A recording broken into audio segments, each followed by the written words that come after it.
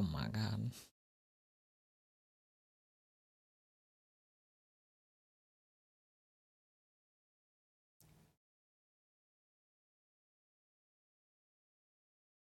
Hi. Hi there.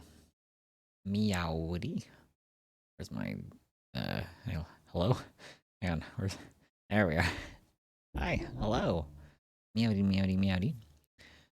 It's been a while. I haven't seen you guys since last Wednesday. I am back from my weekend away for all the family stuff that I had to do over the weekend. And yeah. Hi. How are you, chat? How have things been? Did you miss me? Ooh. I did. I got some of my VODs published to my YouTube so that I can post them to my VOD channel. I gotta actually work on like publishing them, but they're in the process of exporting to my VOD YouTube channel right now. So I did a little bit of work on that when I got back, and I got a couple of the channel point redeems fixed. Oh, hi, thank you. Thank you for looking fire for the resub. 7 months. Oh my god, it's already been 7 months. That's crazy. Yeah, wow, it has been 7 months since I got affiliate, because I think you subscribed like pretty much right away when I unlocked affiliate status. 7 months already. That's crazy. Thank you very much for the resubscription. I appreciate you. Very kind of you. Thank you.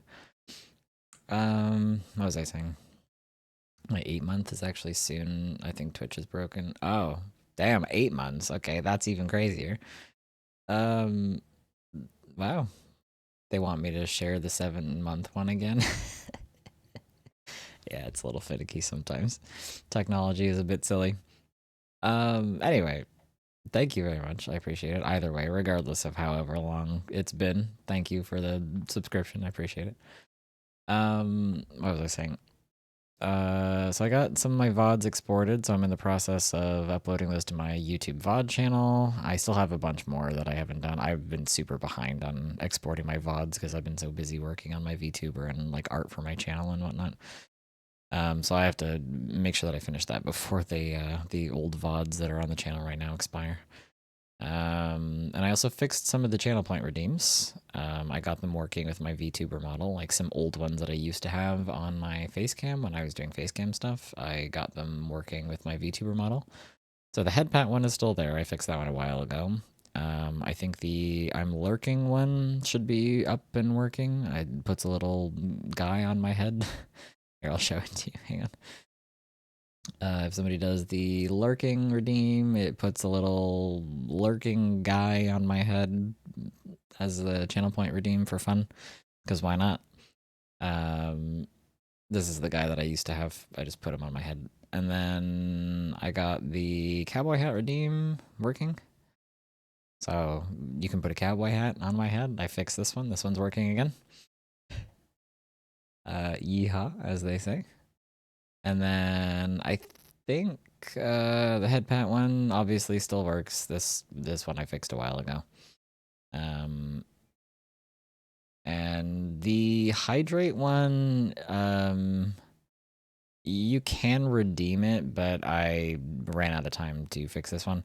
I was in the process of like relearning how to set up item scenes in VTube Studio. And then I got the lurking and cowboy hat one fixed, and then I was like, I'm gonna do the hydrate one too. And then I looked at the clock and it was already 6:30, and I was like, oh, I'm supposed to be live right now. Oops. Okay, well, I'll fix that one later. So you can still redeem it, and I'll still, take a drink of water, but I want to actually have like the water cup show up on screen, so you guys have like a little interactive thing on the screen that actually shows up. And then I also have to fix the MILF hat is another one that I'm going to fix and re-add because that one's funny.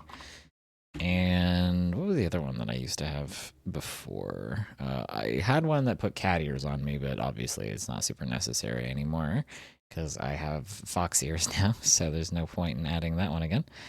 What was the other one? I had one more. Where is it? Oh, the bonk. Yeah, the bat where you can hit me in the head with the bonk emote. I'll fix that one too. I'll do that later though. Anyway, hello chat. Nice to see everybody again. I had a very long weekend full of family stuff and walking around and socializing and swimming and carrying and moving stuff back and forth and all kinds of stuff. It was a long weekend. It was very tiring. It was fun, but it was tiring. So I slept a lot today. But it's nice to be back, and it's nice to see everybody again. I hope you are all doing well today, and I hope you all had a good weekend. I missed you, chat. It's nice to be back again. And so today we are going to be continuing the main story quest in Final Fantasy XIV. So we finished A Realm Reborn. We beat ARR on the last stream. And today we are going to be starting the post-ARR, the like sort of in-between patch, in between A Realm Reborn base game and Heavensward, the first expansion. So we'll be beginning that today and seeing how that goes. So yeah, please look forward to it. So we are now at the point where, like, when I played this game 4 years ago, I ran through on my main character through the beginning of the game all the way up to like post Shadowbringers, right before Endwalker came out.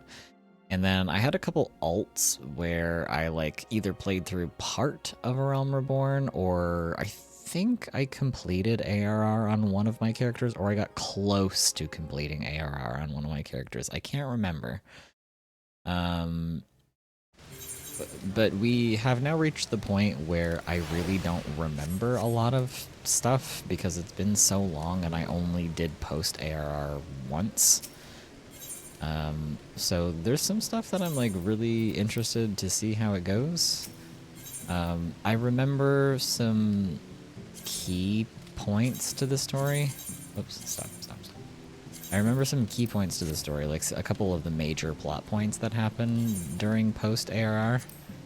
But there's a lot of like other details and like in-between stuff that I really don't remember at all. So it's going to be very interesting seeing how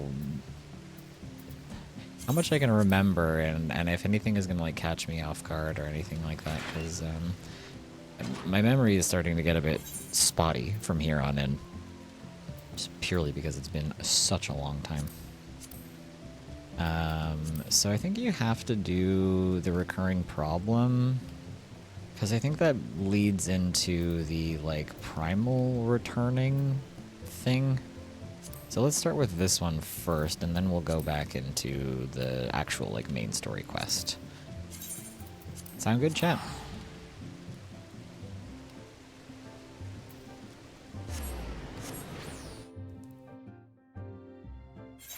Sounds good. Okay.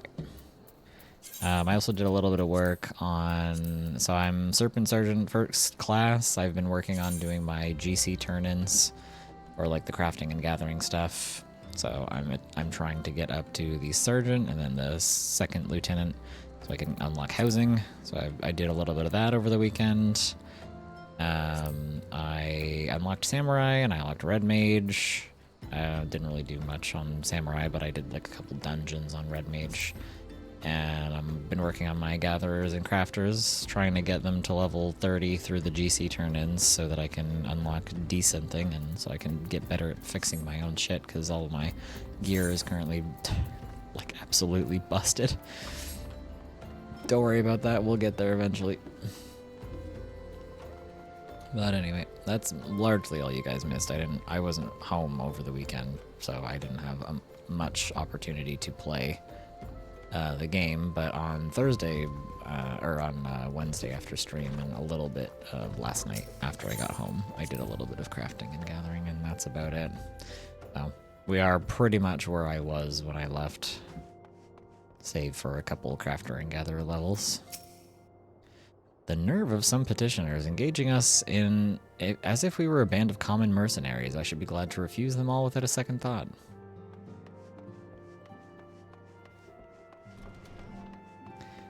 Oh.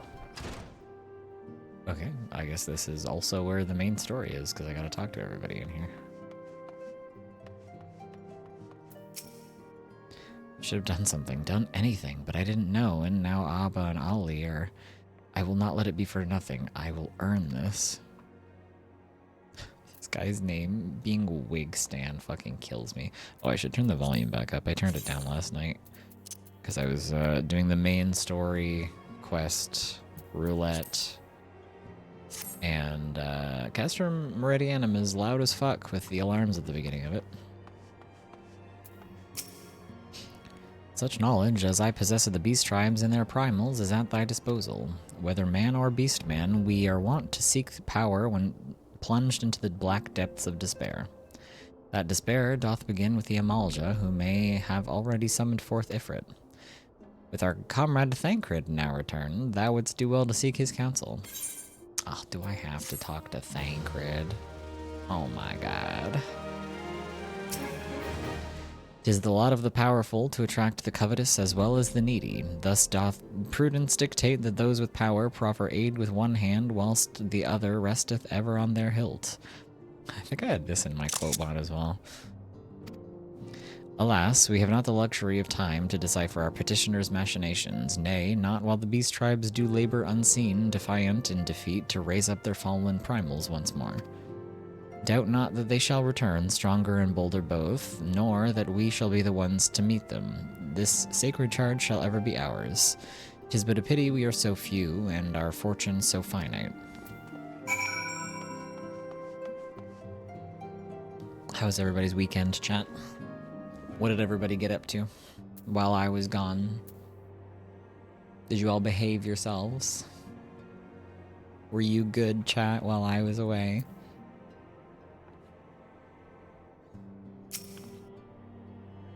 None can deny that we would benefit from more support, but if it comes at the cost of our principles... Neutrality was ever a delicate matter. I've lost count of the times I've had to explain to people that our allegiances need not necessarily lie in the same place as our headquarters. Mind you, if we are to sell our services for Gil, we might as well declare our fealty to Ul'dah now and have it done with. I'm quite sure Ida would enjoy the bribes. You are so rude, little man. I've been receiving a lot of gifts lately, but Papalimo keeps making me send them back. It wouldn't be so bad, but some of them are really nice. I mean, very nearly abandon your principles nice, you know? Ida, girl. Oh my god, messy. Recall you our meeting with the Admiral shortly after the little Minson sent word of the summoning of Titan. Then mayhap you also recall my words to our host. I said unto Malvib that her people had broken their treaty with the kobolds and that the beastmen had justly responded, that we had been called to intervene in a conflict which she herself had invited. I spoke, in short, the truth. And wherefore did I speak it? Because owing no allegiance to Limsa, I felt no compulsion to allow the Olimsons to distort the facts to fit a narrative which justified their actions and absolved them of guilt. Upon this subject, Minfilia can expect a similar reply. Our many dalliances with the city-states have already weakened our claim to neutrality, but the path she contemplates would see us relinquish it entirely. She's right. Ishtola is always right. She's always spitting, I fear. I support her. She's so silly. Oh, you mean Ida? I love Ida. She is so silly. I love a good bimbo character.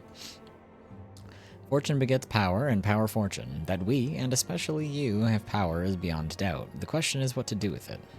You may be interested to know that there is a growing belief amongst the refugees of Alamigo could be liberated, if only the Scions would commit their strength to the cause. Yet theirs is but one of many causes. We stand at a crossroads, Bo. Each path is paved with good intentions, but where they lead is far from clear. Do I have to talk to this guy? Oh yeah, I think I do actually have to do these quests. I believe they are actually necessary, because I think unlocking the second difficulty of the primals is something that you have to do for post-ARR before Heavensward, I think. Primal Fear. I think this is also one of the ones that you have to do. Why is there no tier 10 bits on Twitch? Is there not? I don't know enough about... I've never really used bit cheering, so I don't really know much about how it works. Is the first one 100? Wait, I thought you could do bit cheering in smaller amounts. Is that not a thing you can do? Question mark? Primal Fear is Odin. Oh, okay. The other ones are necessary to do through the ones from everyone. Though the ones from everyone else. Oh, you mean like the Thancred one? Yeah, because you have to unlock the second version of the primals, like their second difficulty, like the hard mode or the extreme mode or whatever. I forget if it jumps up to extreme immediately. It goes from 1 to 100, so I have 190, and to do the 90 in cheers, I gotta do 90 singular 1 cheers. Okay, that's a bit silly. Well, you can just do like 10 by just doing 10 ones, I guess. That's probably your only option,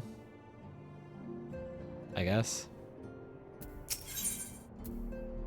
Thancred wants you to vanquish Ifrit and has information that will help you to arrange an encounter. I believe we have to do this, so I'm just going to grab this while we're here.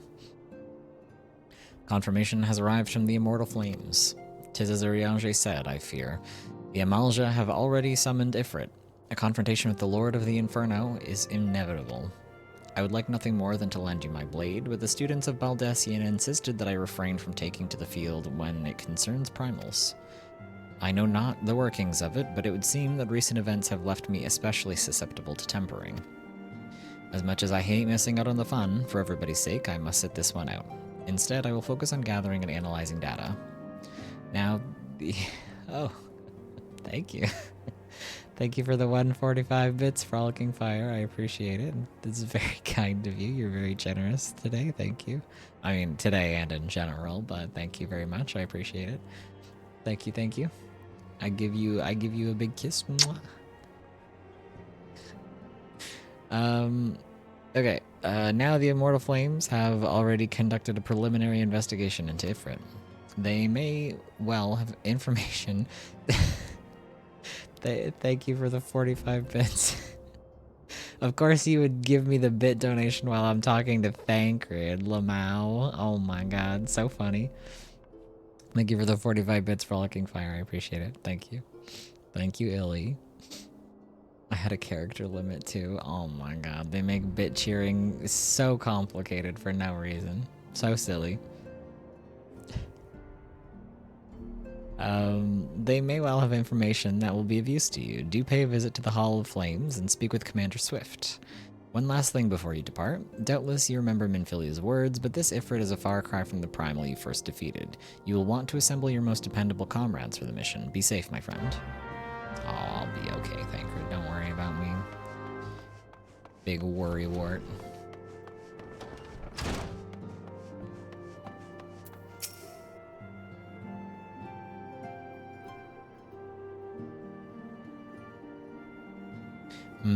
The situation is not wholly unexpected.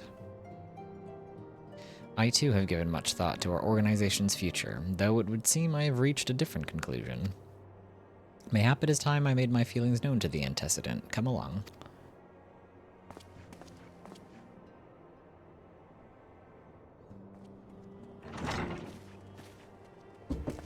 Alfino, Bo, is aught amiss? You desired counsel, and so you shall have it. Minfilia, the scions of the Seventh Dawn must leave Ul'dah. Must do what? So long as we remain within Ul'dah territory, we will never be free to act with impunity. Moving our headquarters to Vesper Bay only delayed the inevitable. We've demonstrated our capabilities to the Syndicate, and the Syndicate has taken note. They will not suffer our organization to remain independent now. We are far too dangerous for that. Surely you realize that they are the reason Vesper Bay still lacks an Aetheryte. They know full well how beneficial one would be to our cause. Crazy that instead of adding an Aetheryte here to make it easier on the player, they just give you tickets and then they wrote in a story reason as to why they never added an Aetheryte here. Crazy work. Okay. Which is why it and other favors will be denied us unless we cooperate. If Ul'dah is no longer suitable, where would you have us go? I didn't realize how early into the post-ARR they moved the headquarters. I thought it came a little bit later. Okay. Experience has taught us that the appearance of neutrality is as important as the reality. Accordingly, we must keep each of the great nations at arm's length and plant our banner in a place which we all agree to be beyond their borders. More Dona. Thank you for the head pats. Revenant's Toll, to be precise. It lies within... Thank you for the cowboy hat. It lies within neutral territory and offers all the essential facilities we require. By way of an additional benefit, it is also frequented by a veritable legion of adventurers who may serve to supplement our ranks. I am, of course, conscious of the fact that we have developed a certain bond with Ul'dah and her people over the years, but I truly believe this to be our best course of action. As you yourself observed, we have invaluable ties to the local community forged through years of concerted effort. Ul'dah is our home, Alfino. To cast aside everything we have built and start anew in that desolate wasteland would be beyond reckless. The decision is yours to make, Antecedent. I ask only that you recall the shared purpose which first moved us to found the Scions of the Seventh Dawn, and which moved you to found the Path of the 12 ere that. We aspire to an ideal, you and I, just as my grandfather did. That makes us more than mere comrades in arms. We are as much your family as... That will be all, Alfino.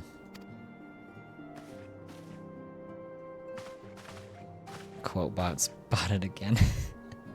Yeah, my quote bot has over the years been filled with stuff from Final Fantasy XIV. Some of it I even took out because I was like, okay, this is too much. My quote bot is half of 14 bot at this point. I'm sure you have some familiar affairs of your own to attend to. Your concern is most generous, but no, I have left them in the hands of men better suited to the task than I. I could not very well allow my personal affairs to come before the needs of the Order, after all. Alfino and Urianger might be your most quoted characters.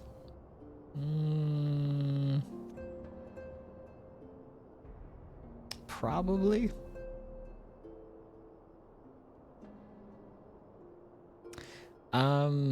Yeah, specific characters, yeah. A lot of my quotes in my quote bot came from the Dark Knight questline, but specifically, like, character-wise, yeah, it's probably one of those two.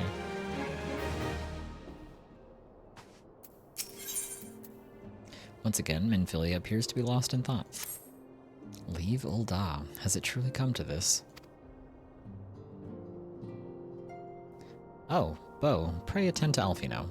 He's engaged in some business or other and requires your assistance.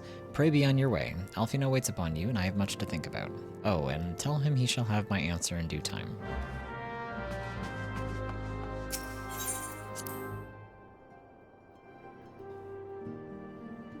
Okay, well, I guess, never mind. We're not leaving right away.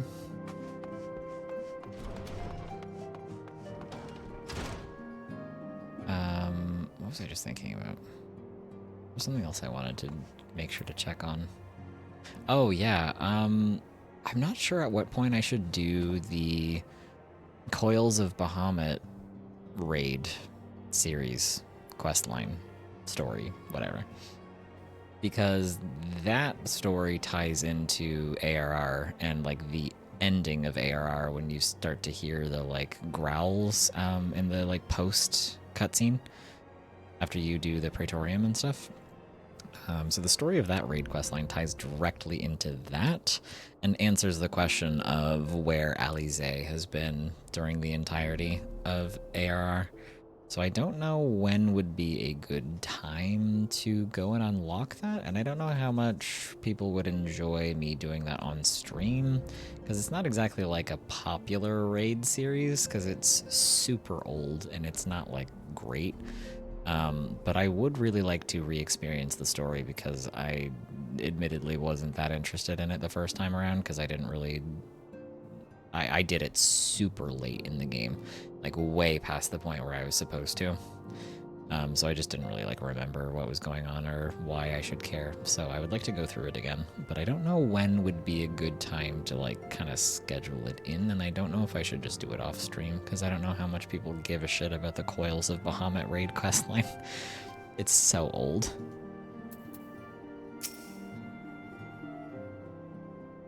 It could be fun, I guess. Confounded. She knows what must be done, and still she hesitates. All because of these fanciful rumors. I should explain. Minfilia's mother, well, adoptive mother, was among the great many who perished during the calamity. Flahamine was her name, though you may know her better as the songstress of Ul'dah. She was a performer of singular talent and much beloved by the people of Eorzea, not to mention a certain Sharlayan minstrel. As you may imagine, the news of her passing was greeted with shock and disbelief by her adoring followers, many of whom refused to acknowledge what had happened. That her body was never found only served to encourage speculation.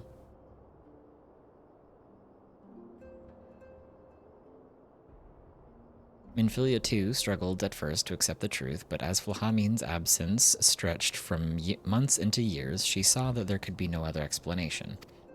Until recently, at any rate. For whatever reason, rumors have once again begun to circulate that Flahamine is alive and well.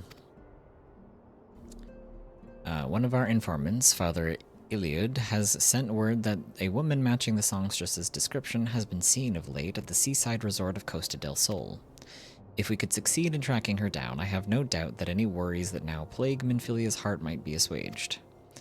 I mean to set forth for La Nosea at once. Let us reconvene there and inquire with Master Gegaruju. Gigiruju? I don't know how to say this guy's name. Gegaruju, as to the veracity of these rumors. Okay. I thought I remembered the having to deal with Gegaruju as being part of ARR, but apparently what I was remembering might actually be post-ARR. I was like, yes, they took that stupid having to deal with that guy in Costa del Sol out of the game. Uh-oh, chat. It might still be in the game. Oh, no. Where is he? He's like up here somewhere, I think. He's in one of these.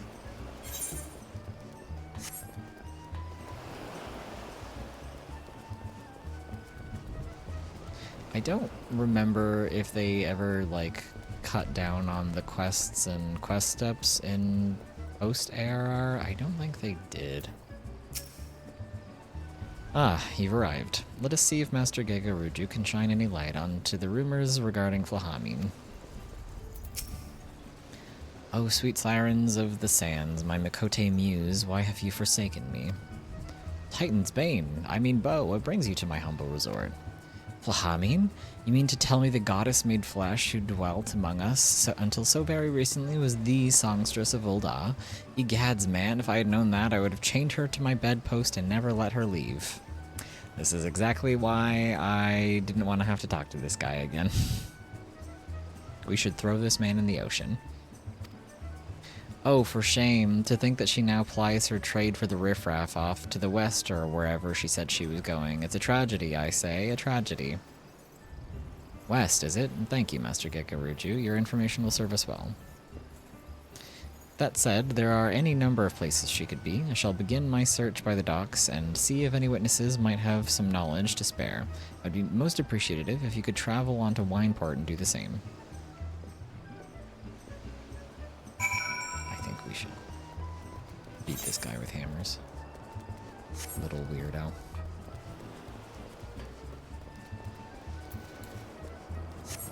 Oh yeah, I just remembered I can fly in the ARR section, so that should actually make the post-ARR stuff easier than it was the first time around. I guess I can just teleport over there as well.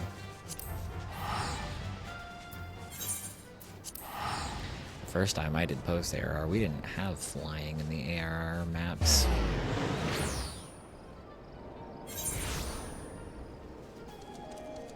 I think. Question mark? pretty sure we didn't. Hey, man. Can I ride my horse bird in here? Well, if it isn't Bo, the savior of Wineport, to what do we owe the pleasure? Ah, yes, we did receive a customer matching that description. She was a delight to behold, to give the woman her due, but her perfume was so ghastly I had no choice but to eject her from the premises, interfering with tastings, you understand.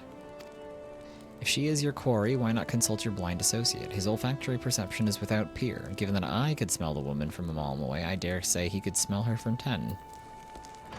Okay, she wears crazy strong perfume, apparently. Huh? Gathered information at one point. Oh, okay. I thought we were going to talk to the guy we talked to in the main story, but I guess we have to talk to somebody else first. Okay. Chat, I could really go for some chocolate right now. Does anybody have any chocolate that I could have? Getting a craving. Oh, you want to know if I've seen a Makote lass by the name of Flahamin? I wish.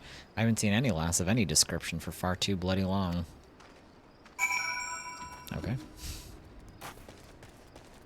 Hands you some chocolate. Thank you. Thank you for my life. You've saved me on this day, my hero.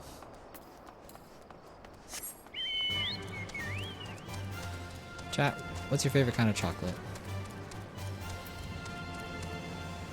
What kind of chocolate bars or other chocolate things do you like?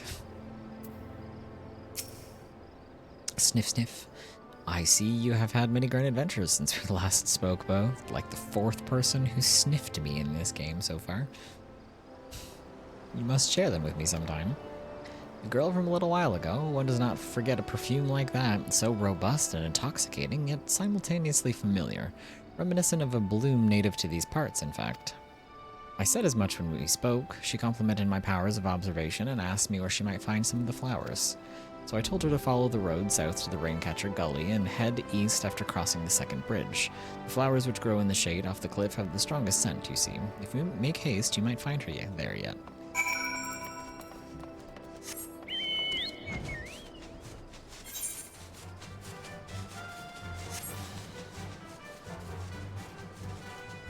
I don't remember when they added flying in ARR. I think it was after I beat it, though. Oh, let's not get too close to that guy.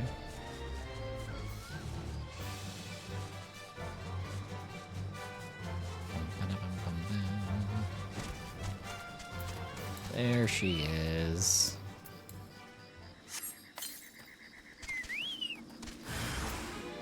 Where are you, boo? Excuse me, so what are you doing here?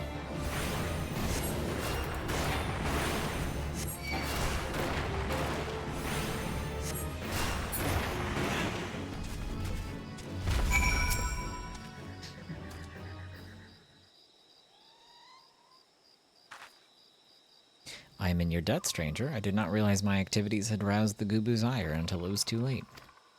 Their oils can be used to make a perfume, you see, and Flahamin? I don't... Who are you? Whom do you serve?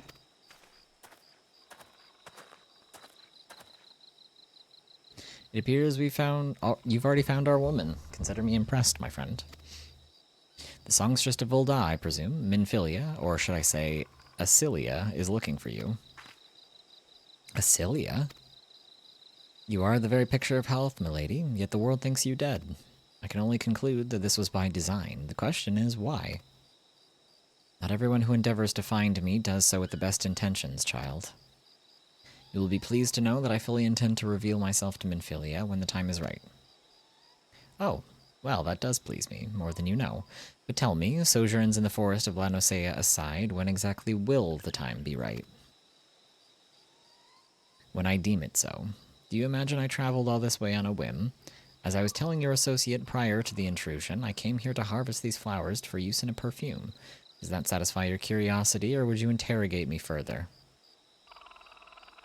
My apologies for the interruption.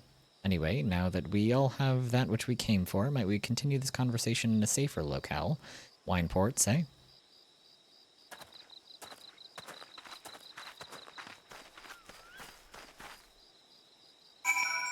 Getting told off, Alfino, my god. Embarrassing.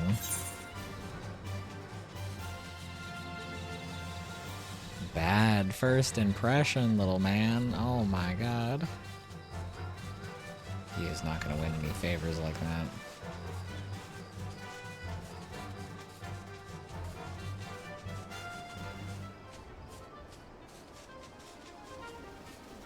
These crystals are so cool growing out of the ground like this. I don't remember what, like, quest line or whatever explains to you why certain areas just have these, like, huge crystal formations like this. Because I think it's, like, the second or third one that we've seen so far in different areas. Because there's also the other one in Thanalan. I forget what that area is called, though. Rescued yet again from the jaws of a ravenous Gubu. How quickly we forget the lessons of the past. Sigh, I thought I was not solely to blame for that foolishness. This is not at all how I envisioned it.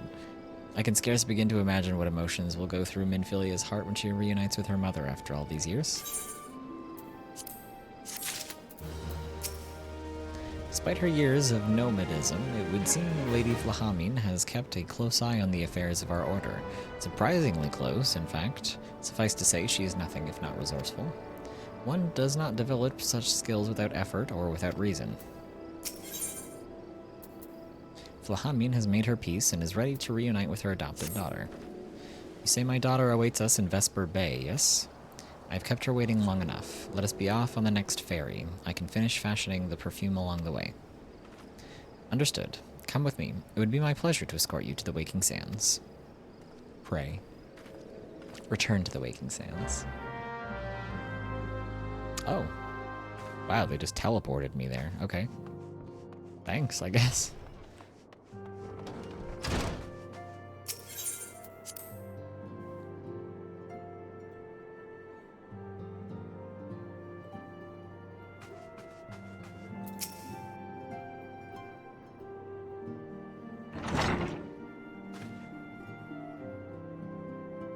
Antecedent, you have a guest.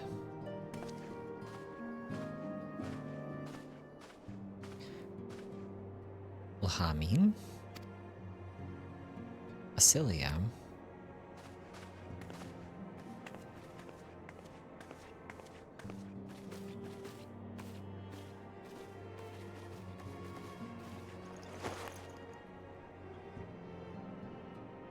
So cute. I haven't seen her like this in years, Bo.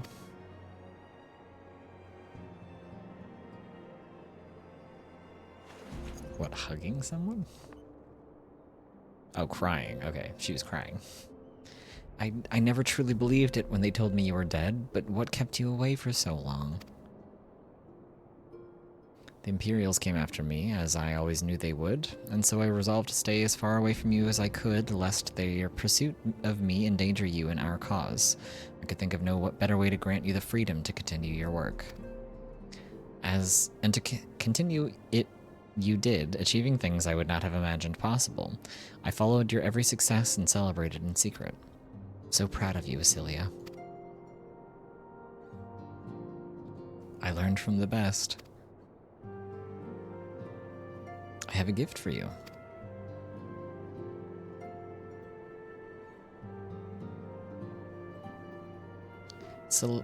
Celsedia perfume. You remembered. How could I ever forget? You wore it all the time. If I ever lost sight of you, I could find you again just by following my nose. I did not think it was made anymore. You must have gone to so much trouble.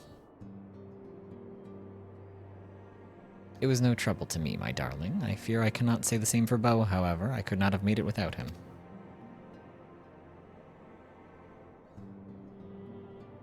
Thank you, Bo.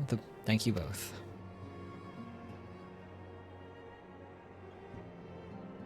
There's something else.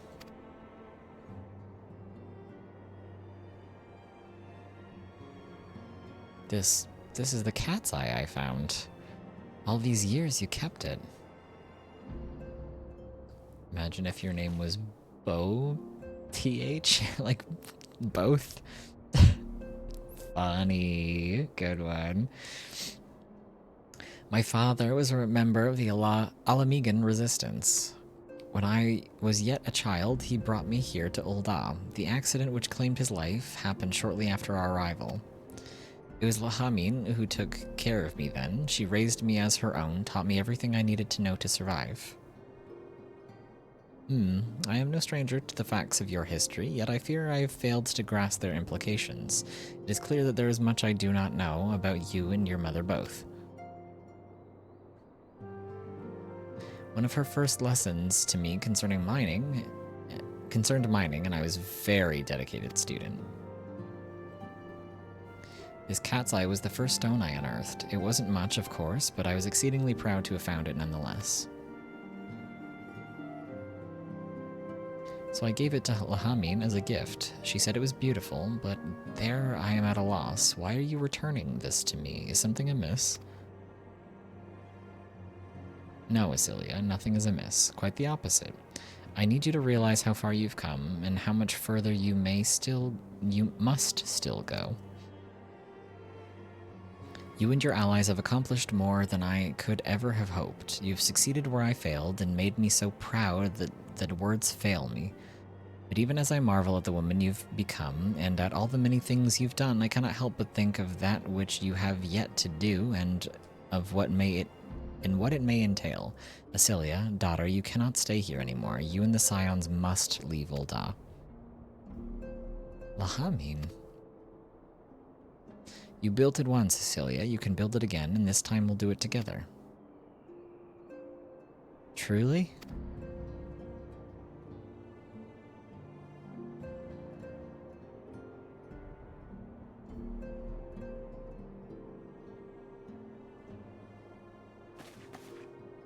Alfino, the time has come for the Scions to leave Vesper Bay. We shall establish a new headquarters in Revenant's Toll, as you proposed. Much work lies ahead of us. Inform our fellow Scions and send the word to the students of Baldessian. Preparations begin at once.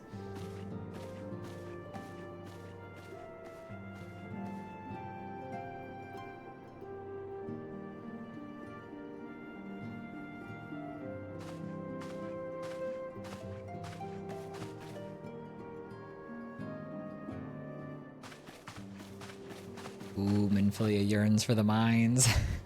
She misses mining and crafting. She yearns to dig up rocks. Also, with Flahamian, it's like, oh my god, we got yet another white-haired character in the Scions. Holy, and with my character as well. He's an albino, so he fits in equally as much as everybody else does. Fucking everyone in the Scions has either white or light blonde hair. It's crazy. Minfilia would share with you the latest news of the Scions' imminent relocation.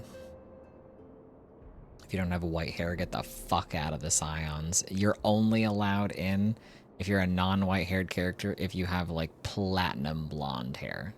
That's the only alternative they will accept. If you don't have white hair or platinum blonde hair, fuck you. Table goes to the Waking Sands and they drag me away. They kick you out. They knock you out the front door on your ass. It is all well and good that we have found ourselves a new home in Revenant's Toll, but there is so much to be done and in so little time. Our first step will be to secure the cooperation of the Adventure Guild representatives there. They bleach my hair forcefully. They tie you to a chair, they bleach your hair, and they tell you this is the only way you're allowed in. Crazy work. Scions are kind of crazy, I don't know. Give me purple shampoo and tell me only now are you a Scion, bitch. Stripping your hair of all of the color. Crazy. Were it not for the guild's considerable efforts, the original Camp Revenant's Toll would have never been established, much less its more heavily fortified successor. However, with construction still ongoing, the resources in short supply, it seems certain that the guild will require something in return for their support, sympathetic to our cause though they may be. Whatever they ask, I shall not begrudge it. To be plain, we need them more than they need us.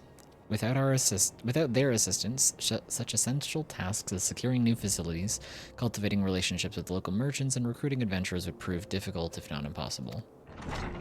You need not concern yourself with such matters, antecedent. Damn, this guy's got an answer for everything. Really, Alfino, if I need concern myself with anything, it is surely matters such as these. Indirectly, perhaps, I submit that you might instead concern yourself with a different matter, namely to whom the resolution of such matters might best be entrusted. And here I am. Nor do I come alone. May I present the esteemed emissary of the Adventurers Guild at Revenant's Toll. It is an honor, antecedent. Upon receiving word of your intentions from Master Alfino, we thought it best to begin talks at the earliest available opportunity. Know that my associates at Revenant's Toll hold the Scions of the Seventh Dawn in the highest regards. We should be honored to welcome your organization. There are, of course, certain provisions which... I clicked too fast, sorry. We'll never know what it is that we have to do to get the permission to move there, whoops. It does. What does? I wasn't listening. Sir, unless I am much mistaken, you are the one known as Bo, are you not? May I say what a pleasure it is to make your acquaintance? Slaffborn spoke of you in the most glowing terms. To steal an Imperial Reaper and then use it to infiltrate Gardlam Castrum is an undertaking few would contemplate and fewer survive. You shall always be welcome at Revenant's Toll. We hope you will favor us with your presence again ere long. Sure. Apparently I'm moving there, so I guess.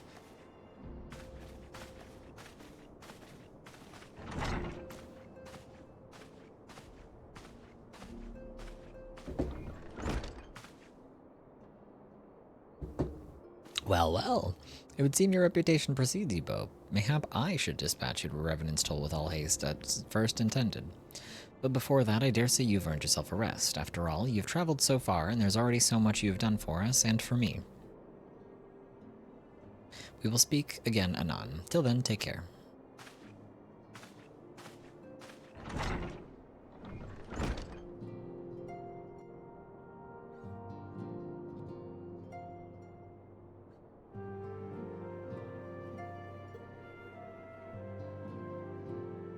Bo can read? Whoa.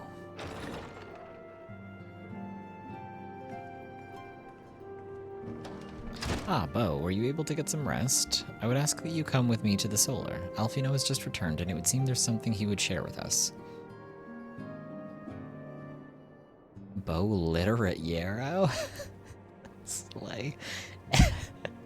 Good for him. I don't know where he learned, but that's nice. Apparently my character can read. That's awesome. Very poggers. Maybe Urianger taught him or something. You're here. Good. I come bearing news.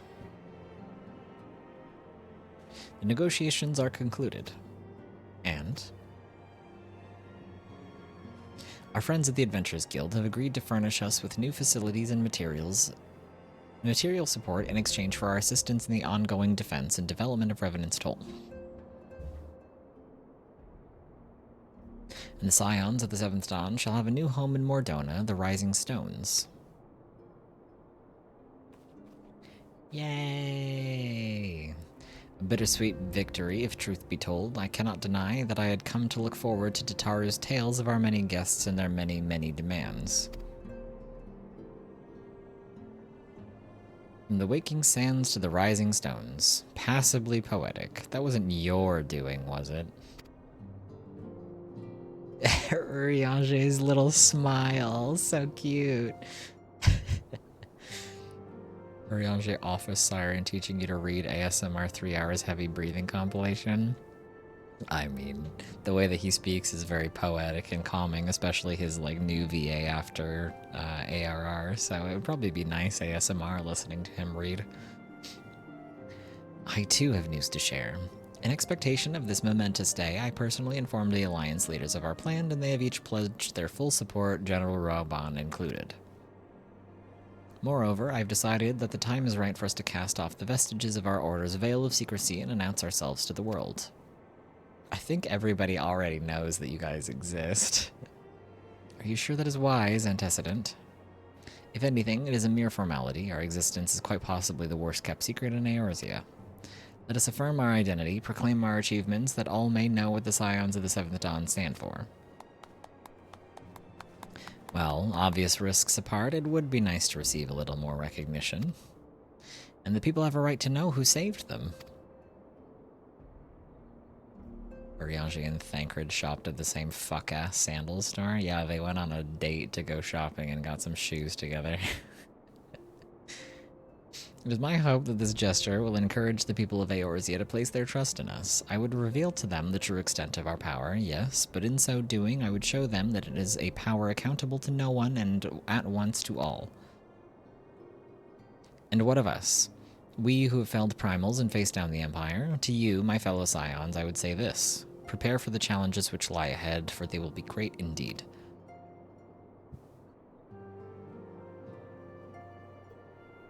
Ugliest shoes imaginable. You're not a fan of their gladiator sandals? Oh, Thancred also has, like, shin guards on as well, on top of his gladiator sandals. Okay. Quite the look he's got going on here. Great, I say, yet no greater than us, and we will rise to them, as we have time and time again, united as one.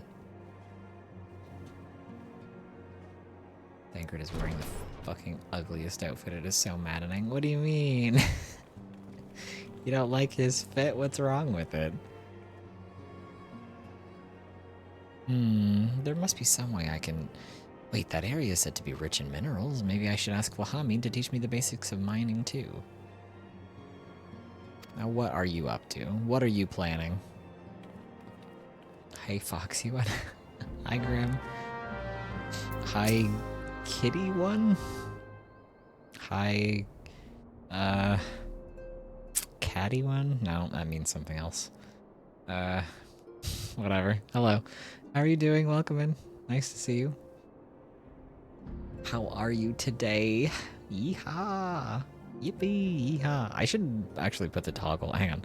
Let me make it so that the toggle lasts for longer than 10 seconds. 10 seconds seems like it's not enough for the cowboy redeem. Where's my setting for this? Hang on. Cowboy hat. Let's make it like,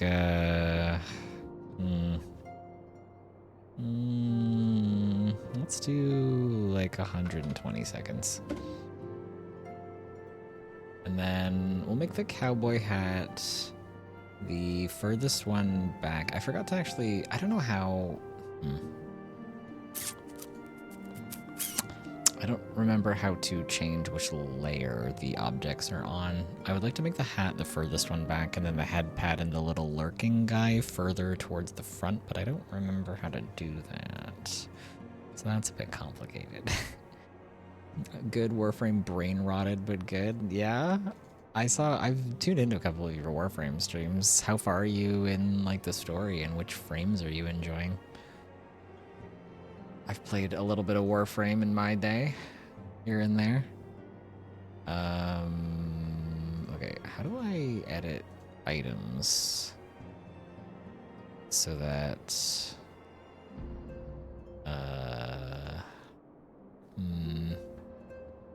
you have to recreate the scene again, and when you add the item, you'd have to bring it forward. Oh, okay. Okay, that's not something I want to do on stream then. I'll have to fix that afterwards. I'll have to remember to try to add the different layers properly so that the hat is always the furthest one towards the back. Whatever. We'll fix that later. It's got crop slops and gladiator sandals and then puts shin guards on top of it. Yeah, he sure does. And then he's got his little t-shirt with the long sleeve shirt underneath and everything. Like, it's such a fucking mess of an outfit. He looks comfy, I'll give him that. Warframe is good. I finished main story just working on unlocking everything. Oh, you finished the main story? Damn, okay. You caught up pretty quickly. There's a lot of main story to go through and a lot of like time-gated stuff, so yeah, you made pretty good time. I hear the main story has gotten a lot better than it is at the beginning of the game, because the beginning of the game is a bit of a mess at certain points. But I hear people like the recent updates and recent story stuff. New Age is so good. Hell yeah. I love that for you. I'll probably come back and play Warframe again eventually. It's a game that I like come back to and brain rot on super hard for like a couple weeks, maybe a month, and then fall out of playing again for like a year. I'll come back eventually. But fucking grinding, yeah, I can imagine. That game really is quite the grind fest. Fun if you're in the mood for something that's a little bit like methodical and a little bit more like laid back and whatnot, but it has quite the grind. I think that's part of why I fall out of it so much, is the grind in that game is pretty rough. And there are parts of the main story that really lock you out of being able to progress until you do some grinding stuff.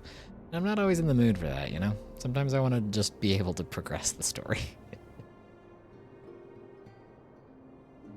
Don't put the don't touch for a year curse upon me. I'm not putting that curse upon you. I hope you enjoy Warframe for many moons to come, or for however long the hyperfixation is upon you and however long you're enjoying it. Rejoice, Warframe upon you. Enjoy your brain rot.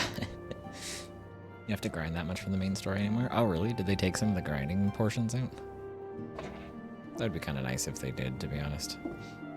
We had the problem where the grind for those mechs killed our steam and getting through the story. Yeah, once I got to the point where I had to, like, do a bunch of stuff for the factions, for the family, to unlock all of the mech parts. Because I was locked out of the main story until I got the, like, I forget what the mech is called that you have to unlock, but I was like, oh my god. I just want to go through the story and see what's going on in the world now. I don't want to stop to have to do a whole bunch of grinding for the mechs. Yeah, the necromech, that's the one. That part still has a bit of grinding, or it did the last time I played it, but that was like a year ago at this point. I don't remember it being that grindy. Wow. Maybe I'm just lazy, I don't know. Maybe I'm just especially sensitive to grindy stuff. But I don't personally mind the grind. Well, fair enough.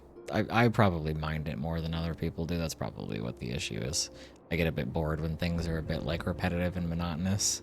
But it kind of depends on what kind of repetitive we're talking about. Sometimes I really enjoy like grindy stuff and sometimes I don't. My brain is very picky as for whether or not I enjoy doing that kind of stuff. Very frustrating to deal with. It was quite the grind. I did half the grind for you and grinded my own, and even as someone who zones out and likes grinding, it made me never want to play again. Oh my god. I remember it being like decently time consuming, and I don't even think I finished doing it. So it's still fun though. Like, I like the game overall. It's just there's a couple big blocks where they're like, okay, here you have to go grind and build some stuff. And I'm always like, I like doing the grinding and building stuff when it's like optional and I want to do it, like for like building frames and stuff, but there's a couple parts in the main story where they blockade you with like grinding sections, and I don't like that. I don't like when they take me out of the story and make me go do a bunch of grind stuff, but I like when I just choose to do it because it's fun and I enjoy doing it. The 375 plat looked very fucking tempting at times. Oh, you mean like to just buy the necromech or whatever? Spent a lot of time on Deimos. Yeah. Deimos is interesting, but, you know, some of the missions are a bit repetitive. At least, I mean, once you've done them like 100 times, they're going to be repetitive regardless, but they were fine the first few times that I did them. I think my favorite thing about Warframe is how many different things you can do. Yeah, it does actually have a lot of different options in terms of like even just the mission types that you can go on for a planet. There's a lot of different stuff that you can do, and that's not even getting into like the open world stuff and like all of the optional side things that they've added, like the like roguelike thing. I forget what it's called.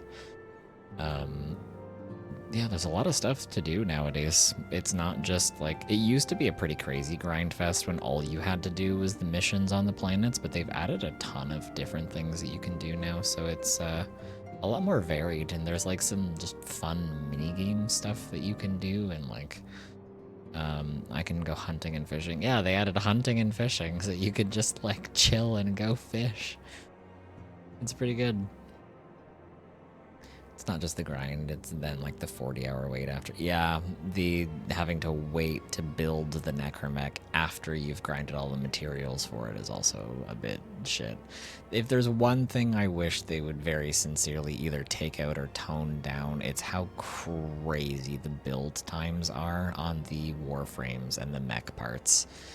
Because like the 12-hour grind for the 12-hour build time for the weapons, or is it 24 hours? It might be 24 for some of them, is like fine, whatever, but like the 72 hours or whatever it is that you have to wait to build a frame is like, oh my fucking god, dude, this sucks.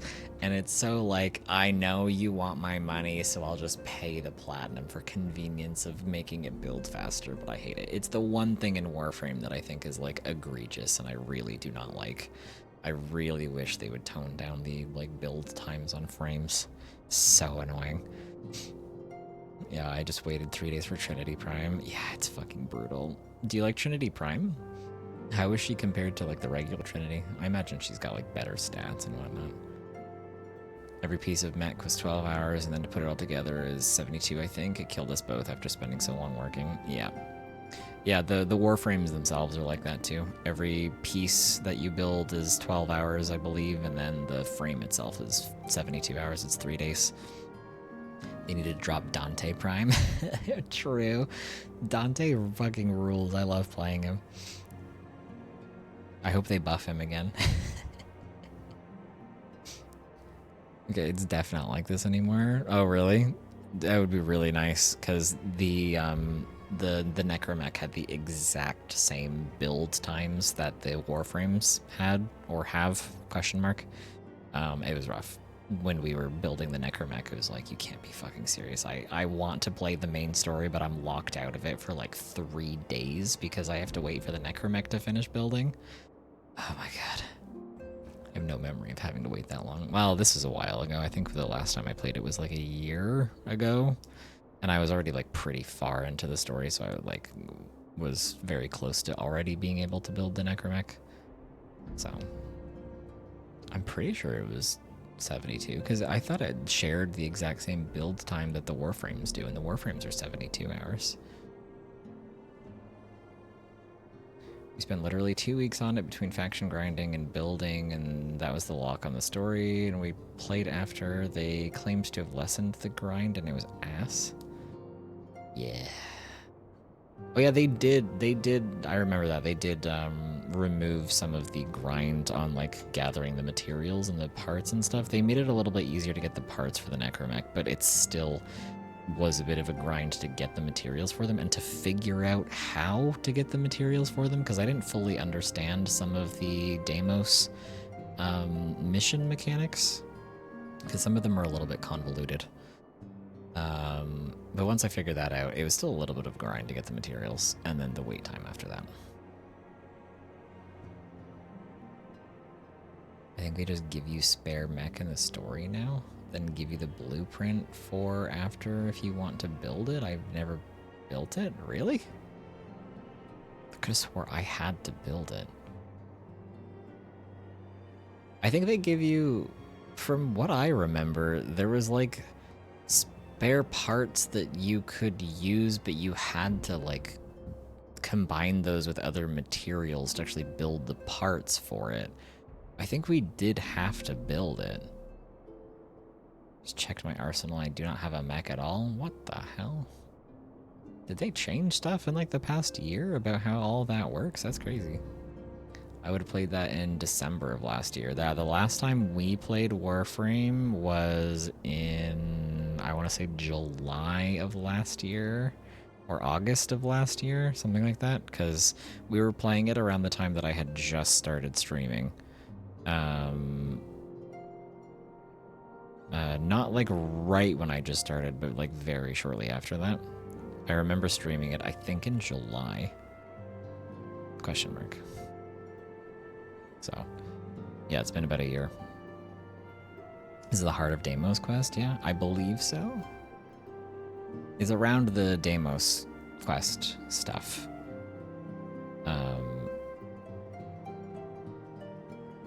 Because that's when you first have to like start building up the faction reputation with the family members, and you have to do all of the questing to unlock all of the stuff on Deimos, and then they are the ones who introduce you to the Necromech building quest part. You definitely do not have to build it anymore. You get the blueprints after. That would be really nice. That sounds way nicer than what I had to go through. Warframe is also one of those games where it's like, honestly, there could have been an easier way to do it that I just was not aware of, because sometimes they change stuff, but they don't fully like explain or tutorialize the way that like you're supposed to do things, or like the way that they changed it or whatnot. So I don't think there was an easier way to do it when I was playing, but honestly, it might have just been hidden somewhere that I didn't think to check. So, you know, I don't know.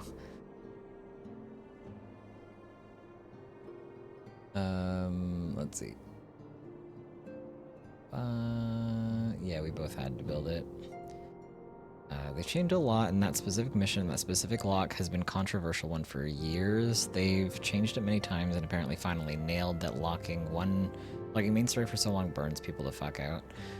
Yeah, it does. I think that's what happened to me. I was like, I just want to play the story, and I fucking can't for like 3 days. Shit sucks.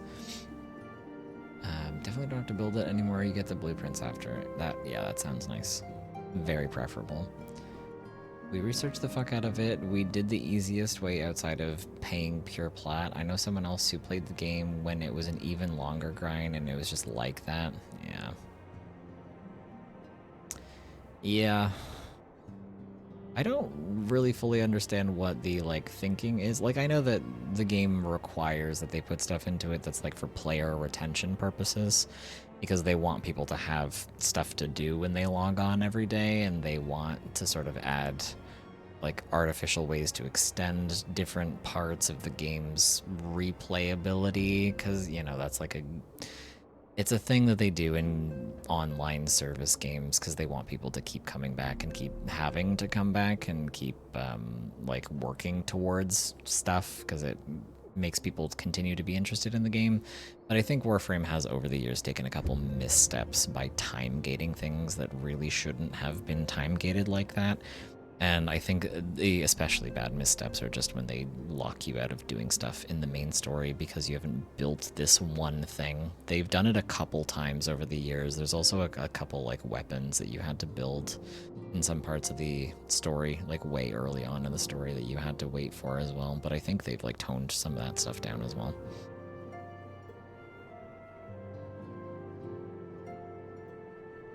You're also focusing on making early game better. Yeah, that'd be nice too.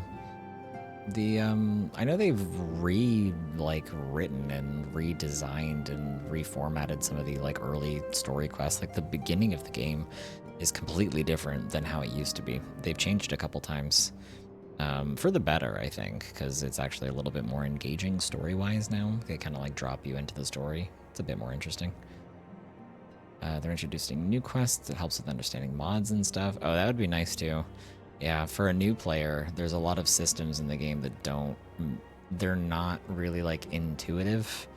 Like the way the mods work in and of itself isn't too bad, but like how to upgrade weapons and how to like forma them and stuff like that is a little bit hard to understand at first.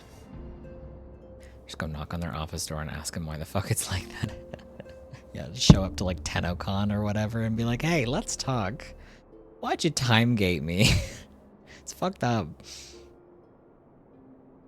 Okay, let's get back to 14. Anyway, it's nice to see you, Grim. I'm glad you're enjoying Warframe. I hope you continue to enjoy it.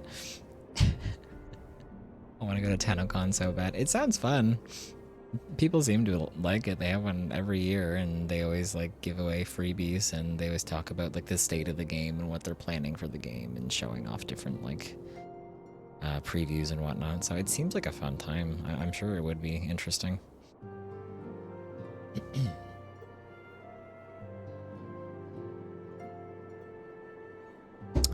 Do you ever wonder how he does it? Alfino, I mean. It was almost predictable that he should appear with an emissary of the Adventurers Guild mere moments after I had expressed the need to forge ties between our organizations.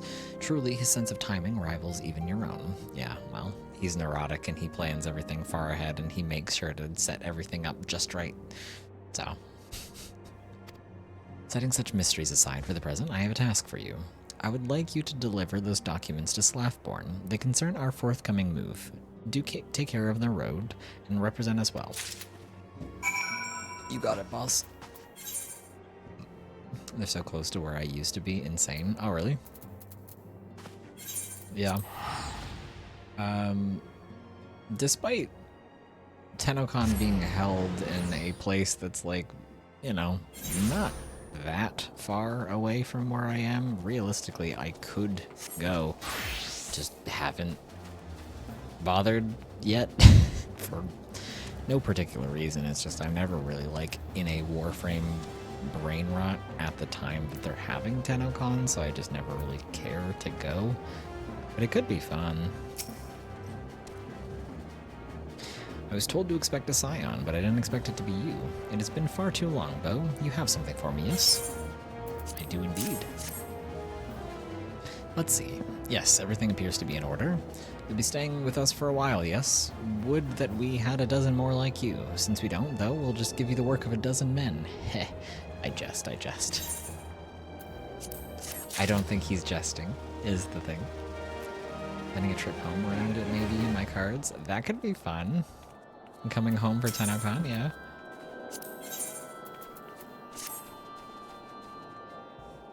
I think they... What time of year do they usually have it? Is it in the springtime? I don't remember. Back to do the work of a dozen men, I see. Ha, but I just... He said it twice. I don't think he's jesting. It was this weekend? Really? They held it at the same weekend that Pride Fest in the same city that their office is in happened? That seems like an interesting choice. Because I'm pretty sure the city that the Warframe headquarters is in does their Pride Fest really late. I think they just had it over the last weekend. Even I can appreciate that an important man such as yourself has little time for menial tasks. But since you're here, mayhap you'd be keen on looking around the Scion's new home. See that impressive structure over there? That's the place. It was originally built to house a branch of the guild, you see. As such, it comes complete with a tavern where adventurers can rest from the road, fill their bellies with good food and drink, and their ears with tales of fortune to be had about the realm. It may get a bit raucous at times, but I imagine it'll be as good a place as any to recruit capable men and women to your cause. Come with me, I'll show you around. Is that you, Bo? I'm quite sorry to interrupt, but I have more urgent news. We received grim tidings from Gridania, and it would appear that our aid is requested at once. I must ask you to report to the Waking Sands with all due haste. Is everything quite alright, friend? No. Shit's bad, apparently. Can't say I'm privy to the details, but it would appear this is no time for a leisurely tour. But no worries, you can rest assured that I'll see to all necessary arrangements. Pray return at any time you've seen to your more pressing matters.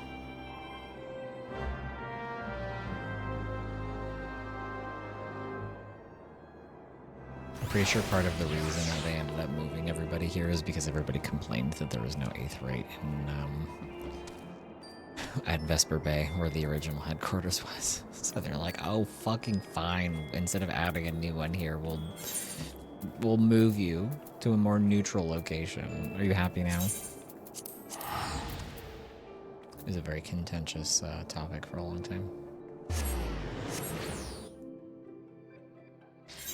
Also, so there's two things that I want to do before I get to Heavensward. One of them is the Coils of Bahamut questline for the Alliance raid. No, not Alliance raid, normal raid. Coils of Bahamut is a normal raid. I would like to do that before I...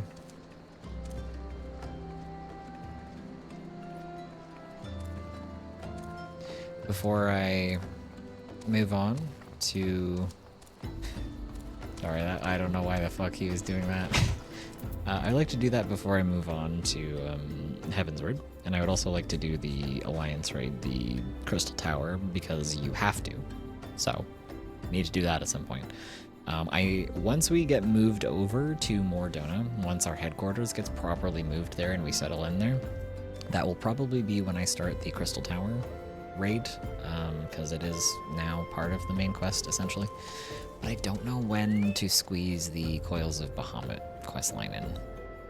I don't know when would be a good time for that. So, I guess we'll figure that one out later. A messenger from the Twin Adders came to the Waking Sands while you were in Mordona. I wasn't privy to the conversation with the antecedent, but I did see the look on her face after he took his leave. Something is definitely amiss. Could it be the Ixal have summoned Garuda again, or mayhap Imperial forces have been sighted within the Shroud? Well, whatever it may be, I'm absolutely certain it's nothing you can't handle. Now go and ask the antecedent if there's anything you can do.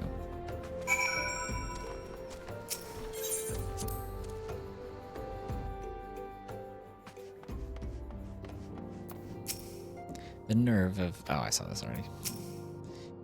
How she's grown since we last spoke. You! Oh my god, sorry. Ugh. She puts me to shame with her accomplishments, and for that I am full glad.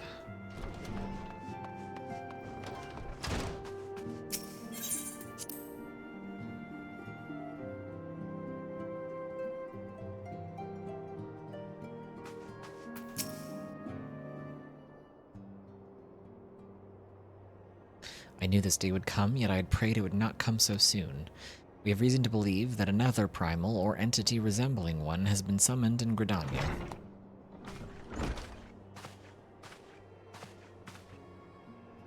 Thine arrival is customarily timely, Bo. The etheric wave leave little room for doubt. Thy talents will be needed ere long.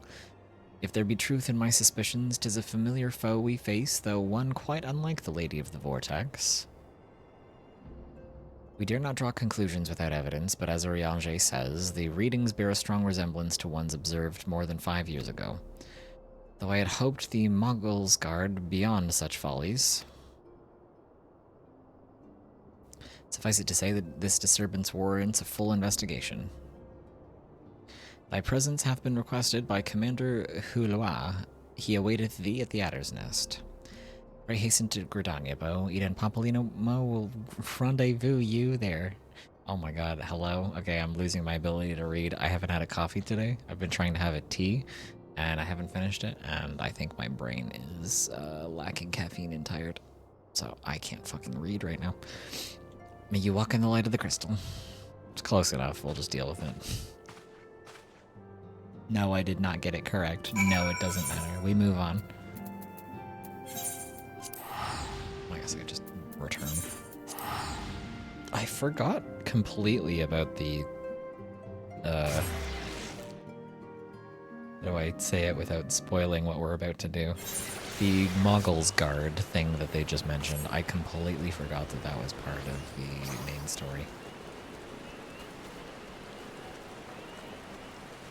If it even is, I think you have to do this. I mean, they're telling me to go do it, but I think this is like, you have to do this.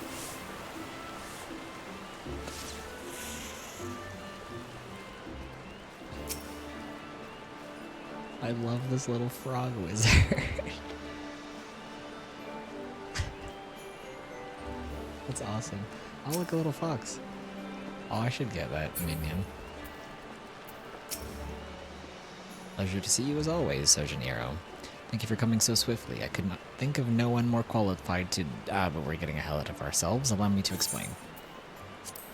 Oh, they're gonna give me a buffalo calf minion. That's cute. Oh, level 50 weapon coffer. Item level 70. Well, that's significantly better than the level 49 weapon that I'm currently carrying. So I suppose I'll use it. Oh, I am level 55 already.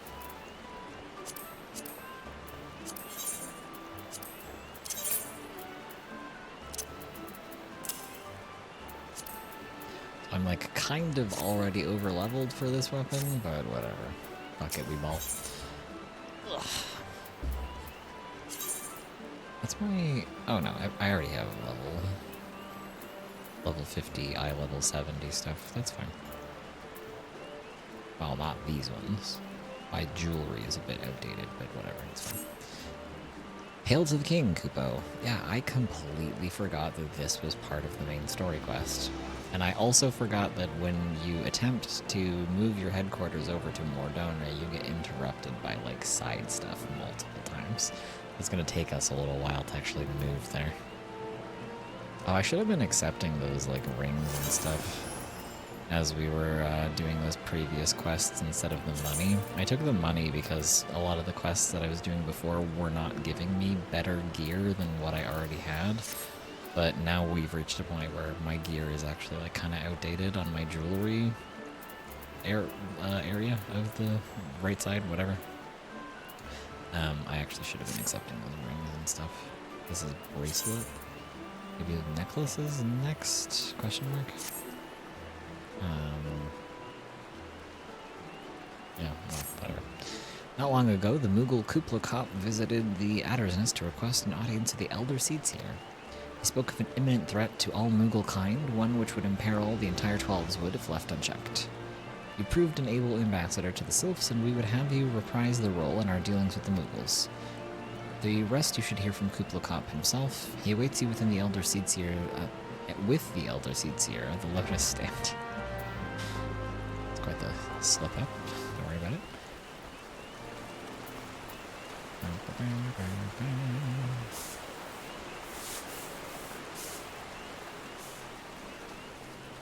Cookies and cream is this person's name. Oh my god, I could really go for some cookies and cream, ice cream, or chocolate or something right now. I'm craving junk food, chat. Please help me.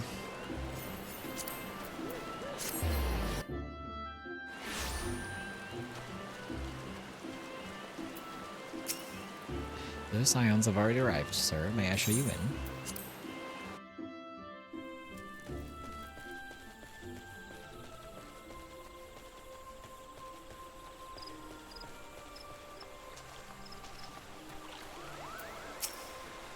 Must be something bad to have gotten Kubla Kop this worried. Have you seen the way his thingamy is bobbing? Our guest has brought ill tidings which must needs be heeded. Isn't that right, Kubla Kop? I need to go finish the White Mage questline. I didn't do the level 51 yet. A threat to Moogle kind. I'd hoped the antecedent suspicions were ill-founded, but I cannot see who else it could be. How many abilities am I missing? I'm missing Benediction and Asylum. And Stone 3. Because I haven't been keeping up with my questline. Though I think Asylum and Stone 3, I actually can't get those until I get to Heavensward, if I'm remembering correctly.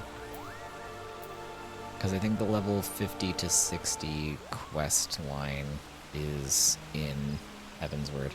But I can get Benediction if I actually go do my White Mage questline. I just haven't done it yet. Oh, I don't know about this. I don't know about this at all. But I suppose Raya-O is right. They've left us no choice, Kupo.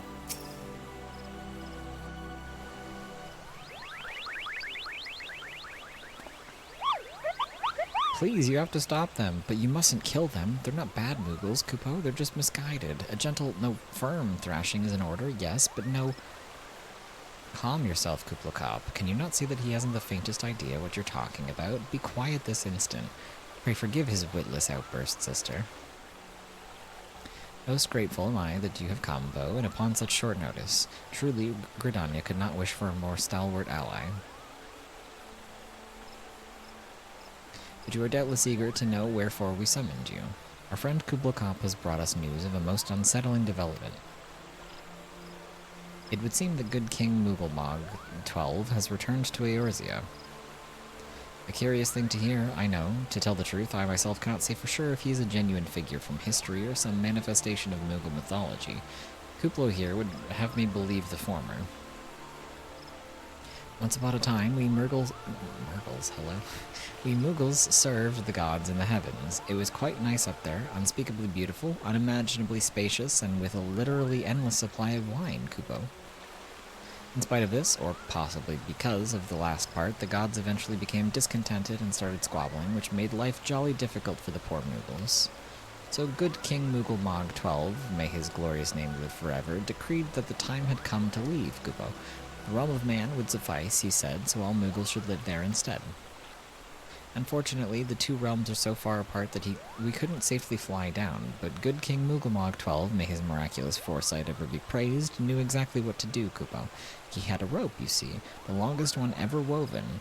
This he nobly held while his subjects climbed all the way down to the world below. And that is how we Mughals came to this land, Kupo. All of us except for good King Mughal XII, may his courageous sacrifice never be forgotten. He alone would remain in the heavens so that Mughal kind might at last know peace. Except that he has not remained in the heavens, from what I understand, that being your reason for contacting us, yes?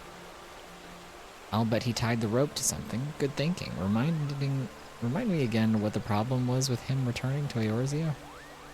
The problem, Ida, lies in the fact that he was summoned.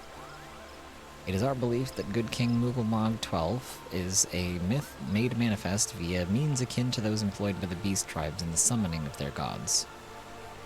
Wait, you're saying a handful of Mughals with a boatload of crystals wished really, really hard and he just sort of appeared? Would that even work?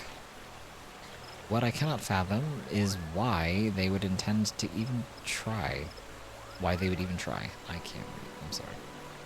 With Garuda humbled and the Ultima weapon destroyed, what new threat could have prompted them to make so drastic a measure? Might that not be in and of itself the answer? Twice in the last decade, Eorzea has been brought unto the very brink of destruction, only to be spared at the last by heroics of a chosen few. To you who braved those tempests and survived by virtue of your own strength, this latest period of peace will doubtless seem like a welcome respite. But to those who had not the power to defend themselves, who were spared only by another's grace, this is merely the calm before the storm. I think the Malgosgard are afraid of what tomorrow will bring, and that things may not end so well as they did yesterday. That fear has driven them to call upon a greater power, one they believe can be relied upon to protect their loved ones and their homes, come what may. I assure you, the Malgosgard only want to protect the forest from outsiders. But ever since the return of good King sorry, the 12th, may his boundless grace fill our hearts with love, they've started to get a little carried away, Kupo, verging on a lot, in fact. Like the sylphs who summoned Ramu, you mean? We cannot discount the possibility that this entity is influencing the Mughals in a manner similar to that of a primal. We share the same concern.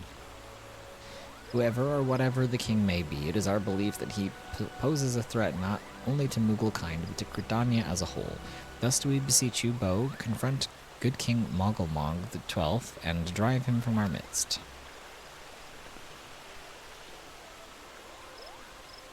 Humbly do I thank you. Sanctuary of the Malgosgard and their liege lord is concealed by magical wards, for the Isumiyan of the Conjurers Guild will doubtless be able to offer insight on how they might be dispelled. Pray seek his counsel ere you proceed any further. He's gonna get mad at me because I haven't finished my White Mage questline. You can't send me back there. He's gonna get mad at me.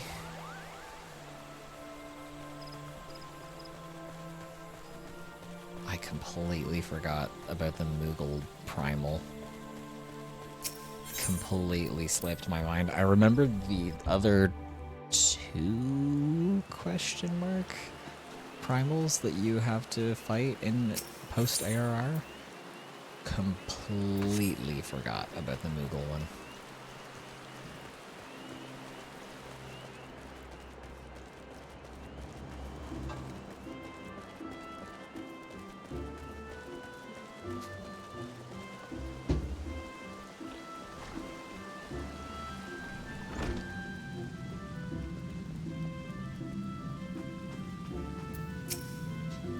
Welcome, Bo, welcome.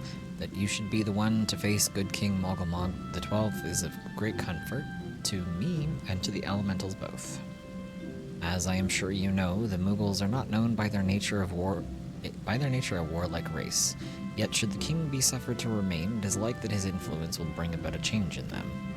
Thus does it behoove us to defeat him quickly before any lasting damage is done. Make whatever preparations you deem necessary and inform me when you are ready to seek the king.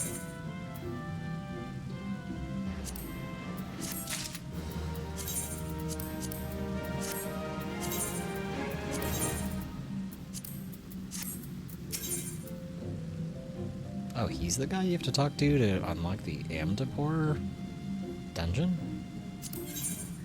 Did not remember that. Brother Isumiyan would unfold to you the secrets of good King Mogulmog XII's magical defenses.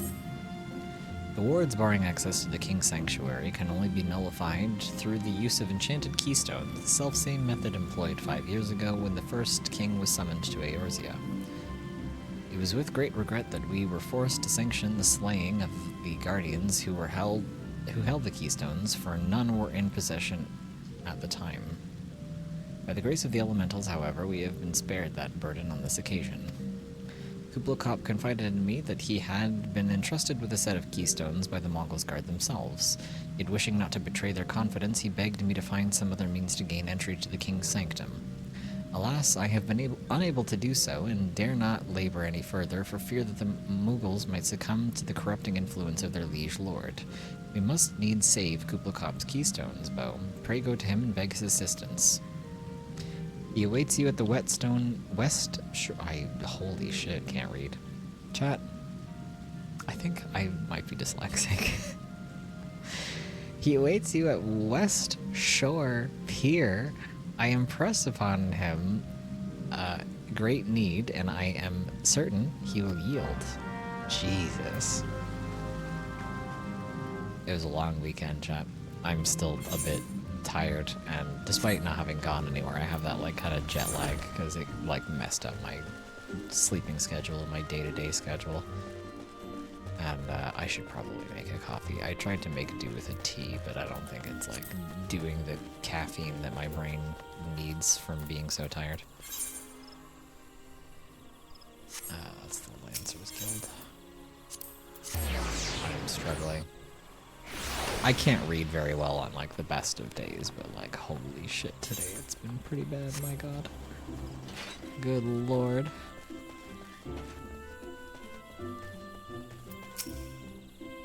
So, how will you do it, Kupo? Oh, he told you about that. Well, if there's truly no other way, I'll do it, Kupo. Take the ferry to Sweet Bloom Pier. I'll go on ahead.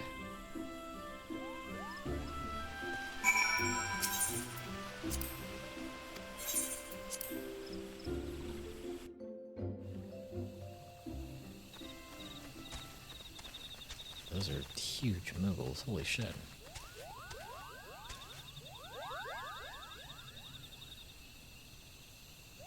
Don't you dare lie to me, Kupo. I know what you're planning, and I won't allow it. Open your eyes, Kupo. The king will never be satisfied, no matter how many crystals you bring him.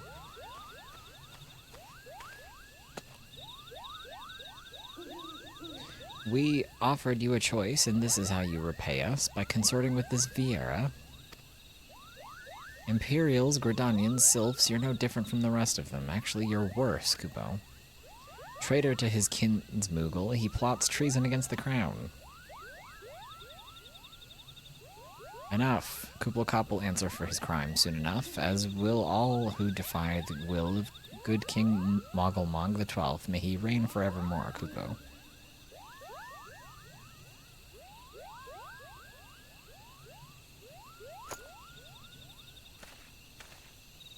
The king is planning to purge the Twelveswood of his enemies, Kupo. We've got to stop him before it's too late.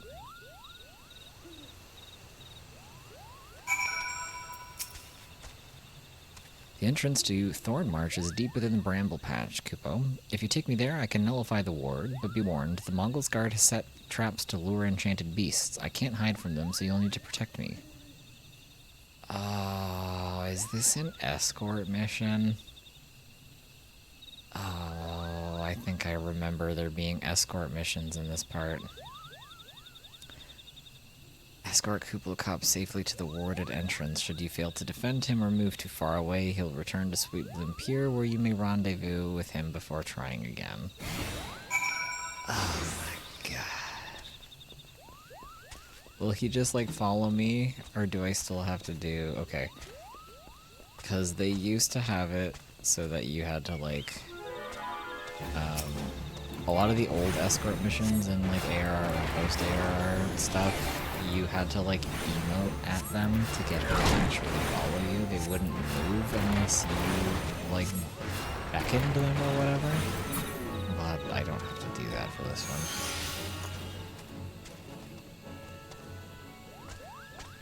Because that shit's fucking annoying.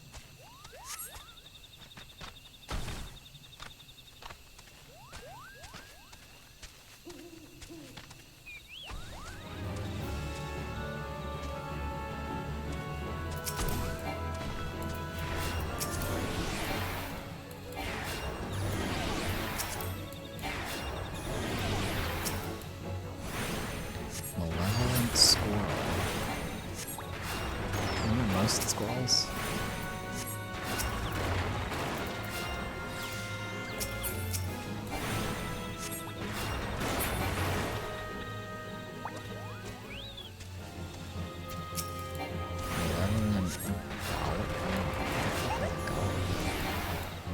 Oh, it's a monkey.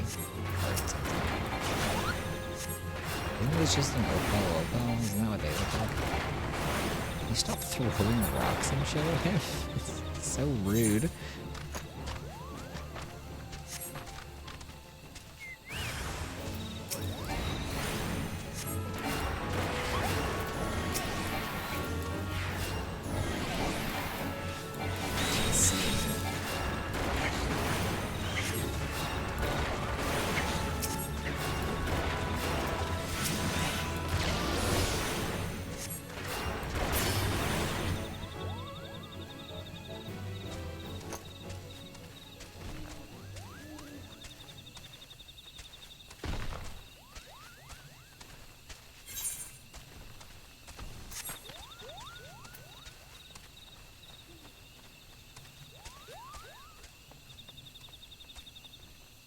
He seems to keep up pretty well as long as I'm not, like, sprinting.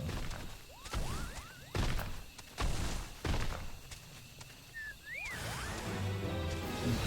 they fucking sent bubbles after me, bro.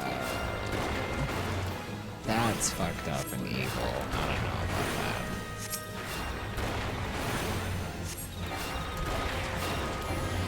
You're sick. God. Did Koopa Cop get hit with? Yeah, he sure did. Okay. Of course he got fucking hit by everything.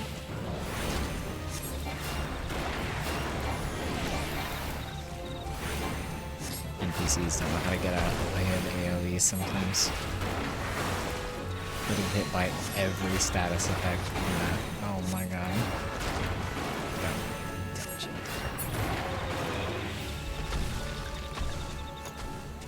Shakes my damn head. They are sick in the head for creating marbles. Absolutely fucked up.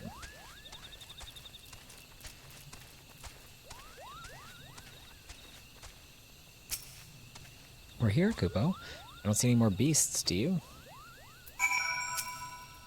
Are you ready to face the king, Kupo? Then step closer to the ward. Raise your hand and focus like when you attune to an aetheryte, Kupo. I'll open the way for you.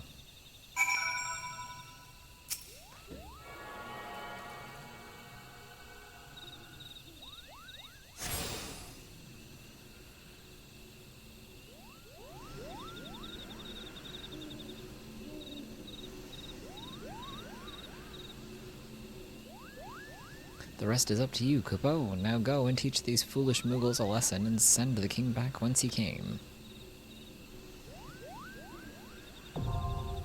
Thorn March Hard is now accessible. Oh, this one starts on hard difficulty immediately. There is no normal difficulty for this.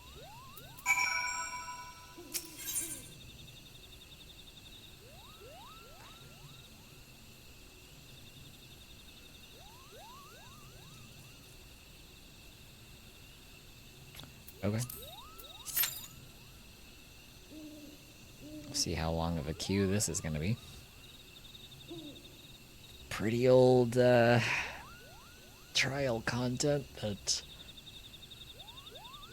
not a lot of people do. I don't know how much like cosmetics or gear or whatever you can get from this one. I don't remember there being much point to grinding this one. I don't remember if there might be a mount in this one. I don't remember what else is here. Maybe like a triple triad card.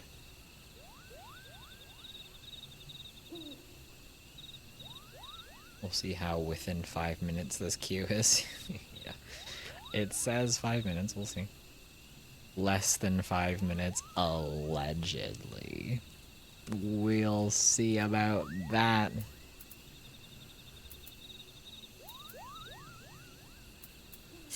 Oh, somebody just showed up here watching a cutscene. They must have just finished this quest or something. Oh, okay. It was only after about 1 minute, so, you know, I'll take it.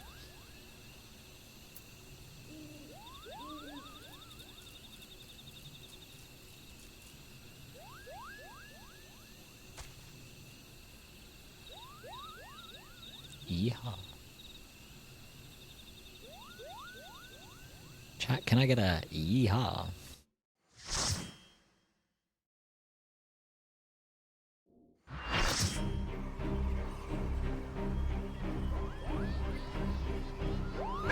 I always thought this song sounded like This Is Halloween at the beginning of it.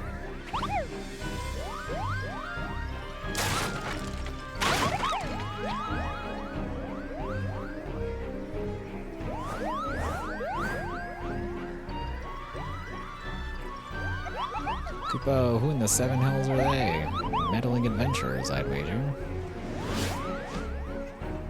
I don't remember the mechanics of this fight. Moggle's Guard to arms, defend the king, Kupo! I don't remember the mechanics of this fight at all.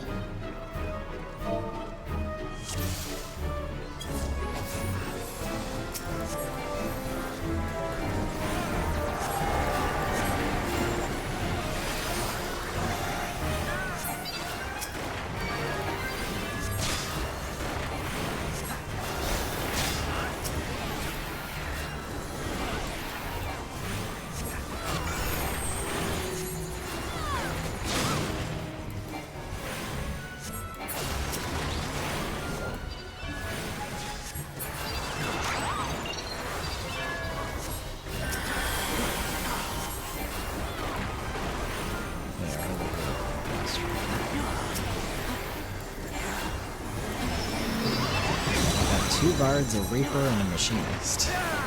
And we've got a dark knight, a warrior, a white mage, and an astro. Love to see bards. It's nice that people are playing them a little better than they used to be. So many fucking bards around right now.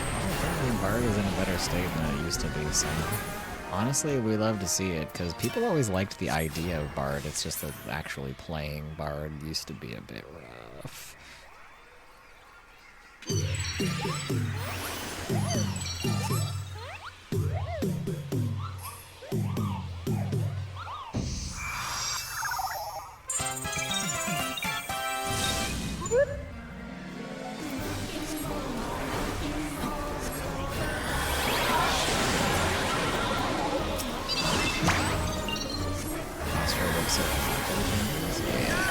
I used to really like Astro, and I'm excited to see that it got some touch-ups.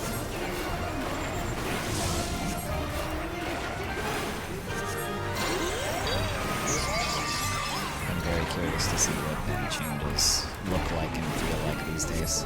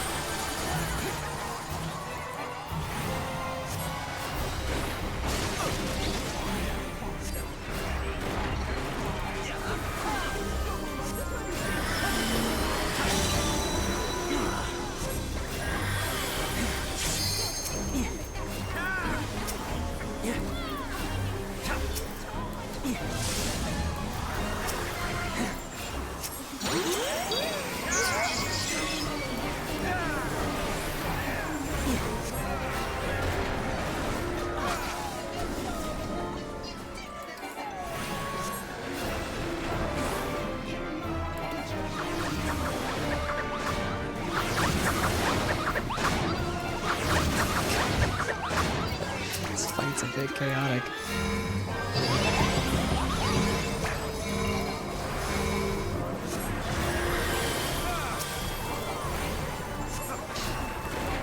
think our Astro fell asleep.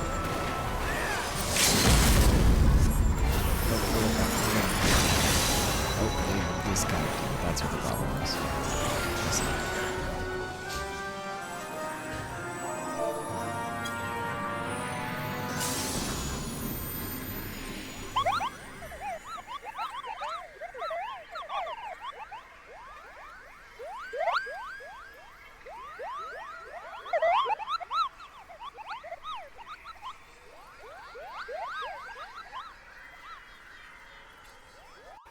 We did it. We saved the 12's Wood. Nobody even opened the treasure coffer. They all left. Well, I guess I'll take this. Thanks, guys.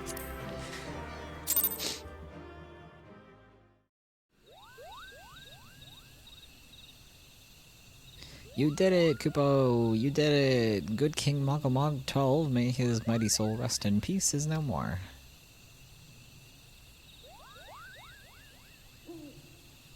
I shudder to think what might have happened had you not stopped the Moggle's guard when you did. Thank you, Bo. Perhaps now they'll come to their senses and stop playing at fairy tales. Rest assured that the chieftain will have choice words for them too. You should go and tell Pukni Pak that the king is no more, Kupo. She's with Raya O at Camp Tranquil and can relay the news to the chieftain.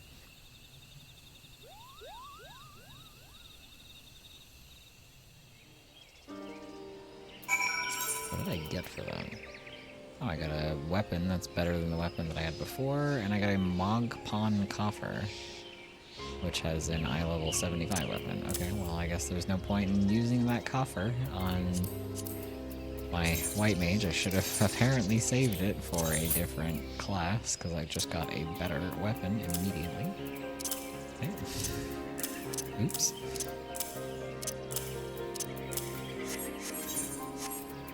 I'm gonna go to Camp Tranquil.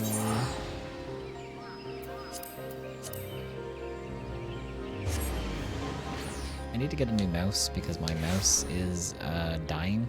I've had it for a super long time and it double clicks stuff all the time when I'm not trying to double click on things.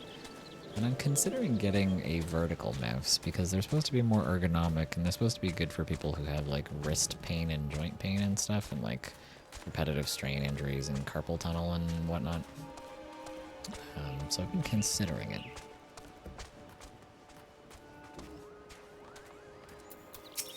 I don't know if anybody has any recommendations, but my sister said that she thinks it's a good idea and really likes hers and helped with her stuff, so I'll have to look in and see if there's any models that people particularly recommend. Do I dare believe my ears? King Mogomog the 12th, may his magnificent virtue serve as an example to us all, has fallen. All Mugglekind owes you a debt, Kupo. Ah, and I sense Raya O wishes to congratulate you as well. I shall let you two speak without fear of interruption.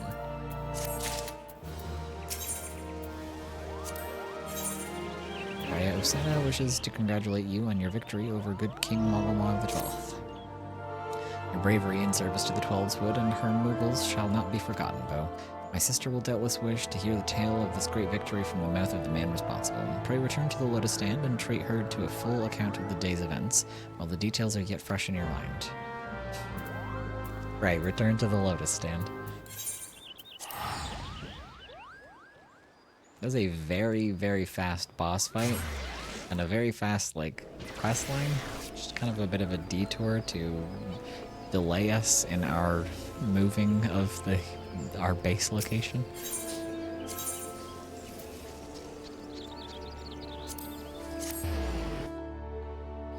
ARR writing is just kind of like that sometimes.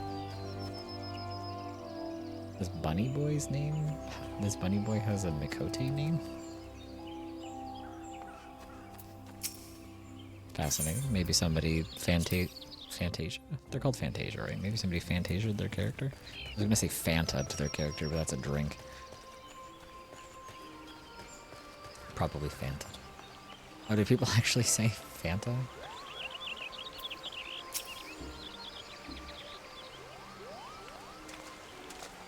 It does cost extra money to change your character's name, so it makes sense that they just kind of kept the name.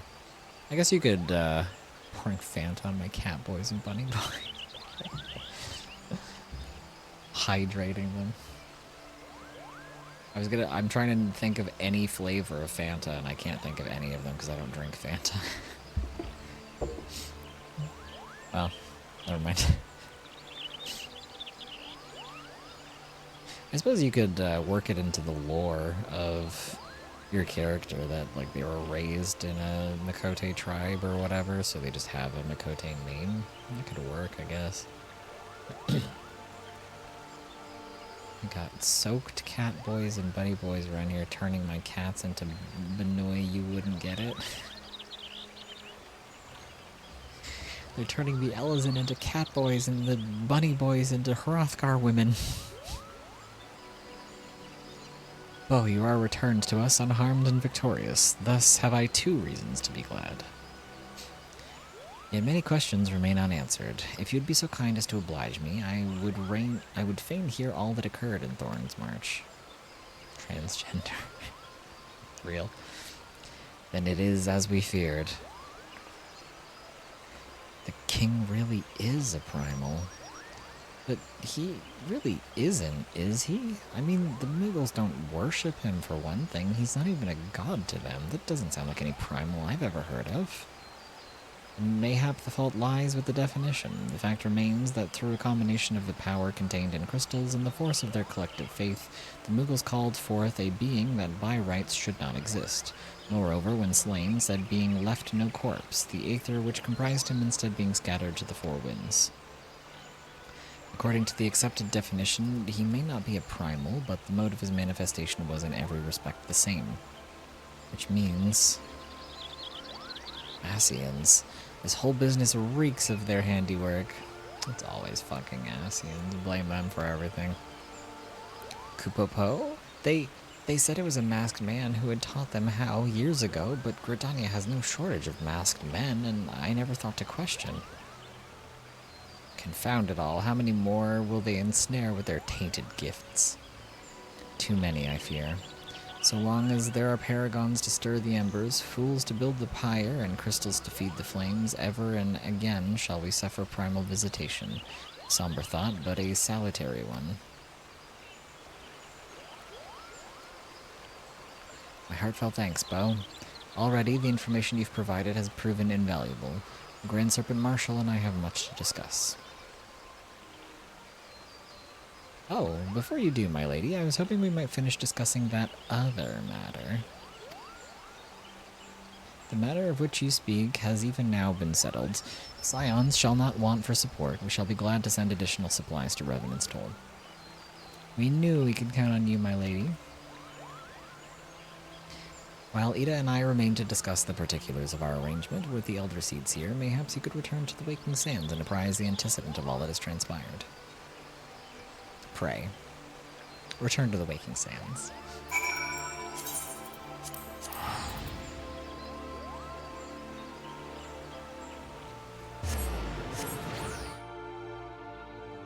Chat, I might need to take a quick BRB to go make a coffee. I am fucking struggling today. Holy. My god.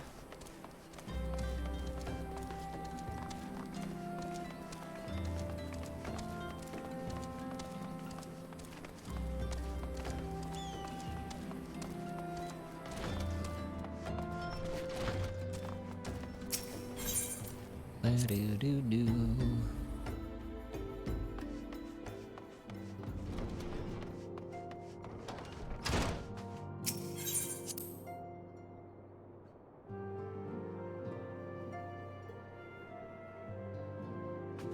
Okay, I'm going to take a BRB. I'm gonna get more water, get a snack, and I'm gonna be gone a little bit longer than usual because I'm going to make a coffee so I can fucking stay awake and maybe activate my brain so I can read better. I will be back in like 5-10 minutes-ish. BRB.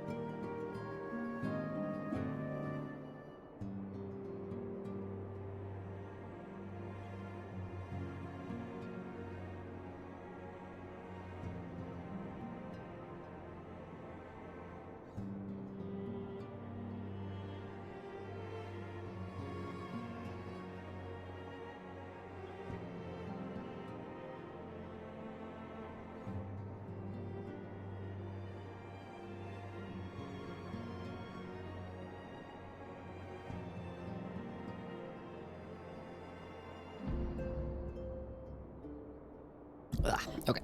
Hello, chat. How are we doing?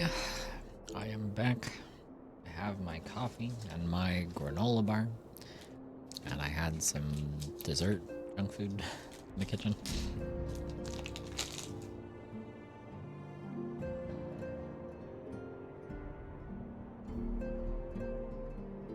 Welcome back. Thank you.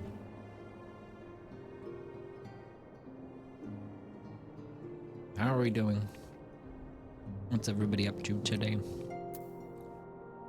What's the vibe today, chat?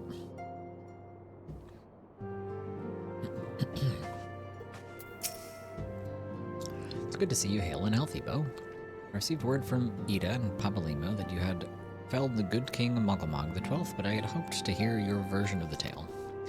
So it was as they said, summoned with the same methods used by the beast tribes and taught by the Asians. Though unfortunate, this incident did at least serve to remind the Elder Seed Seer of our usefulness. Our offer of additional support could not have come at a better time. My thanks, Bo.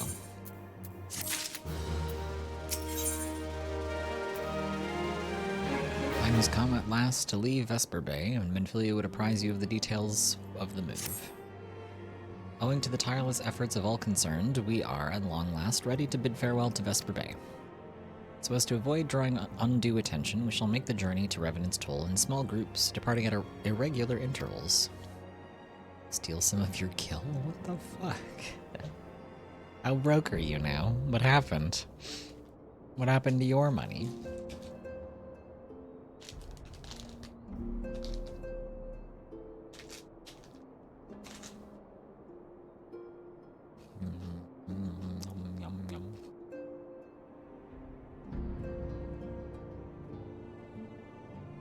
What time is it?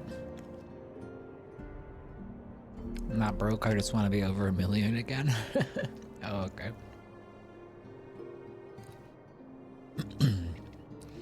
Okay, so it's almost 9, and we'll be moving to Revenant's Toll soon. So I might start the Crystal Tower raid questline once we get there and we've settled in. I think we'll have enough time to at least do the first part. Gotta buy an apartment for 500k. I need more money. We'll get you more money. Don't you worry. There's all these bots in Limsa that are always offering gil in exchange for. That's a joke. Square Enix, if you're listening, that's a joke. I do not support real money trading. Be cool.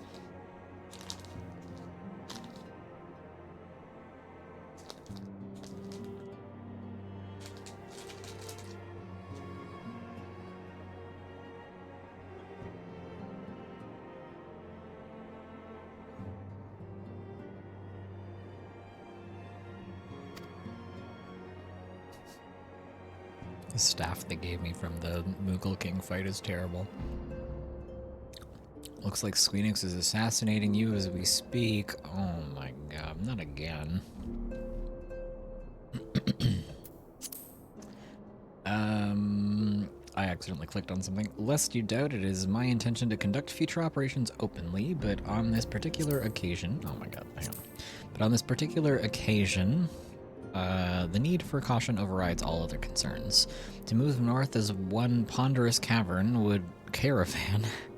would only serve to invite attack. It seemed only right that I should be the last to leave, and I would have you remain with me until the end, Bo. Upon my departure, the Waking Sands will formally cease to be our headquarters, and the premises will be given into the care of Ariange. I had thought to relinquish the property, but he was quite adamant, and I had not the heart to disagree. These walls have borne witness to some of the brightest and darkest moments in our Order's history. Mayhaps it is best that we do not forsake them entirely. Ariange shall remain here and devote his energies to studying the nature of primals. By the grace of the 12, he will one day discover the permanent solution that we have sought for so long. Minfilia gently embraces you. It's okay if you can't read good. I'm trying my best. I'm so tired today. I mean, I can't read very well on the best of days because I'm pretty sure I'm dyslexic, but I'm doing my best. course, he will not be alone. Alize shall continue to work closely with him as well. Should they require our assistance, I have their assurances that they will not hesitate to contact us. Ooh, okay, so there might be a good opening to start the Coils of Bahamut quest line soon, then, if Alize is going to be here and she might need our help. Okay. Whenever that unlocks, that might be a good time to do it. Maybe I'll try to do it right after I start the Crystal Tower raid, unless the opportunity to speak to Alize comes first. We'll see. Speaking of Urianger, would you inquire of him if any tasks remain undone? I cannot escape the feeling that I've forgotten something important.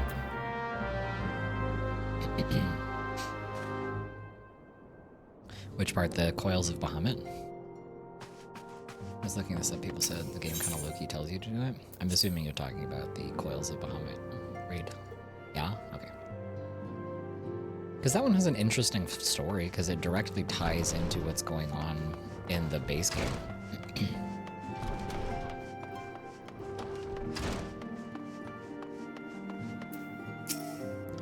In bringing the struggle against the Empire to a decisive end, the nations of Eorzea spent much of their military strength. I fear the beast tribes have caught scent of this temporary weakness and will give us scant leave to rest. A hero's work is never done, Bo. Believe me, I am quite eager to resume active duties and redeem my good name. But I have not forgotten that similar sentiments nearly led me to my doom once before. I will not question the wisdom of our Baldessian colleagues. They have bid me rest, and so I shall. Oh my fucking god, this guy. Thancred in his sitting posture. He looks like a man who's, like, sitting on the toilet. Like, just really struggling and really thinking through his life. This is the I'm shitting posture. Just when we dared to believe that peace had arrived, another primal awakens. I say, has there ever been rest for the weary? Shut up. It's true. He's in the I'm on the can, don't bother me, I'm thinking pose. Thou art ever welcome, Bo, but I require no assistance. Pray take thy leave unburdened, for concern by my well-being. Verily, thy countenance bespeaks a desire to quit this place without further delay. Mayhap thou thinkest this chapter of our tale concluded, that these halls should rightly be consigned to the annals of history. In man's eagerness to seize the future, how readily he doth set down the past. Full many a proud pioneer hath bravely strided into the great unknown, only to find that there the banner of his ancestor faded by the eons, and still man glorieth in his discoveries. 'Tis through his pride that wisdom doth ever give way to ignorance, while they who lurk in shadow remain hidden, lost no sooner than they are found. This guy's always spitting. Sigh. Be not offended, Bo. Thy conduct hath ever been beyond reproach. Despite thy surpassing strength and all thy many victories, thou hast never been so convinced of thine own greatness as to imagine thyself above the failings of thy forebears. Mayhap it is the echo which hath opened thine eyes to the lessons of history. Would that the same could be said of...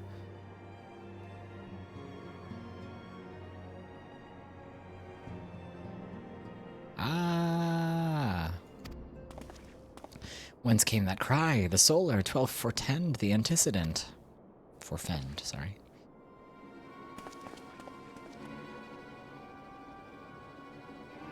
Oh my god, she's fucking dead again. This is the second time.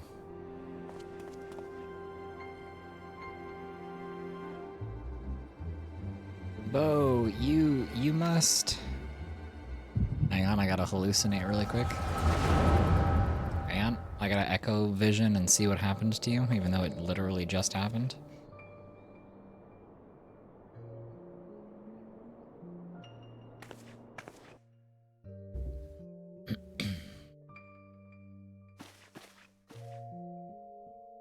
Tell me, Louisoix, would you have done the same? Louisoix Leveilleur was a remarkable man, wise beyond mortal measure. Would that I had met him prior to his passing. Oh.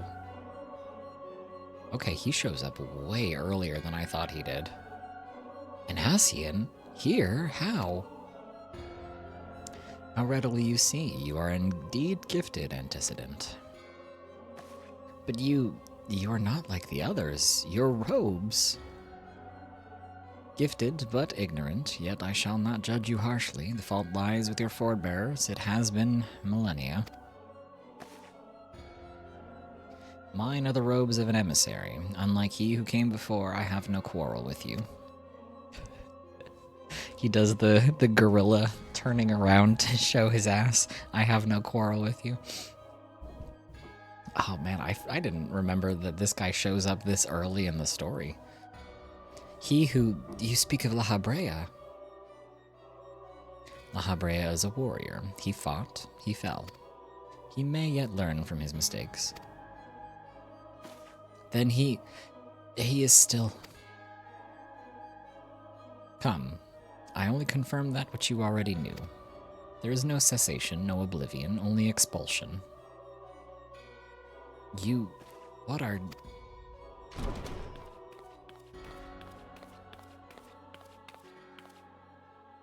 We're ready when you are, my lady, if there's nothing else. Is something the matter? I feel the same way. After everything that's happened here, it feels strange to leave, but I'm sure we'll soon get used to Revenant's toll. Well, I'll let you say your goodbyes. Take as long as you like, my lady. We shall depart whenever you're ready.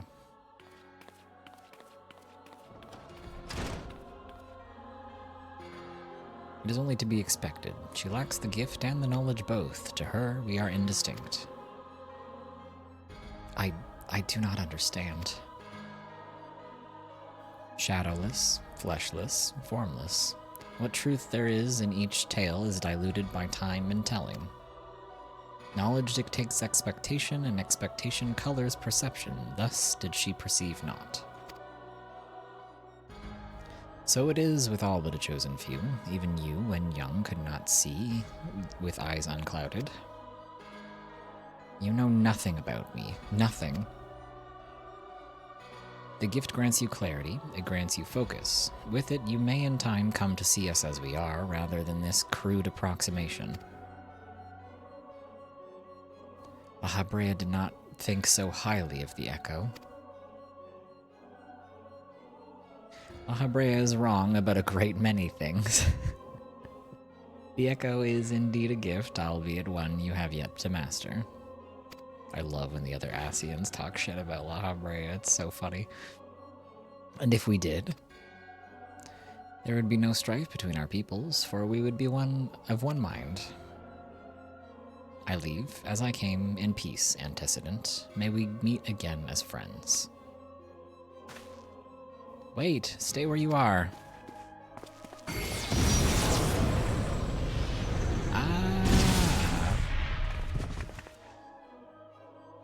Mayhap I was indelicate. 'Tis a mercy she shields her children from his grace with such resolve. Was it also by her hand that you survived the ardor, I wonder?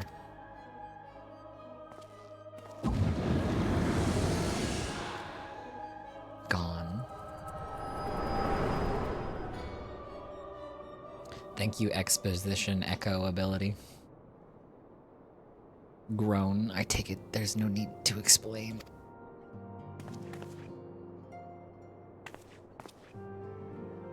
Save your concern. He did me no lasting harm. Whatever his intention, it was not to kill.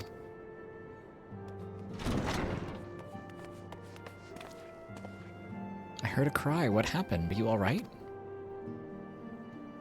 You look faint. Do you need to lie down? I could fetch you a flask of my special tonic. Urianger said word to the students of Valdesian. Tell them to scour the archives, the forbidden tomes in particular. If there is any reference to an Asian robed in white, however oblique, I would know of it. An Asian, my lady? Was that what gave you cause to cry out? I did but moments ago glimpse a figure clad in white set forth from the waking sands, yet Asians are wont to employ teleportation magics. Why would one be so brazen? I know not and care not. Find him, Beau. Turn every stone in Vesper Bay if you have to. Pray, attend me, Tataru.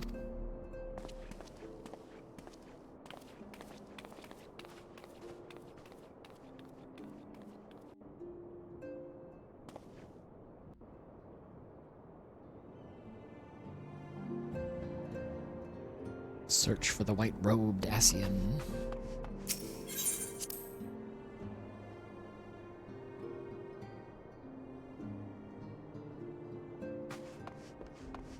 Chat, who do you think that was? That was crazy.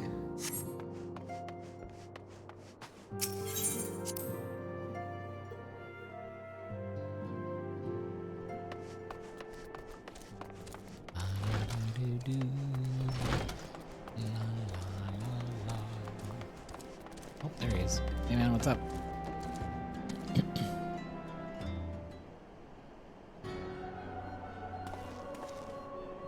I am told that you are the warrior of light, but I would know for myself. I shall walk north, and you may choose to follow. Know, however, that you will be waylaid if you do. You may even perish. Should you survive, we shall speak anon. I mean, he gives fair warning. I'll give him that.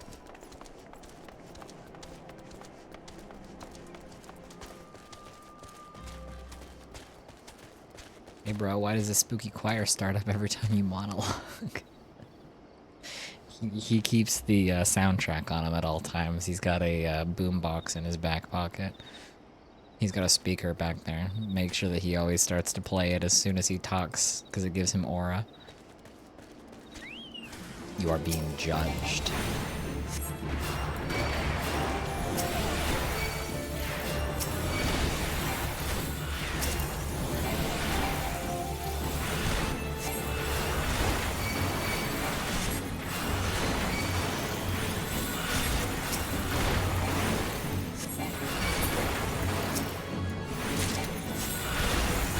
If you could have spooky choir music queuing up every time you do a monologue, you would do it, wouldn't you?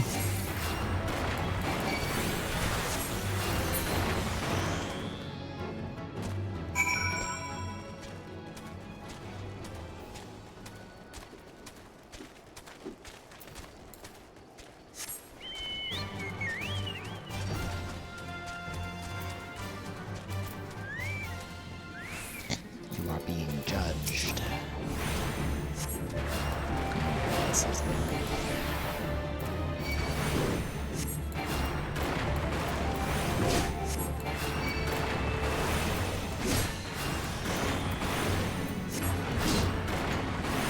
I should swap back and forth between White Mage and Red Mage for parts of the main story so I can try to split the XP between them.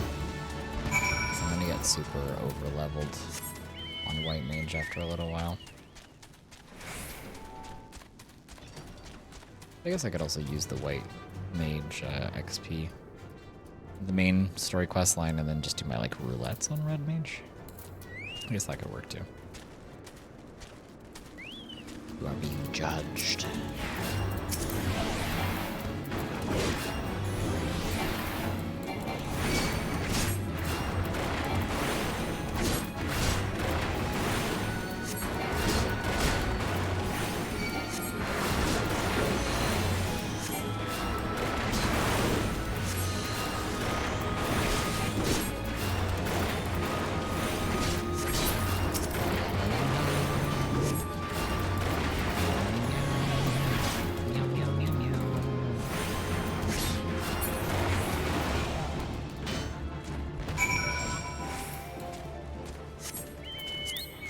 Hello, white-robed Asian, where are you? Sir, or perhaps Madame? You are being judged. Oh, he brought his boys.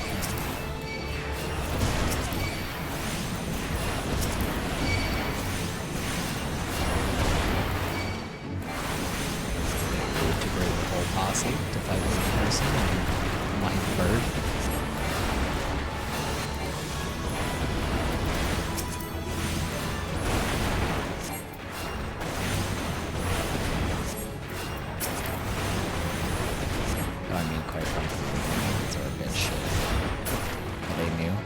First day.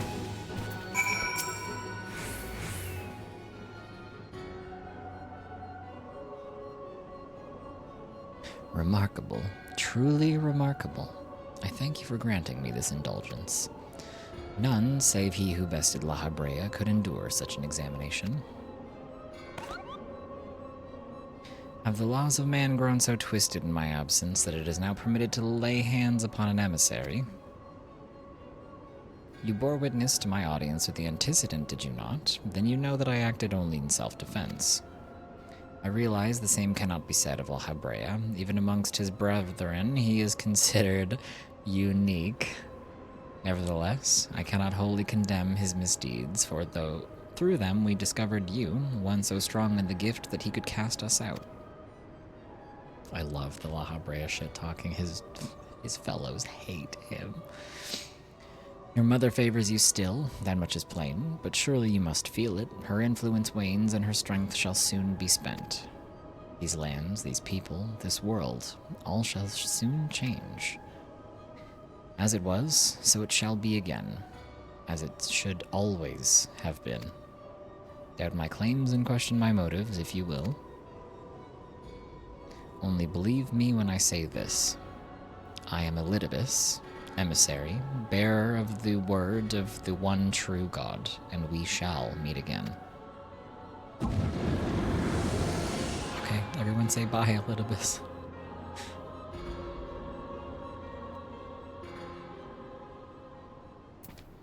Oh.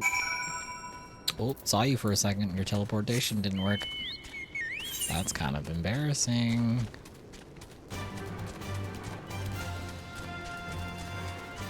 Oh man, I got a lot of quests I gotta pick up over here. I would want to presume the sexuality of Elidibus. Yeah, I mean, I guess you're right. I don't really see him doing very much romantic interaction with people, so I suppose it's a bit up for debate. Or I guess, you know, not up for debate exactly, but you know what I mean.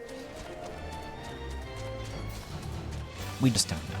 We'll let him tell us that on his own time.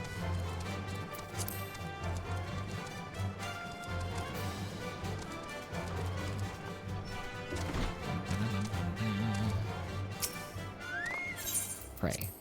Return to the waking sands.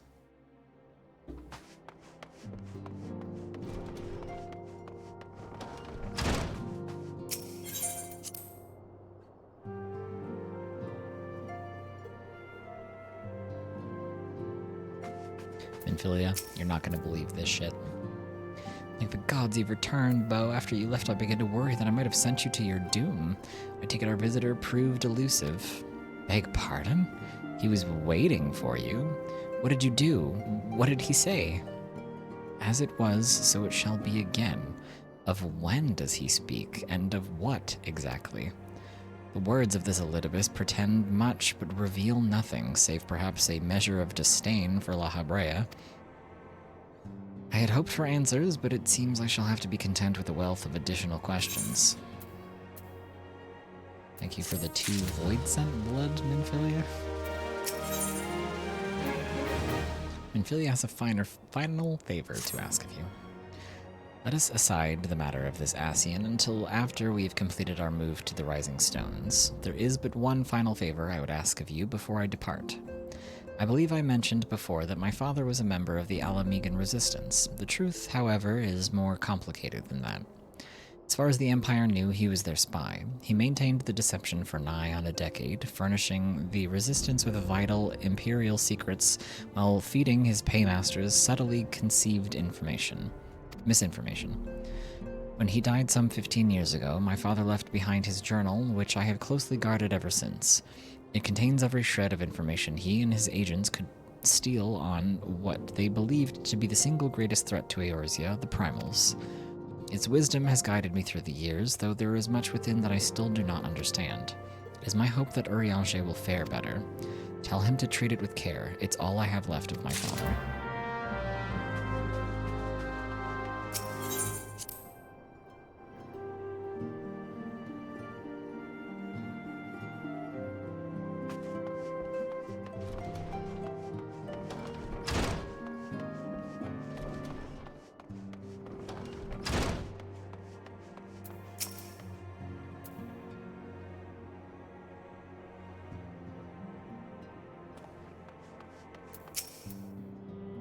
I thought thee departed. To what end dost thou linger? The father's final bequest, the daughter's lifelong labor. It is no small thing to surrender such a cherished memento. Well can I imagine the antecedent's pain. Upon mine honor, I swear to spare no effort in the study of these materials, lest my lady's sacrifice be in vain.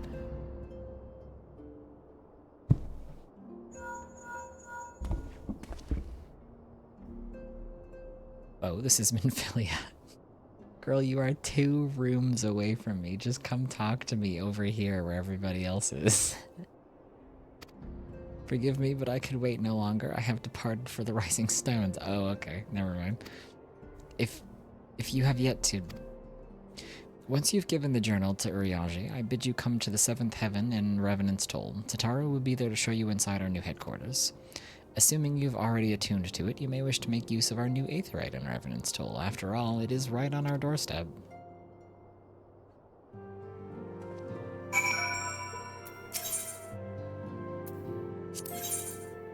Oh, yes, okay. Well, Urianger will come back to this, don't worry.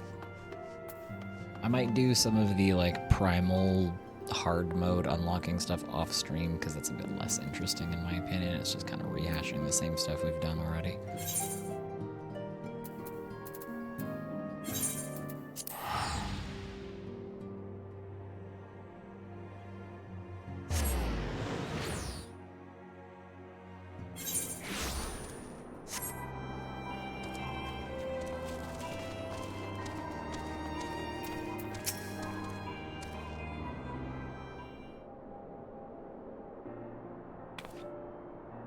Oh, Bo, you're here. Good, good. We were all wondering when you'd show up. As I was just telling your restive receptionist here, I'm pleased to inform you that all the documents have been prepared and all signatures signed. The Rising Stones is officially yours. Splendid. From this day forward, I will spare no effort in seeing that it is as welcoming and comfortable a home for us as the Waking Sands ever was. That said, this is all somewhat intimidating, is it not? So unfamiliar. So many unfamiliar places and unfamiliar faces. Take that odd-looking fellow over there, for example. He's been eyeing us most suspiciously ever since we arrived. I cannot help but wonder if we are truly safe here. I wonder if we should go talk to this guy. I wonder who this man is. That's crazy. Wow. Ah, that man. I can't say I've spoken to him myself, but rumor has it that he's come to hunt for ancient treasures in the Crystal Tower. You've seen the structure I speak of, no? It'd be hard to miss that massive pillar of shining crystal that looms high over the land just to the southeast of here. If the tales are to be believed, it's a remnant from some ancient civilization. The details remain a mystery, and that's no doubt why it's drawn adventurers and scholars from all over looking to unearth its secrets. The way that curl is a little too iconic, yeah. Like, he thinks putting a half mask on is hiding his identity, as if we haven't met him multiple times. That man over there is no exception, and if my instincts are true, he knows more than most. If you're curious about the tower yourself, you could do worse than to talk to him and see what he knows. I wonder if they're trying to push us in the direction of talking to that man over there. I wonder if perhaps this would be a good opportunity for us to go and speak to him. Why, if I weren't otherwise occupied with my duties, I'd have half a mind to join you. I mean, just look at it. I can scarce begin to imagine what wonders lie inside. Isn't it a cool tower? Chat, don't you think that tower is so cool?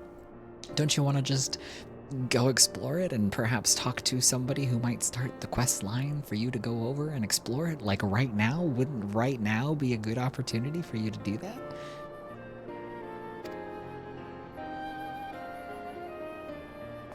Why, that's wonderful to hear. Rest assured that this receptionist will work just as hard to see that our efforts do not skip a beat despite the relocation. And with that, I do believe it's time you officially announced your presence to everyone inside.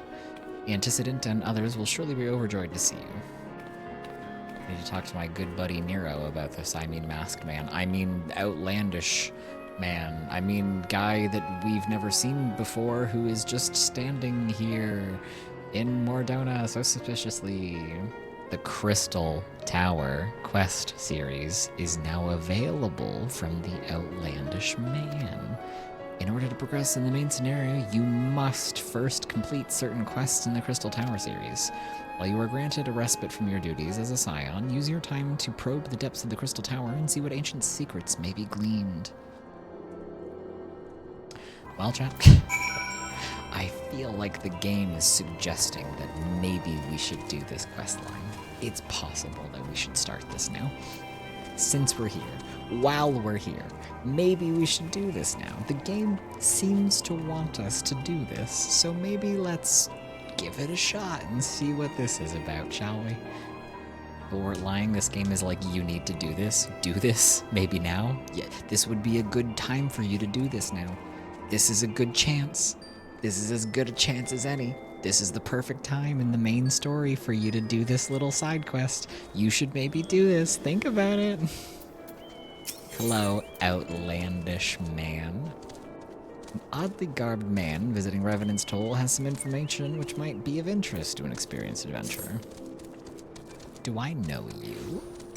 Ah, unless I am very much mistaken, you are the famed adventurer who bested the Garlean Empire's general, are you not?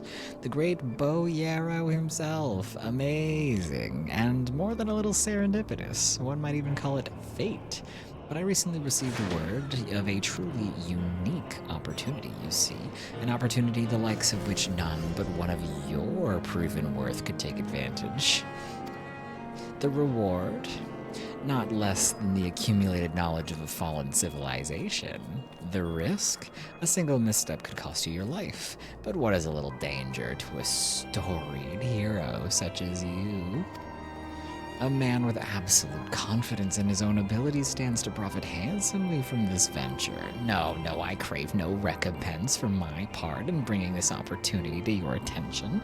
The historic discoveries you shall make will be reward enough, I assure you. If my words fanned the flame of your curiosity, then I bid you seek a man by the name of Rambros at St. Koinak's Find. It is he who stands at the doorway to untold marvels, awaiting the arrival of a champion bold enough to march across the threshold. Thank you, Nero. I mean, the way he stands is so cunt, you know, he's a rude bitch. He is a rude bitch, it's true. Like, this motherfucker really thinks putting a half mask on hides who he is, as if he isn't the only guy with, like, this particular look to him, and he's wearing such a, like, it's not gaudy exactly, but it's like his little fucking gay scarf and his, like, fancy-ass outfit with the, like, really nice embroidered jacket on top is like, you're not this stupid. It is St. Koinak Find to which you must travel. Seek out the man known as Rambros and learn what treasures and dangers await you. Alright, hero, I'll see you later.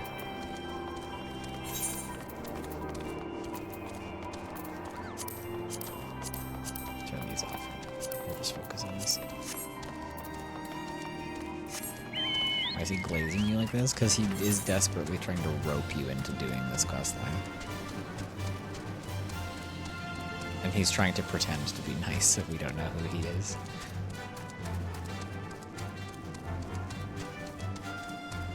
Oh, that's where Keeper of the Lake is.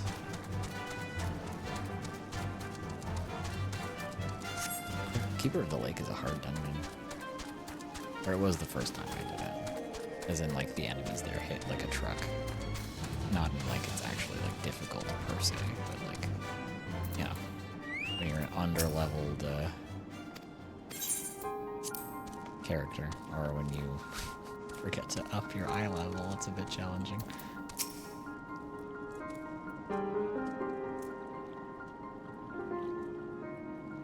Why to visit Bo Yarrow himself? I was not expecting such a celebrated guest. To what do I owe the honor of this visit? Nero Tolskevo told me to come here. You were directed here, you say, by a man clad in foreign garb. Well, the opportunity he spoke of must surely refer to our latest anthropologic geographical endeavor. Quite how he came to know of it is another matter. All knowledge of this project was supposed to be restricted to my organization. But that is something for me to ponder in private. You are here now, and your services will, I am certain, provide invaluable. I must warn you, however, that the venture we have in mind is no simple excavation. An unprepared or incautious adventurer could very well find himself on an unplanned and unpleasant journey to Thalm's solemn halls. Knowing this, do you still wish to lend us your cooperation? I rather thought you would say that. Your courage is scarcely a secret. Now, the first... Oh, I thought it was you. Sid? Oh my god, hi bestie. What brings you to St. Koinak? Don't tell me. The Alliance sent you on another realm-shaking, history-making mission to lay low an apparently insuperable foe, yes? No? Ah, I see you two are already acquainted. I wonder why Nero has been keeping an eye on this project and was so insistent that we got involved in this little group that's here. I wonder if there's like some kind of reason that he might be like really insistent that we go participate in this quest, and that he's been keeping an eye on everything this group has been doing.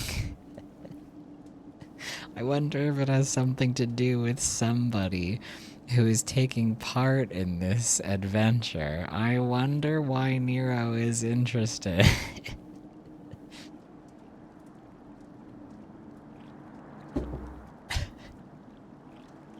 That's so embarrassing. He's very cringe. Ah, I see you two are already acquainted. That as well. Master Garland, our intrepid hero, caught wind of the forthcoming expedition, is kindly pledged to assist us. He has he? Glad to have you aboard, Bo. You don't have the faintest idea what you volunteered for, do you? Very well, let us begin at the beginning. The sons of St. Koinak are tasked with the unearthing the secrets of the long-fallen Alagan Empire, and the present endeavor aims to delve more deeply into the civilization's mysteries than ever before. Ah, but I know that look. In the event that you feel ill-equipped to contribute much on the subject of Alagan archaeology, I invite you to recall your encounter with the Ultima weapon. That mechanical monstrosity represents a feat of engineering far beyond aught Garlemald can presently achieve. Nero Tolskeva simply awoke it. I mention this by way of a reminder that you have had what one might term extensive first-hand experience with notable Alagan relic. In short, you're practically an archaeologist. Now, to the core of the matter. Here in Mordona, there stands an entire Alagan structure which we have yet to investigate. I speak, of course, of the Crystal Tower.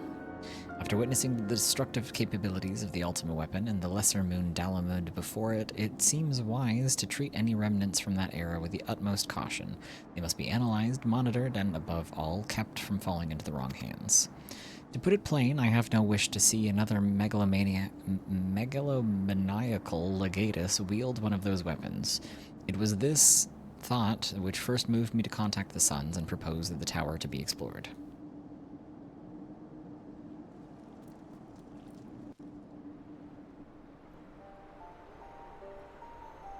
For several millennia, the Crystal Tower remained hidden, buried deep underground, but like so many other things that were better left undisturbed, the structure was freed from its stony prison by the great upheaval which accompanied the coming of the Seventh Umbral Era. It now stands revealed in all its splendor, a gleaming spear of crystal pointed at the bosom of the heavens.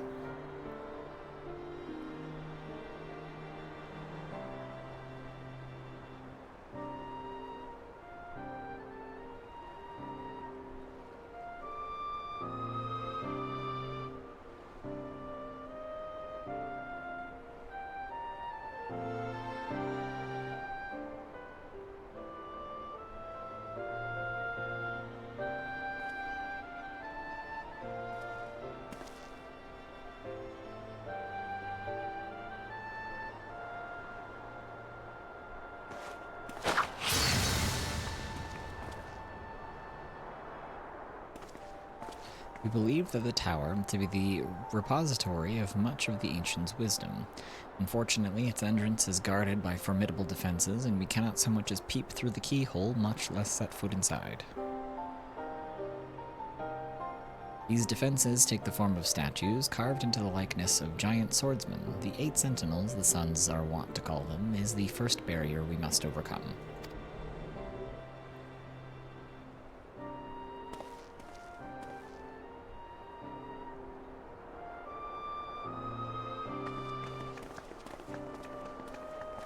Why not simply fly over them in an airship, you ask? It's been tried before. Any vessel that ventures too close to the tower is blasted out of the air.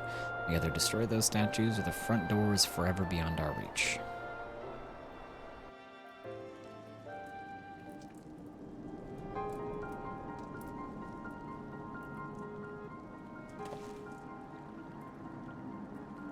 My colleagues and I are ill-suited to negotiating such deadly hazards. Thus, if we are to gain access to the tower secrets, we must needs employ the services of experienced adventurer.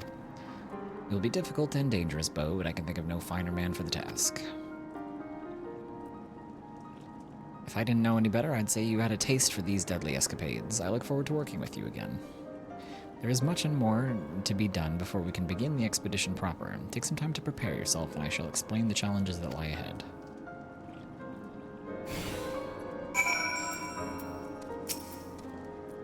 Our first objective is to reach the entrance of the Crystal Tower. As I previously mentioned, however, that will prove no easy task. The entrance is guarded by powerful defense mechanisms, each utilizing one of the 4 elements of fire, water, wind, or earth.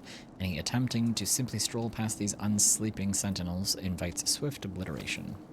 Based on Master Garland's analyses, however, we are reasonably certain that the attacks of these lethal contraptions can be reflected using a crystal of the corresponding element. Naturally, these crystals must be of surpassing clarity, free of the slightest impurities, much like the flawless specimens used by the beastmen in their primal summoning rituals.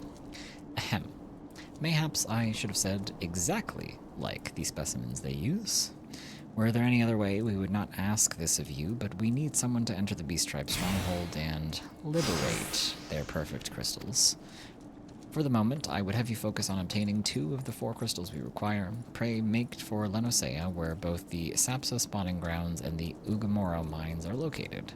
You may be certain that the materials used in the Beastmen's sacred rituals will be well defended. Whether you choose to venture there alone or with companions, I shall leave to your discretion, but whatever you do, please be careful. You got it, boss. Okay, so this is the point of the story. We have to go to the mines. I thought I remembered having to go there at one point, but it wasn't in the basement.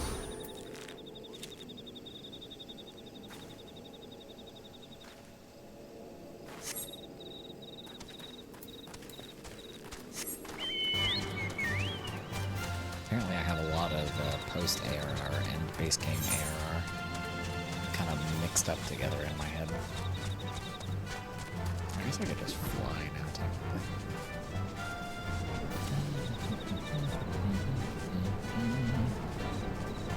It's so convenient being able to just fly through areas you used to have to walk through.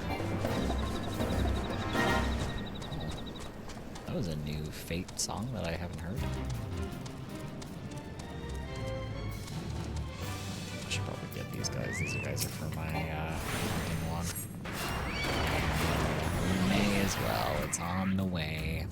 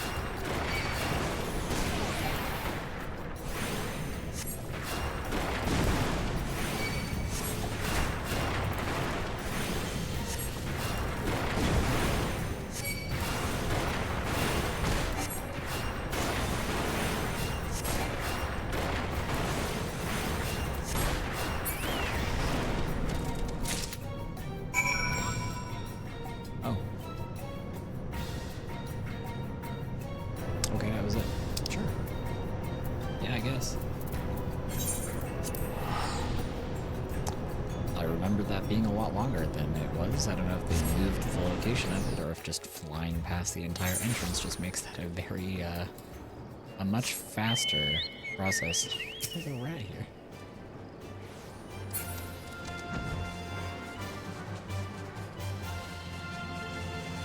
Probably the flying past all of the enemies at the beginning of the area makes it a lot faster, I think.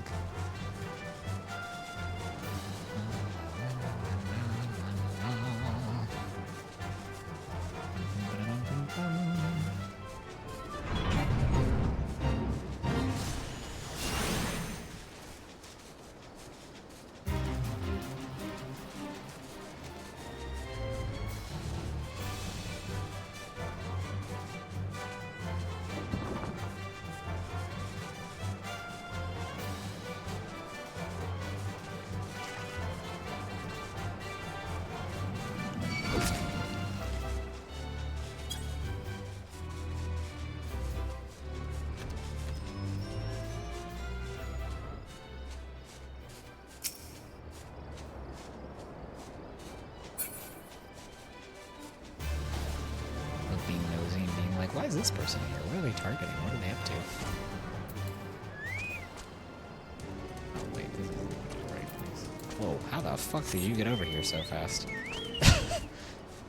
Oh my god, teleported behind me.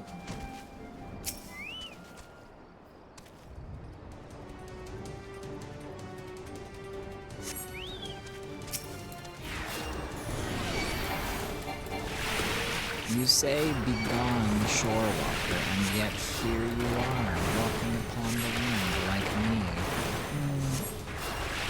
Curious.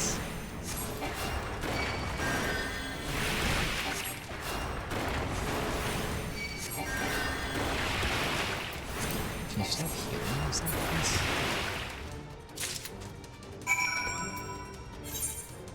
Okay, that was fast.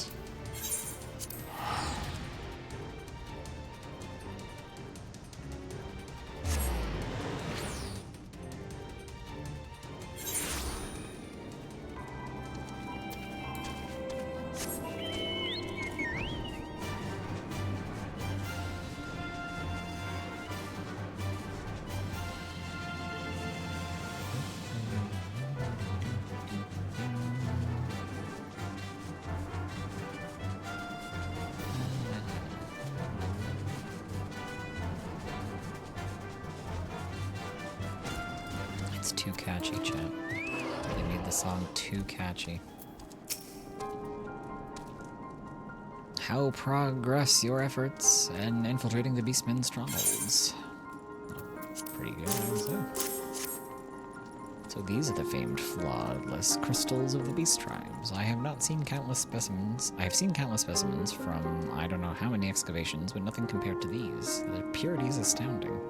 You've done well, Bo. With these in our possession, we lack only the crystals of fire and wind. The former lies in Zaharak, the war camp of the Amalja and the Thanalan, and the latter in Natalan, the roost of the Ixal, and the hills of Coerthus.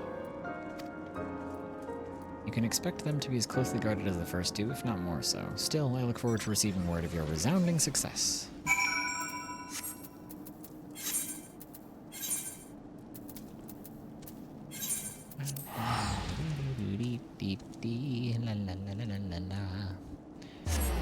It's too catchy, chat.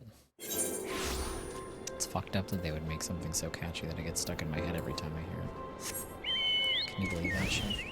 Your mount can fly no higher, and yet you let me go higher than that. Curious.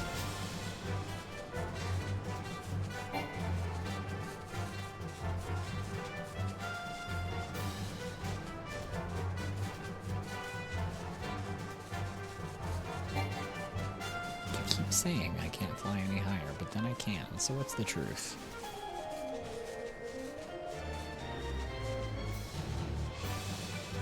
So what's the truth, chat?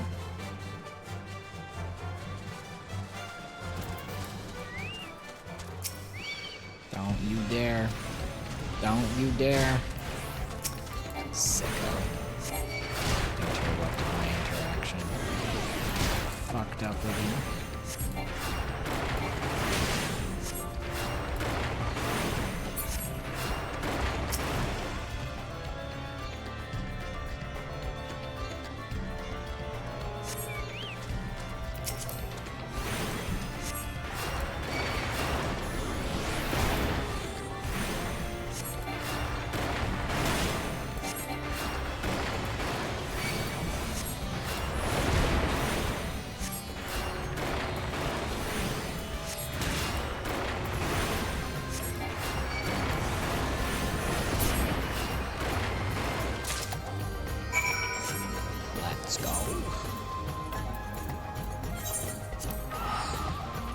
keep misreading Natalan as Natlan, like the region in Genshin Impact.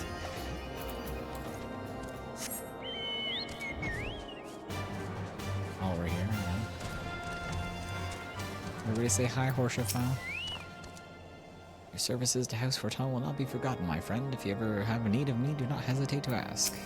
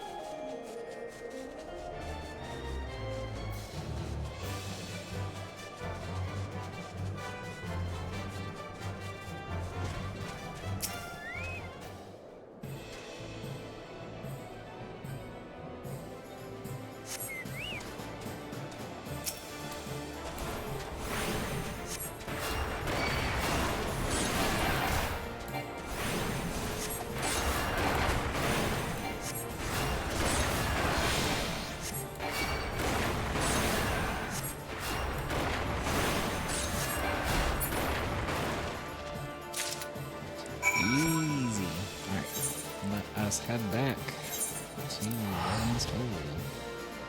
Or technically Sons of Koizik. But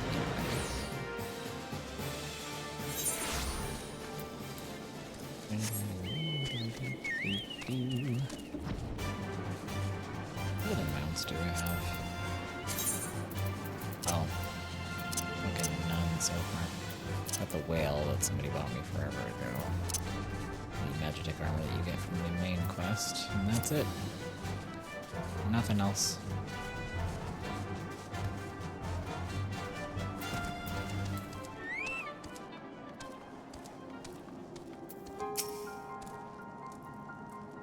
It's good to see you. Tell me, were you able to obtain the remaining crystals from the beastman? Indeed. Wonderful. With all 4 crystals in hand, we are now ready to proceed to the next stage of our preparations. I hope I did not give you the impression that we would be embarking on our journey to the Crystal Tower just yet. Alas, there is another step which must be completed ere we come to that. While the crystals you acquired are indeed flawless, they are of little use to us in their present form. If they are to reflect the elemental forces of the tower's defenses, they must needs be cut and polished. A process which calls for a very particular set of materials. Procuring them will be a challenge in itself, I fear, and needless to say, we will be requiring your services once again. Gone back to errand boy status chat. Rainbow's wish is to proceed with the shaping of the flawless crystals.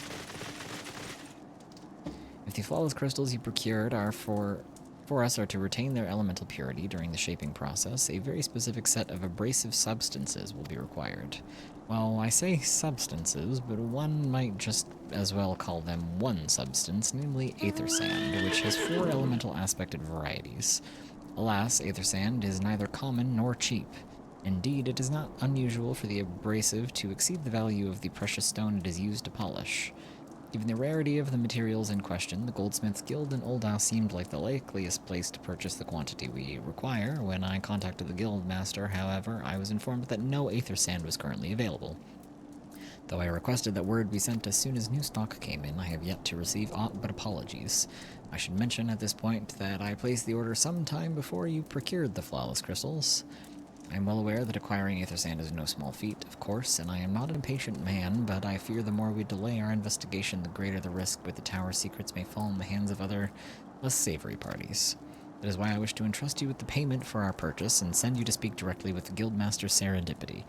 Mayhap the presence of such a distinguished personage will spur the guild into action. In any event, it is my hope that the next we meet you will have found at least one of the 4 varieties of aether sand we require.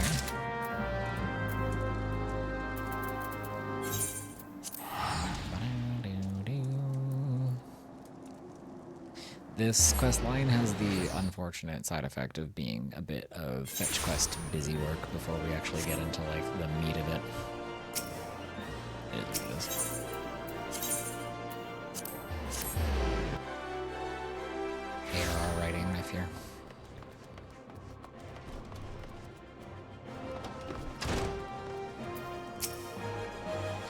Master Yura, welcome. What brings you here, if I may ask?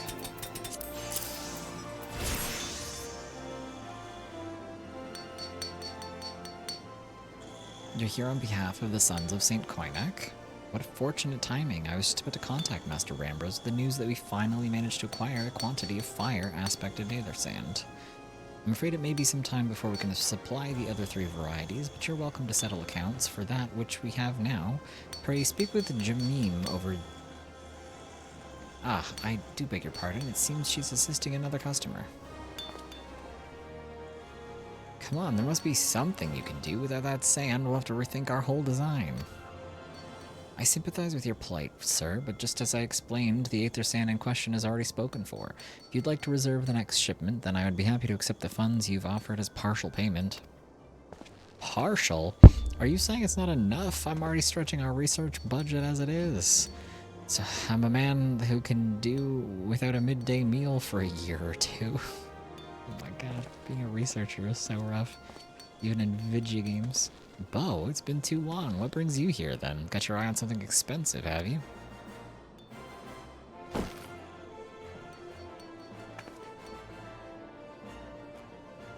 Well now, this is quite a money pouch. The sound of so many gil clinking together is strangely satisfying, is it not? Calming and yet invigorating at the same time. Oh no. You're here for the blooming aether sand, aren't you? Well, I can't deny the Ilagan civilization's a subject worth researching. The chief said he was looking into something big, but we never thought to ask him what. Wedge and I have been too busy tinkering with the new airship design to think of much else, see? Well, I say tinkering. Wrestling would be more like it. Still, after much wringing of hands and gnashing of teeth, we've managed to put together a prototype crystal-powered propulsion system. We got the idea for it when we heard how you used a corrupted crystal on board the Enterprise, as a matter of fact. Anyway, to cut a long story short, our design calls for all 4 varieties of aether sand. And that's why I can't just relinquish my claim of this batch here, even for you, lad. How are we meant to usher in a brave new age of technological innovation if not by technologically innovating, eh? Ahem. While I hesitate to interrupt such an impassioned speech, duty compels me to point out that this gentleman is a representative in the organization that reserved the aether sand in question, to mention nothing of the fact that his purse is considerably larger than yours. Oh, it's like that, is it?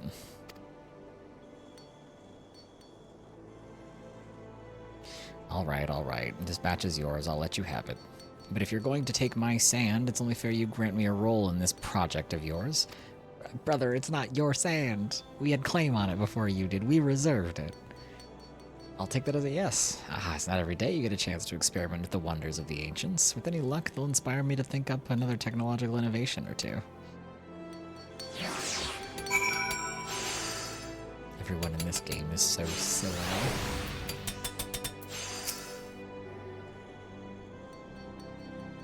Now then, from what you've told me, I'm guessing you'll be needing the other 3 varieties of elementally aspected aether sand as well, right?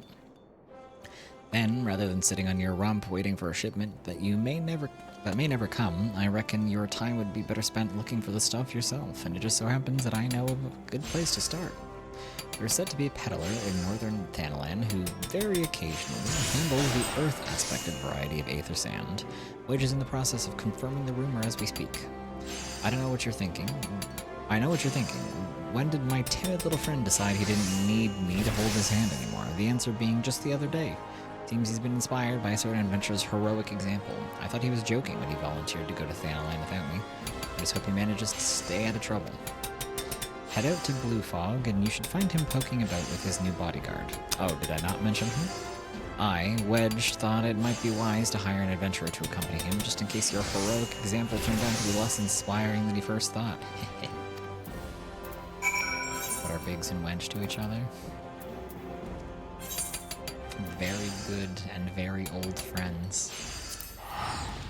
They've known each other for a very long time. Makes you think.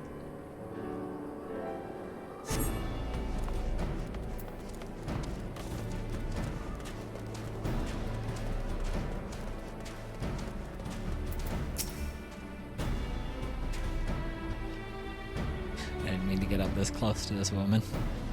Save your greetings. If you're looking for a hired blade, then you'll have to look elsewhere. After the day I've had, the only company I crave is the squat silent type, the type that has a handle and holds no less than a pint of ale. You wish to hear my tale? I'll warn you, 'tis no stirring epic, but as you asked, my employer, a Lalafellin lad, wished to pay a visit to a peddler who deals in some manner of special sand. I forget what it was called, but 'tis apparently worth a small fortune. Anyway, when we arrived, the man claimed his stock had been stolen by bandits. Determined not to return empty-handed, we crept into the bandits' stronghold and set about locating the stolen goods. Long story short, alarms were raised, rogues were awoken, and we fled in a blind panic. I was separated from my employer in the confusion. I have not seen him since. Oh, a friend of yours, is he? Then you'd best be prepared for the worst. 'Tis just possible the poor sod may yet be lost in the old Magina mithril mine, but I fear the bandits will have caught up with him by now. I always thought this was called Camp Blue Fog. It is called Camp Blue Fog, you were correct. For some reason they just referred to it as Blue Fog, but it is called Camp Blue Fog.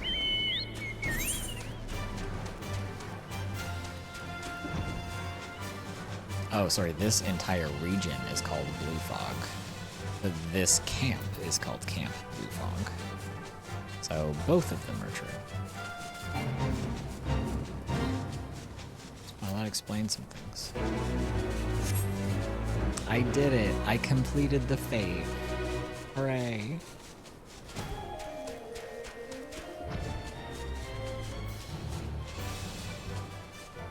It should have been frog.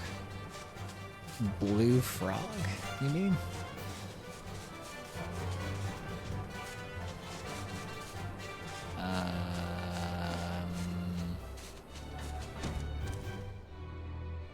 Hello? Oh, there you are. Yeah, that's what I said. I read it as blue frog. Oh, I misread you saying blue frog as just blue fog. Oops. We both can't read? Smiles? It should be frog because of that. Exactly. So true. Camp Blue Frog. Yeah. How could I be so stupid sneaking into a bandit's lair? It's just not the sort of thing I do, and now I'm gonna die for it. No, I just need to calm down. I can do this. I can be brave. I'm gonna stand up and I'm gonna walk out of here. Here we go.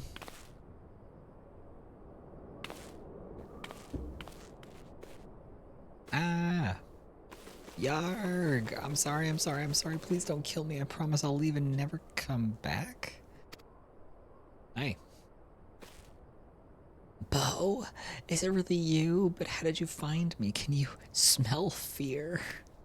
Yeah, that's it. I can smell fear. Actually, ignore that smell. I expect you're wondering why I'm here.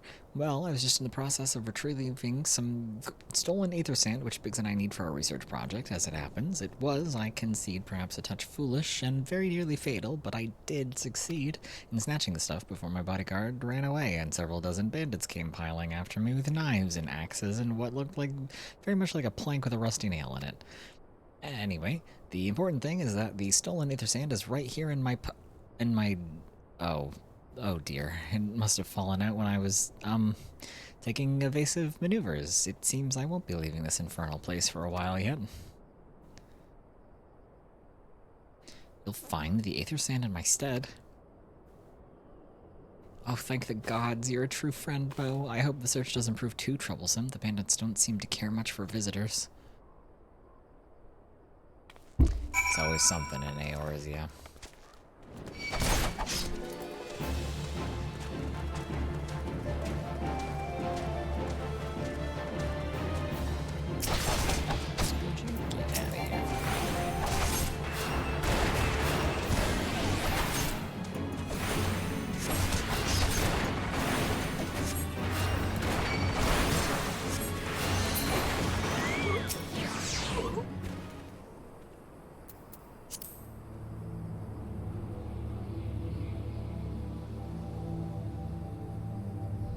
Longest interaction ever. Okay. I have to go back in here and talk to him. Oh my god.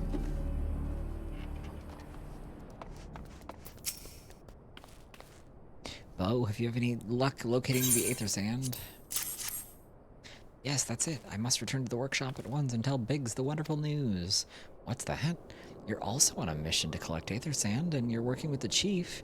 A treasure trove of Alagan knowledge, you say? I see. Then you should really be the one to have this. Biggs and I are far from exhausting all possible avenues of airship innovation, but it sounds as if your problem can't be solved by any other means. This expedition of yours sounds jolly interesting. I must say, I'm half inclined to join you. In fact, I think I will. Any venture worth the chief's time must be worth a look. Right. I'm more than ready to leave this awful place behind, and you should return to Mordona with that Aether Sand before there are any more, little mishaps. Be sure to keep your close eye on your pockets, Bo. La, la, la, la.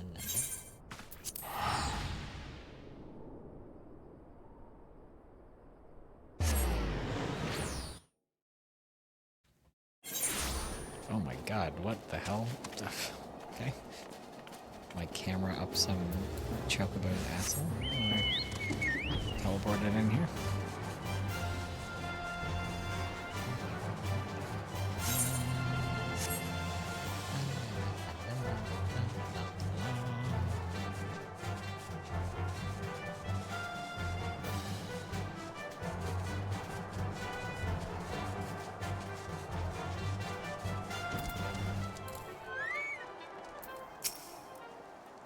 Ah, Bo, you returned. I take from your presence that you were successful in procuring some Aether Sand. Tell me, which variety did you find?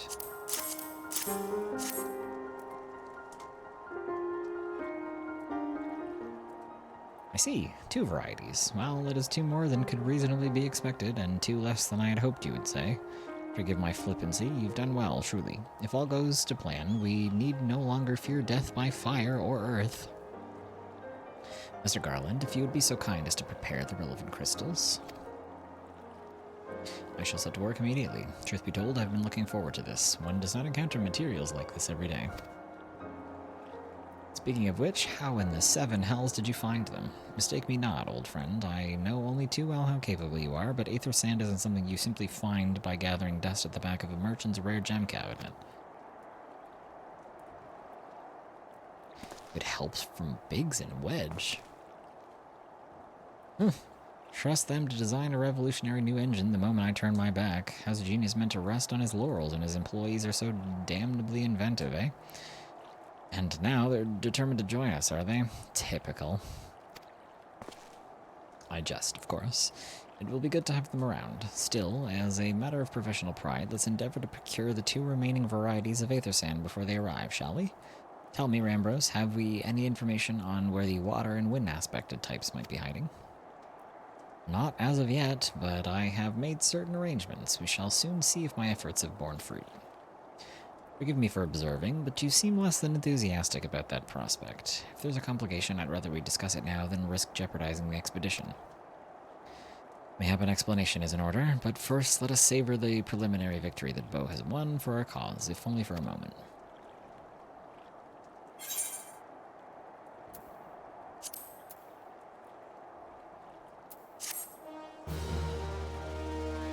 We did it. We saved the Wedge, I guess.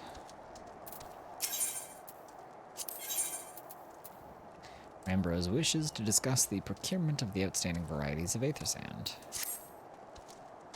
Yes, I must speak of the arrangements I made to acquire the 2 remaining varieties of Aether Sand. 7 days ago, I asked a Charlian acquaintance of mine to travel to Gridania and there gather the necessary materials. Since that time, however, I've heard nary a whisper from him.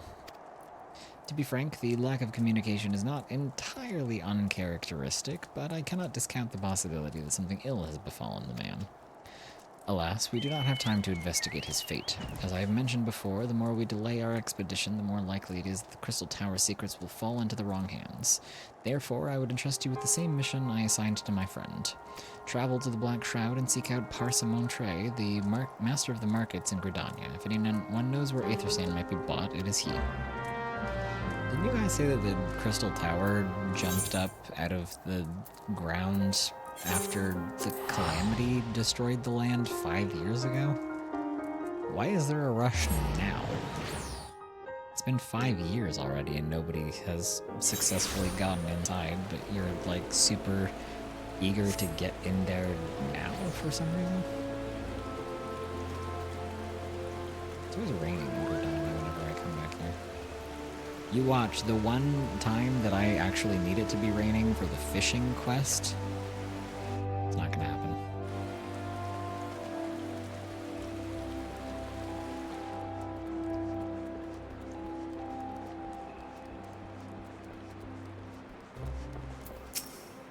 Yes? I'm sorry? Did you say you wish to purchase Aether Sand? My dear fellow, have you the faintest idea of the rarity of the material you seek? I have not so much as seen as a grain of Aether Sand in the markets for many a long year. I could tell you where one might mine the ore from which the water aspect and variety of the abrasive is derived, but only a desperate fool would willingly set foot in the place. You seem undeterred. Very well. Are you familiar with Earth's Gift? That is where the ore is to be found in an area inhabited by a particularly pernicious hog. Should you enter the betusked nightmare, you will know that you are in the right place. Encounters, albeit at the wrong time.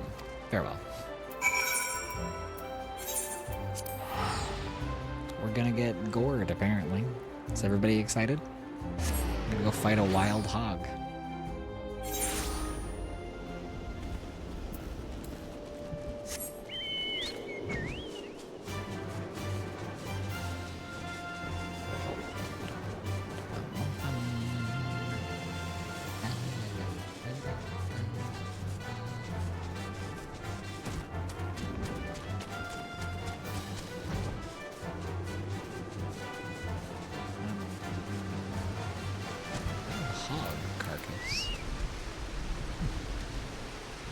Seems like it's already dead. Curious. I wonder why.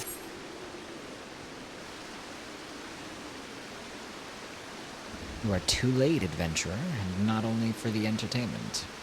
You will find no trace of the ore which but recently lay here, nay, not so much as a speck.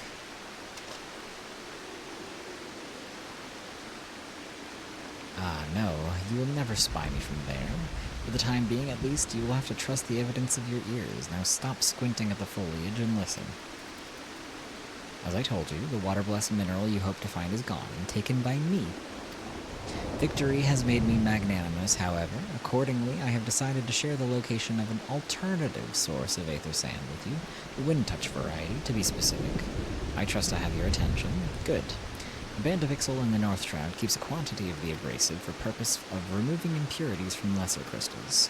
Well, do you mean to dally here all day? Make haste, adventurer, before I snatch another prize from under your nose. This is to be a race. The Ixali logging grounds in the North Shroud shall be our destination, and that is where the real amusement will begin. May the best man win. Curious. I wonder who that was. Interesting. Fascinating. Chat, who do you think that was?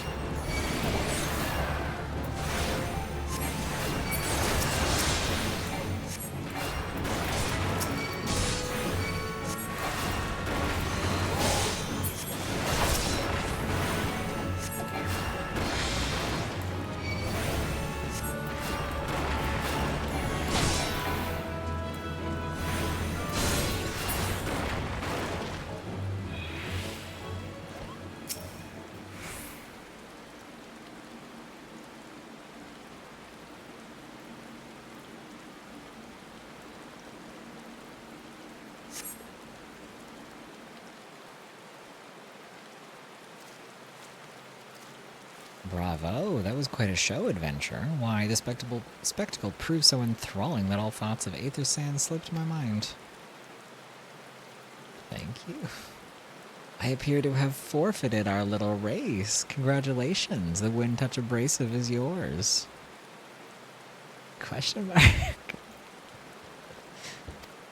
And yet, having been treated to such a memorable performance, I cannot help but the feeling that the greater prize is mine. This inequity must not stand. I insist that you accept a token of my appreciation. What the hell? Payment for this entertainment will be waiting for you to the east in a clearing within Proud Creek. Pray retrieve the gift ere it is crushed beneath the iron feet of the Dullahans. Okay. I was too excited to watch me work. What the hell?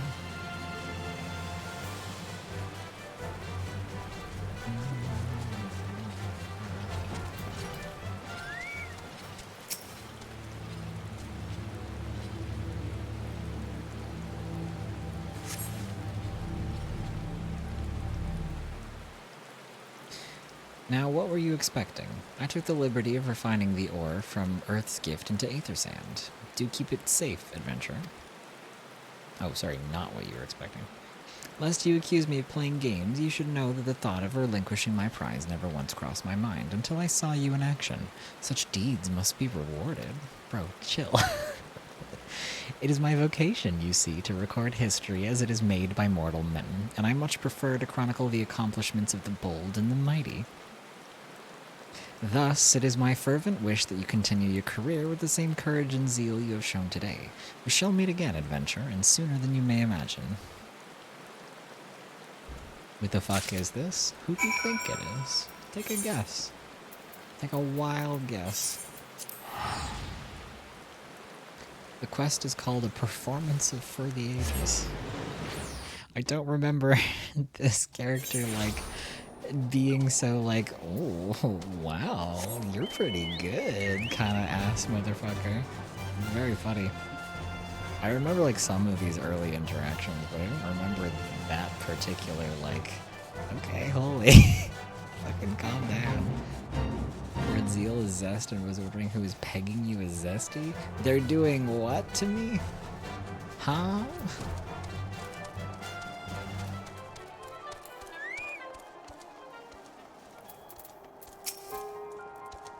What news of your mission? Are we any closer to acquiring the remaining abrasives? You've brought both. I shall have Master Garland begin the work on the crystals immediately.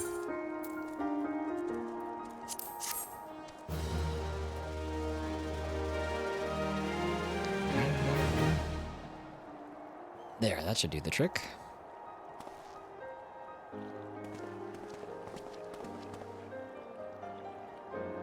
Excellent work. We now possess all 4 of the fangs required to pierce the Crystal Tower's defenses. My compliments, Master Garland. Oh, it was a trifling matter, I assure you. Bo here is the one you should be thanking. Anyway, by my reckoning, there's nothing stopping us from striding up to the Illogan's front door.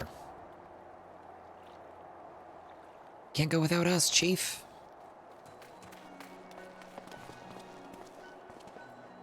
Biggs, Wedge, come to lend a hand, have you?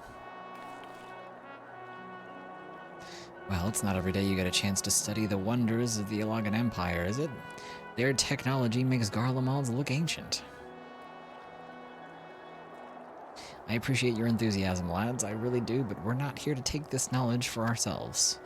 Twice in the last decade, the promise of unimaginable power has prompted men to meddle with technology they do not understand, and the realm has been dragged into the very brink of oblivion on both occasions. We shall not be so irresponsible as to risk another. Wedge, do you recall our company's creed? Yes, Chief. It's freedom through technology. Exactly. Freedom. When we forsook our homeland, we swore that we would have no truck with machines that could be used to promote tyranny. That has not changed. Should you feel tempted to break your oath, remember this. The wonders of the all-knowing Illogan Empire could not save their civilization and have damned near doomed ours twice. That is why we must explore the Crystal Tower and, if needs be, seal away its secrets.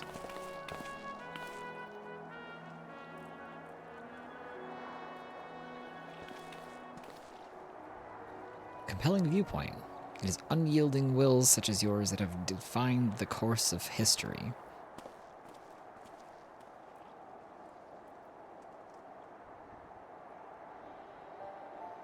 Who's that? So, you return at last. What, pray tell, has kept you so wholly preoccupied that you could not spare a moment to inform me of your progress or preservation? Why, the task you assigned me, of course. Surely you've not forgotten about the Aether Sand. I tasked a passing adventurer with delivering it. A more capable courier I could not imagine.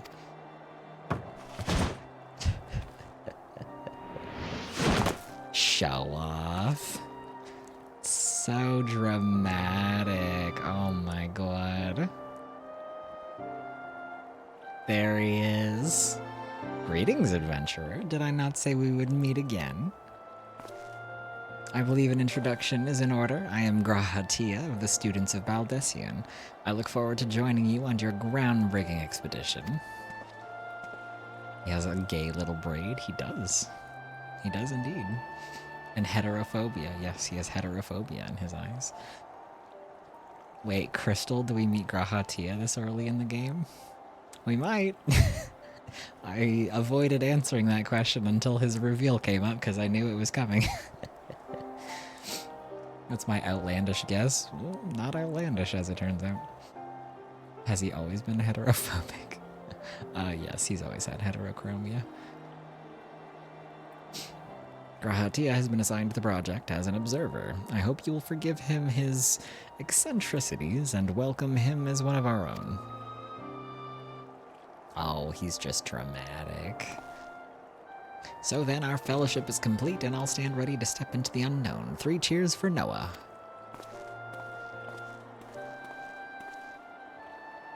Noah? That is the name I've chosen for our little collective. Given our differing backgrounds, we cannot very well call ourselves the Sons of Saint Koinak, can we?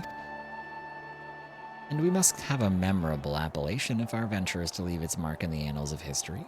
I could claim that Noah stands for Nominated Observers of Artifacts Historical, or so it does, technically, but my true reason for choosing the name is that it stems from the fact that it is shared by a vaunted Alagan Archmagus. An Archmagus? I like the sound of that.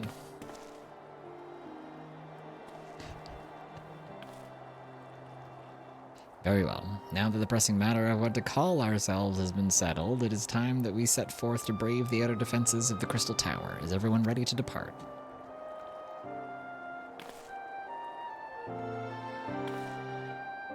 Ready. Who the fuck is Noah? That's us. We're Noah. There he is.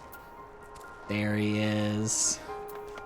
The man, the myth, the legend. Wow, he's a lot shorter than I remembered him being, but I guess the first time I played through this game, I was playing a very short Makote, so I guess we were the same height at the time. Now I'm playing a minimum height Vera, and I'm taller than him, which is very weird.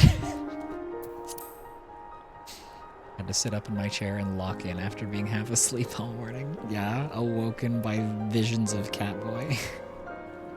Character has a lot to live up to. Oh, he will. He will live up to it. I assure you. Grahatia is eager to begin the expedition to the Crystal Tower. Gentlemen, the secrets of ancient Alag beckon.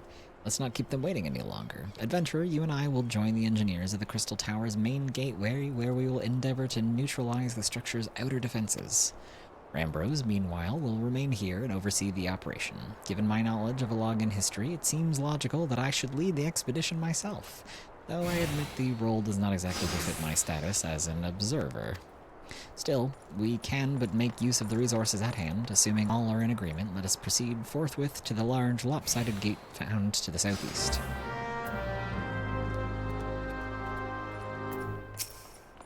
I've studied the legacy of the Alagan Empire for long years. Now that this expedition is at last underway, the very core of my historical infatuation lies within my grasp.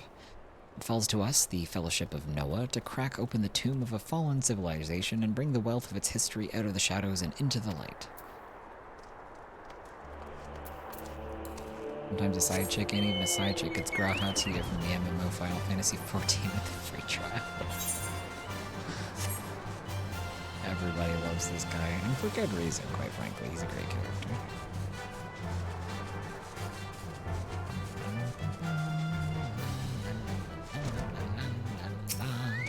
I forgot that his introduction was so, like, he's so dramatic and he gasses you up like crazy.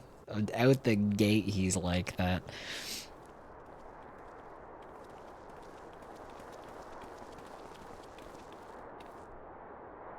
Crystal Tower lies beyond this portal. Now comes the interesting part. Sid, you're the only one of our number who has ever crossed this threshold. I ask that you take the lead for the present.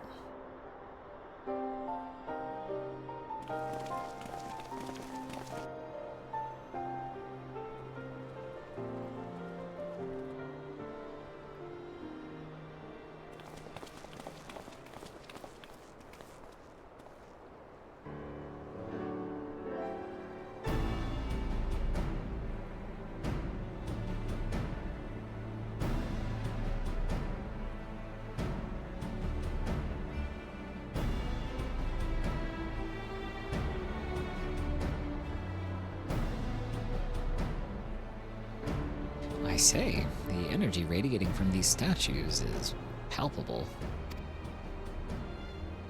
Lucky for us that it is. One might otherwise stroll past them. Feast your eyes on the elemental defenses which prompted our lengthy preparations. The sentinels prevent would-be intruders from advancing to within 20 yalms of the tower's inner reaches.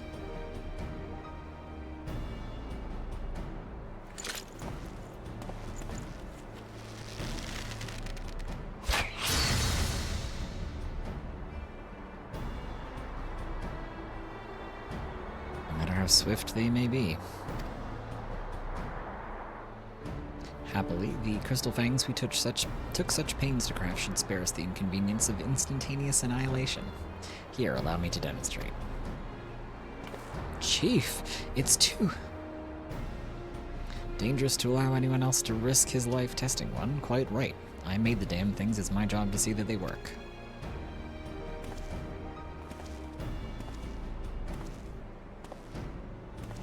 You're gonna use your non-gloved hand?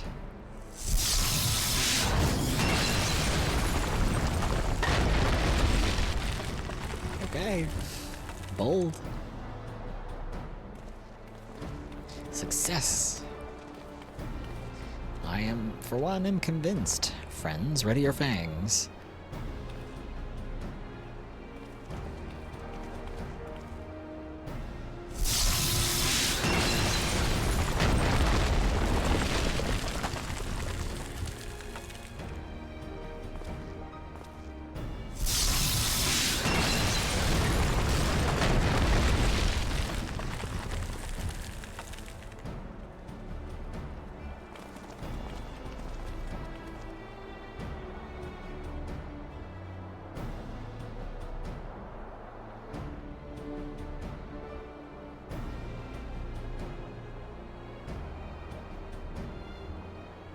The last one is yours, old friend. It seemed only right.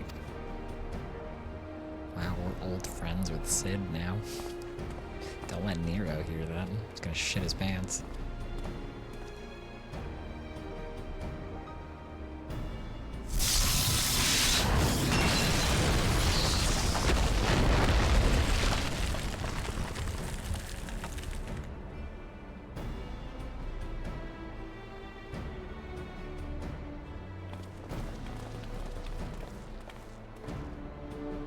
Haha, we did it. So much for the outer defenses. Indeed, the entrance to the tower is near at hand. My blood fairly sings with anticipation. Speaking of blood, I have a proposal for the next stage of the expedition. What does that mean? I suggest we wait here while Bo and the hand-picked party of his adventuring companions enter the tower. What? Without us? I thought we came here to survey the entire structure. We did, and we will, but our investigations must proceed at a more measured pace. If the outside of this place is this well defended, can you imagine what awaits us on the inside? Only a true hero could reasonably hope to brave the hazards ahead and live to tell the tale. Oh, here fits the description better than anyone I know. And if it is not as if we shall be idle in his absence. While Bo and his companions are risking life and limb to beat us a path to the tower, we can set about analyzing this rubble for evidence of how its technologies function. Your knowledge of ancient lore will be invaluable in that endeavor, historian Grahatia. Bah, do you ever tire of being right, old man? Ahem. Bo, as it seems I won't be accompanying you, allow me to at least provide some instruction. The maze that surrounds the base of the tower is known as the Labyrinth of the Ancients. During this initial foray, I suggest you concentrate on ridding the place of hostile elements. When you are reasonably certain that the maze is secure, contact me via link shell and we shall join you post-haste, no matter what Master Garland says. Though we would prefer it if any relics you encountered remained intact, you have leave to do whatever is necessary to secure ingress to the upper levels of the tower. Fortune go with you, Bo.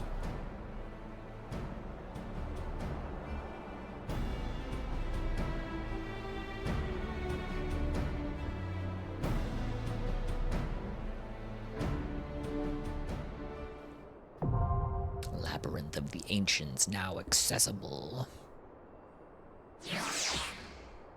Are you ready to witness your very first Alliance raid, Illy?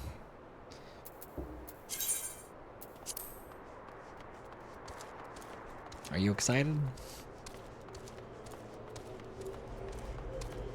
Woo!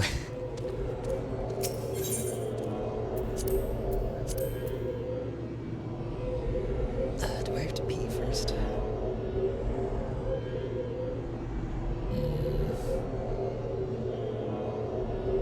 I might go pee first. The Alliance raids are a little long. Hang on.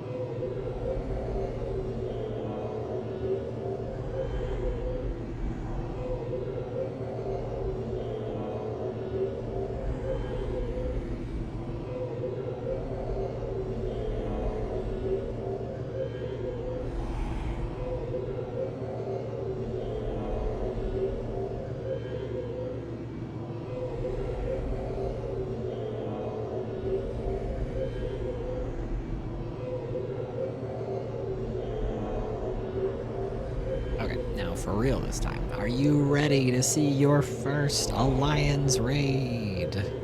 Woo! Pew pew pew pew pew pew pew pew.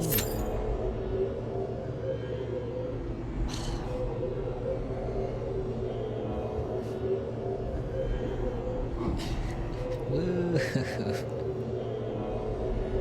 Yippee! What did you think of the infamous Grahatia's initial introduction?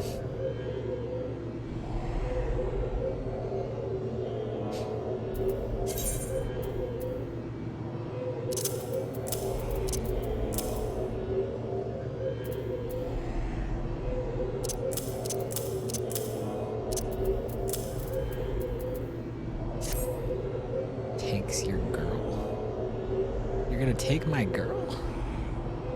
I have a girl. I wrote Gil? Sure. Sure you do. Stop taking my Gil, what the fuck? That's fucked up. My fucking money. Also, my jewelry is getting in pretty rough shape. I gotta repair this shit soon. Goddamn. Let me extract this materia really quick.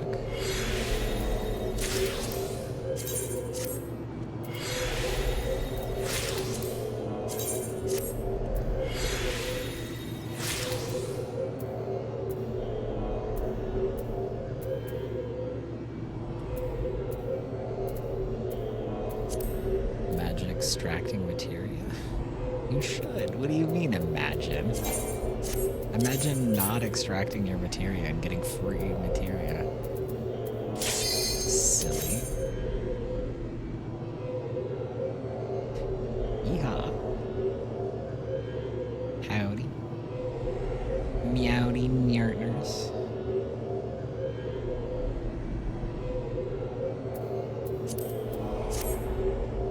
I forget to do these things, so my defense is to pretend they don't matter. Well, that's one way to handle things, I guess.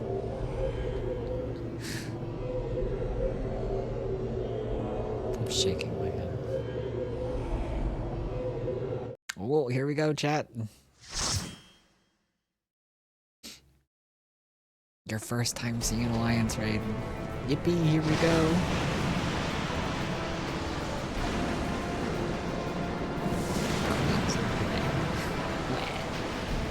Wow, I'm crazy.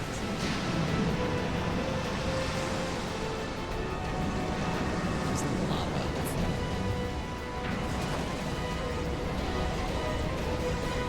Now I get to make people wait. I get to make 24 people wait for me to watch cutscenes.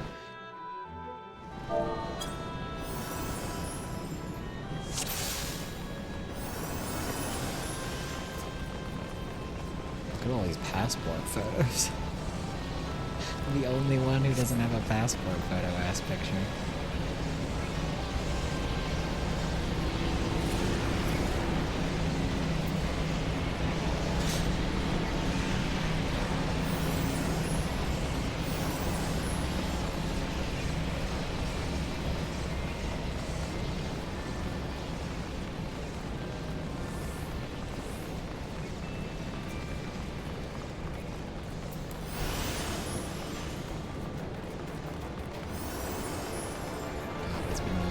Since I've done this raid. Let's see if I can remember how any of the mechanics work.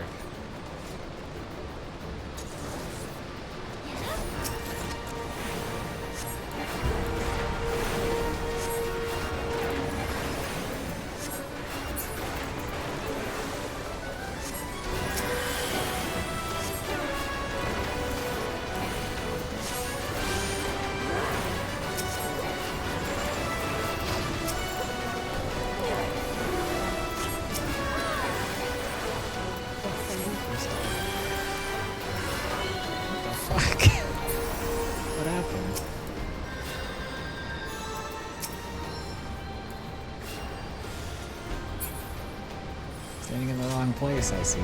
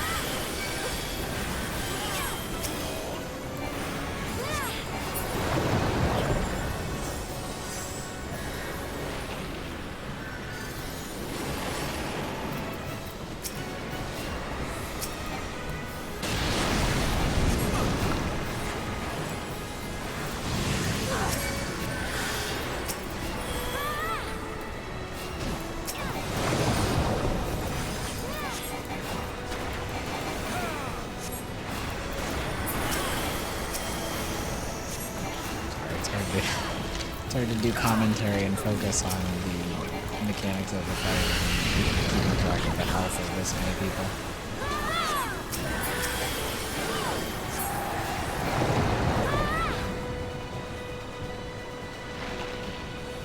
This part is relatively straightforward. Just don't stand in the goo, basically, and kill the ads that show up, roll down the boss.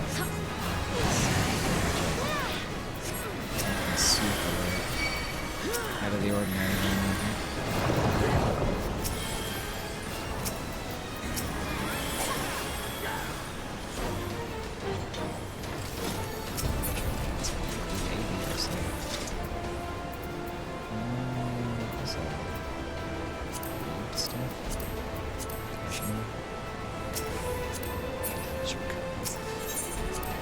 I need to get that hotkey that makes it so that you don't target people trying to click on stuff.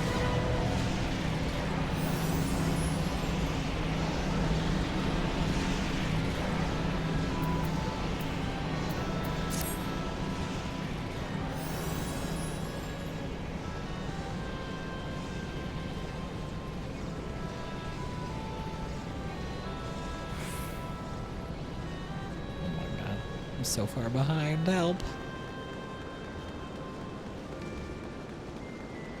This new jog thing that they added is really nice.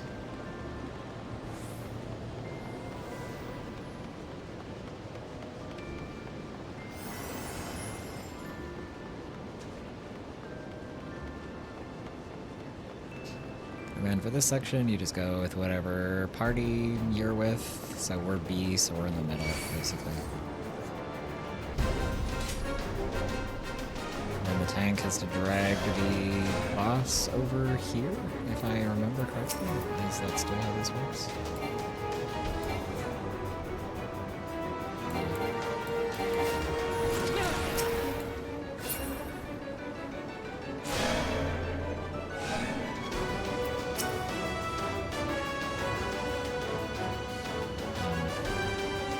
We need, I think, 4 people standing on this platform.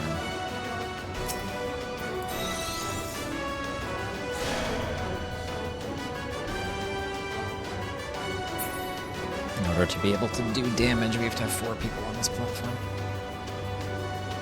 That's what rescue is for, as a healer. To drag people where they need to be standing so that we can do mechanics.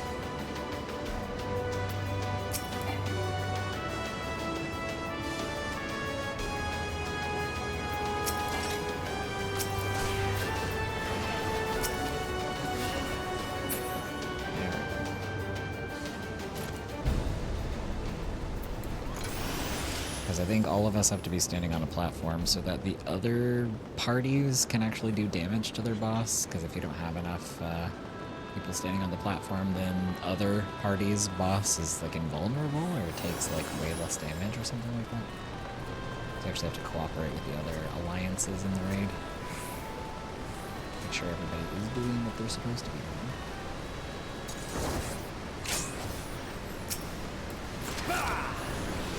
I don't remember when that was on this place.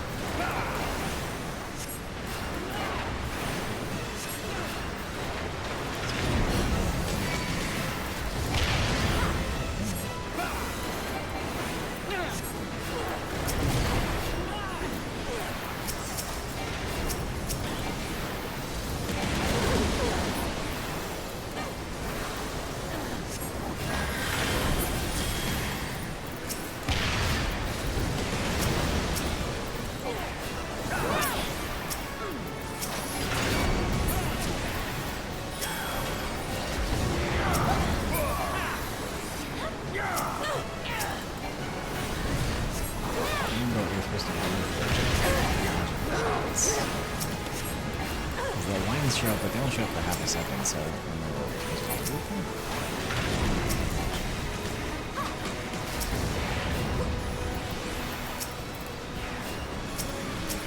I guess I was killing the same.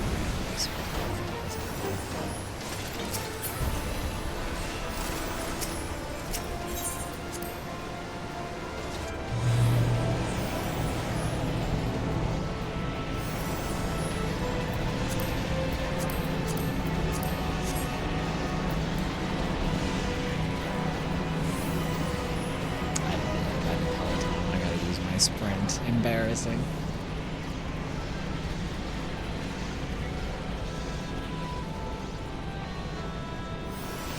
Oh, there we go.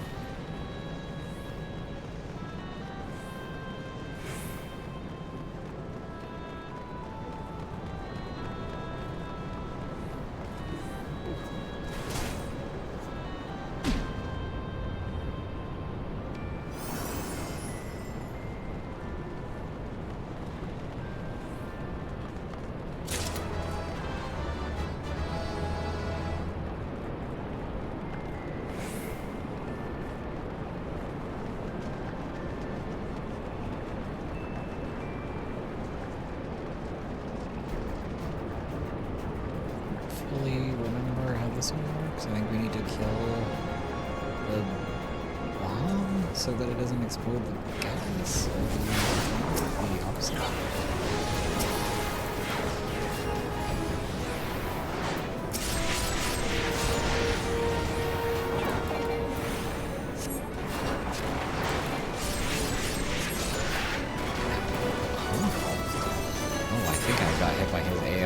I was standing too close to where the front of the boss was.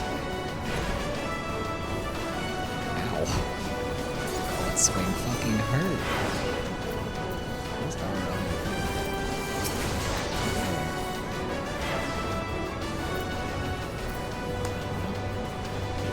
not great.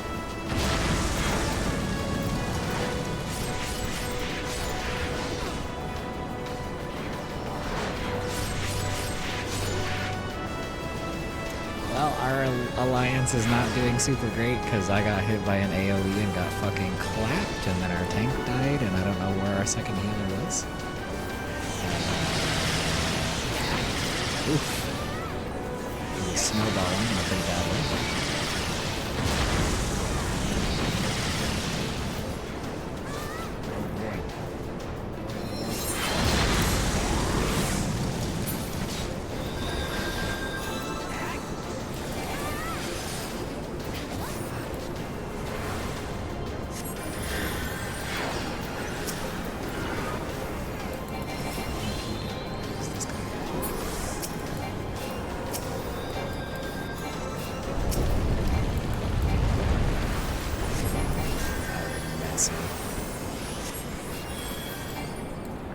Oh my god.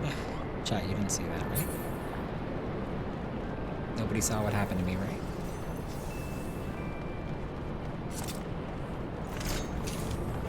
Just be cool. Don't tell everyone that I fucked up and stood in front of the boss because we didn't have the boss in the right position.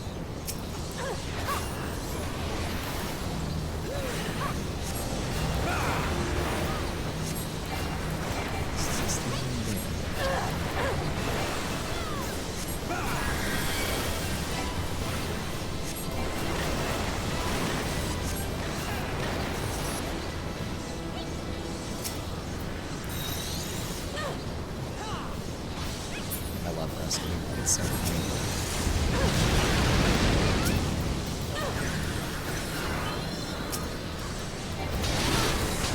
To this day, people still don't know that mechanic. You have to get behind the rock so the meteor kills you. This is on, or the mini boss is. Jesus. That hurts.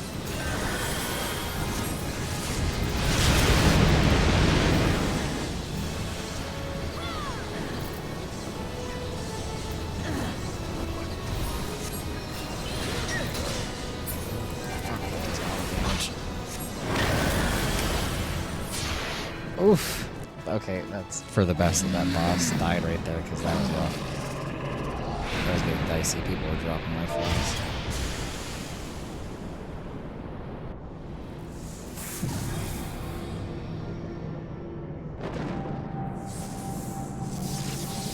Oh, I'm in a cutscene. This is not the end of the dungeon, I don't think.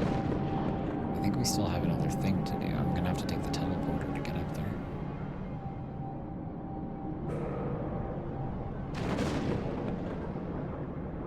I think.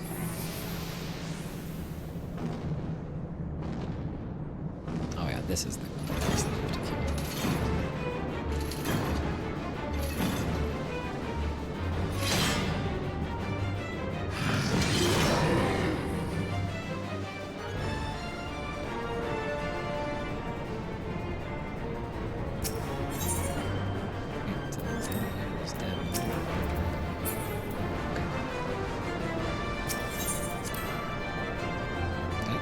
Nobody in the other alliances revived the other healer after the fight was over.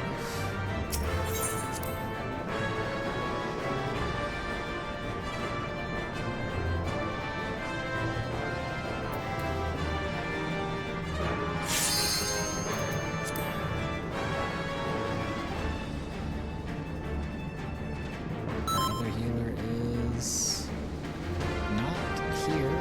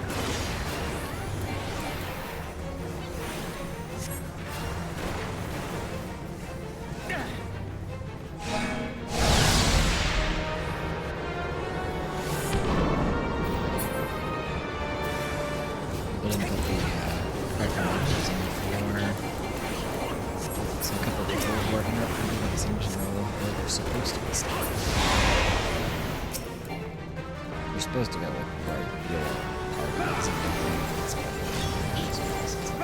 in the world, I was standing too close to the front of the box and I got sucked. We killed the boss anyway.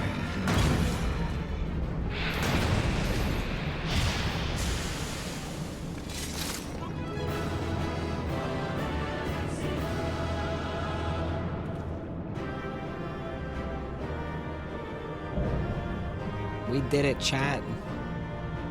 We completed our first alliance raid. Yippee! Okay,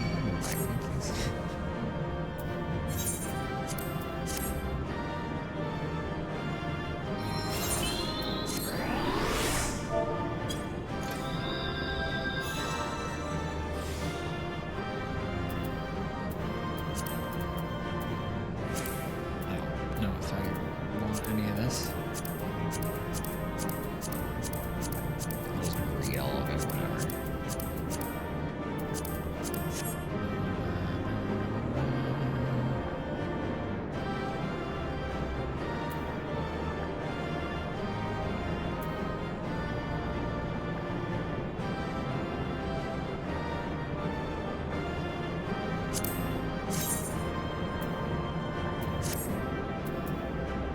Ma'am, can you roll, please? Thank you.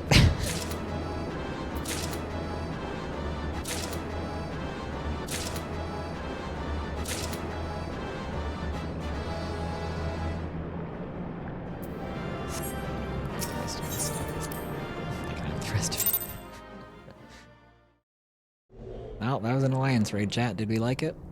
What did we think?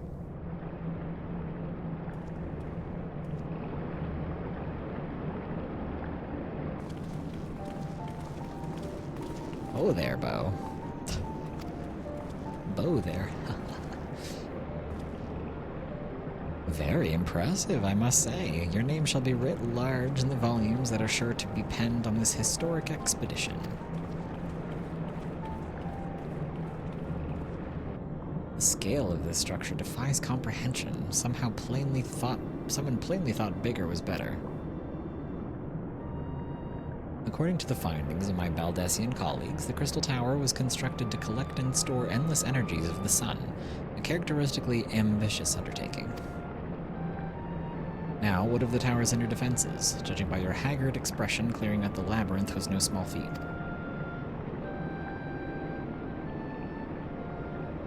A giant of a man wielding a shimmering scimitar, you say? Yes, that will have been Phlegathon?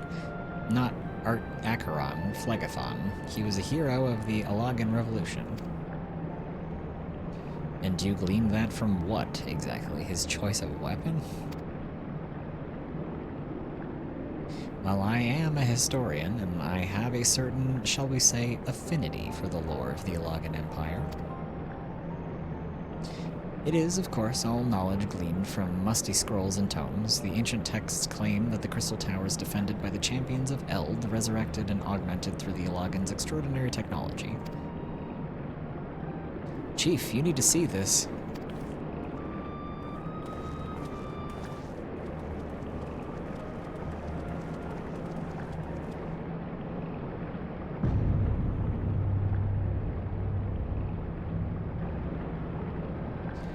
Well, there it is, the foot of the tower. What surprises do you have in store for us, I wonder? We're not even in the tower yet.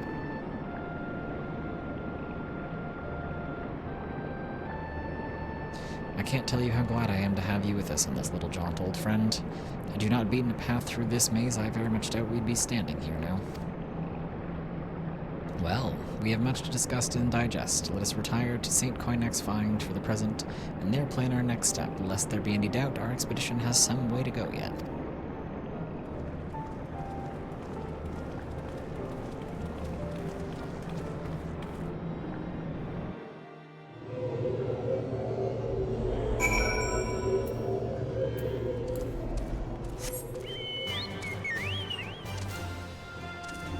I can't fly here. They won't let me.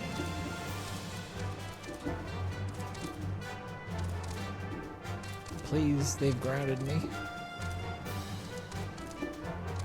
Damn. Doesn't work here.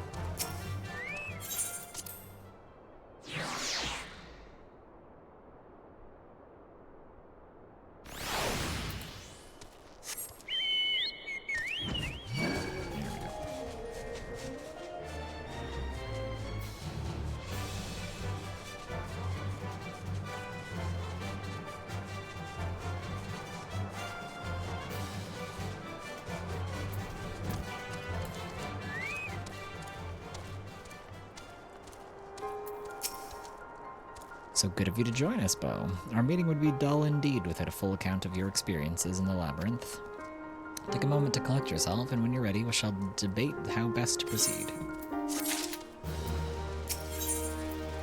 Rahatia is ready to address the assembled Fellowship of Noah. The Fellowship of Noah being accounted for, it is the time this assembly was called to order.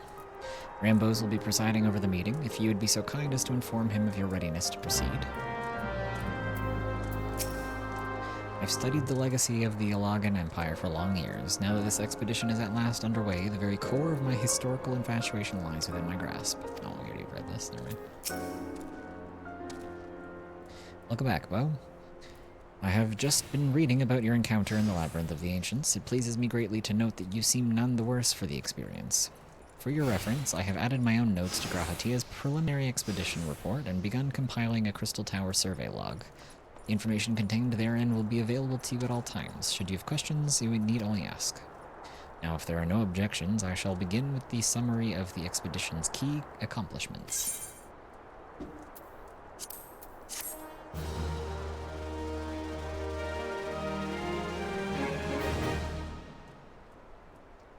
In the course of this Our first foray into the grounds of the Crystal Tower, we succeeded in neutralizing the structure's outer defenses before proceeding to secure the maze around the base of the spire. According to Bo's account, the labyrinth's defenses were most emphatically active. Disturbingly, his report also mentions a violent encounter with a sentry heavily augmented by Allagan technology. In short, our misgivings were well-founded. The Crystal Tower was not simply thrust above ground by chaotic shifting of Earth, it was somehow been reawoken. If, as seems increasingly likely, the tower secrets should prove too dangerous to share to the world, we have no choice but to contain them. Short of leveling the place, this will almost certainly involve returning its mechanisms to a state of dormancy. To do that, however, we will first need to address the question of how they work, the answer to which must surely be waiting for us inside the tower itself.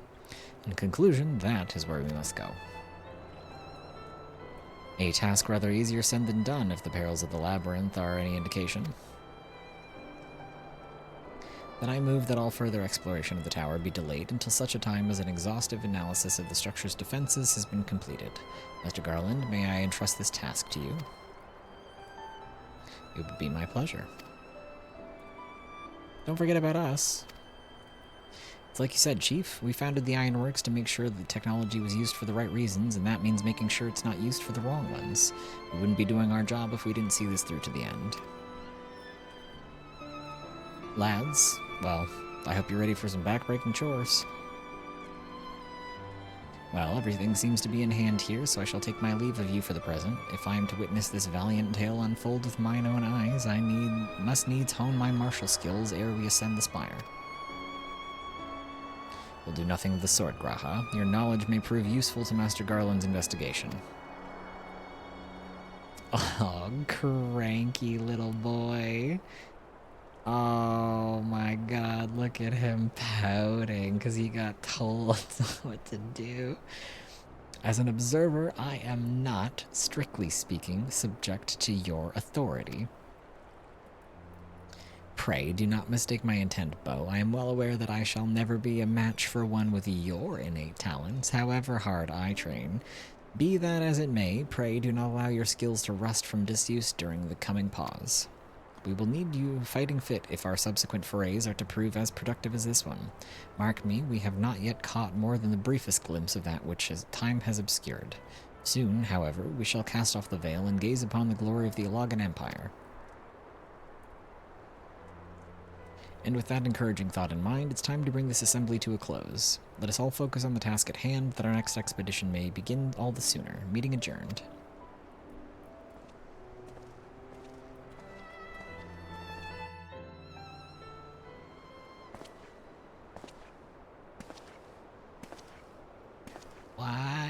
What's he doing here? Nero? What the heck? I mean, outlandish man. What's he doing here? Such a terrible mess, yet it does leave the door wide open, so to speak. One cannot help but be impressed. I'm beginning to understand the reliance you place on adventurers, old friend. So, this is the legacy the Allagan Empire left behind. If my readings are correct, the energy source waiting atop the tower is a match for even the Ultima weapon. Nay, more than a match. Hehehe, a new toy for me to play with.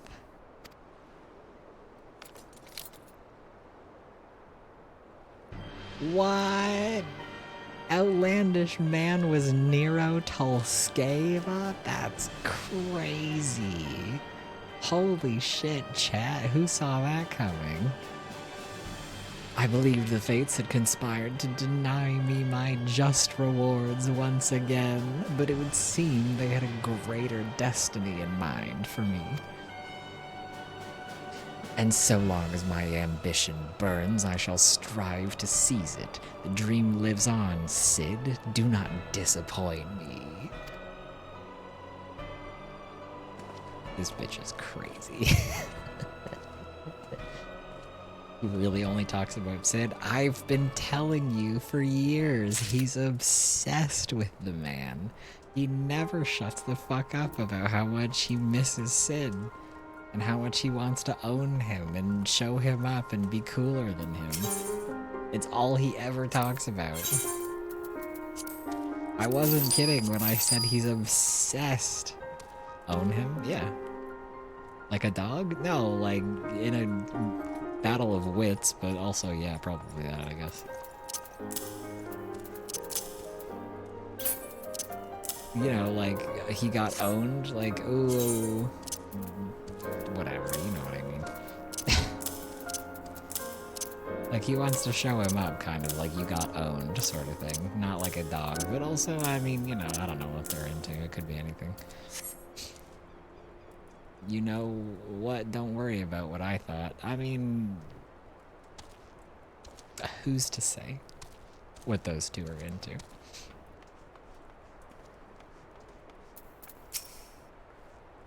just leave the business of sorting out the aftermath to us. Focus on clearing out the nasties, and we'll move in to survey what's left. The Ilagan civilization thrived at the border of a vast empire, producing marvels the likes of which this world has never seen again. It's said that its technologies were so advanced that Magitech of Garlemald appears crude and childlike in comparison. When I first laid eyes on the Crystal Tower, I finally realized the truth of that claim. Technology should never be allowed to imprison people. That's a hard lesson I learned from watching Gaius and my father. If the secrets of the Crystal Tower are as dangerous as we suspect, then I mean to keep them under lock and key. The terrible mistakes of history need not be repeated. Okay, chat. So I need your opinion on something. This is for chat to decide. It is the time of day where I usually end the stream, but we could continue the Crystal Tower raid and see more of the story of it tonight if you guys want a longer than usual stream. But it's up to you. Make your choice, chat. Saw voice. Make your choice.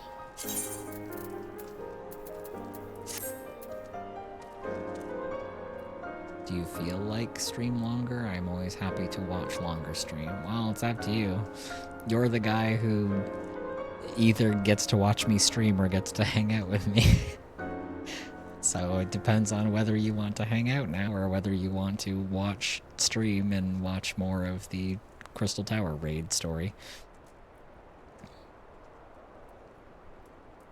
To finish the whole thing, I suspect it'll probably take like another hour, hour and a half.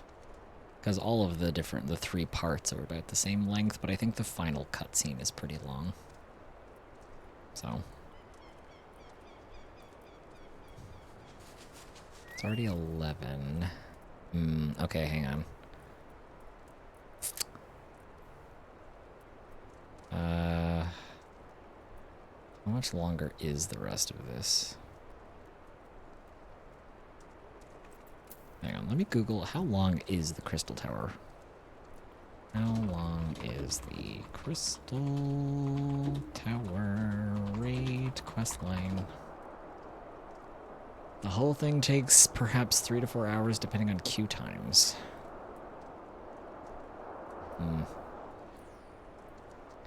And it is a bit long. I think we've already been doing this for like an hour and a half-ish. But apparently there's still like a couple more hours left. I don't know if I can reasonably finish this tonight.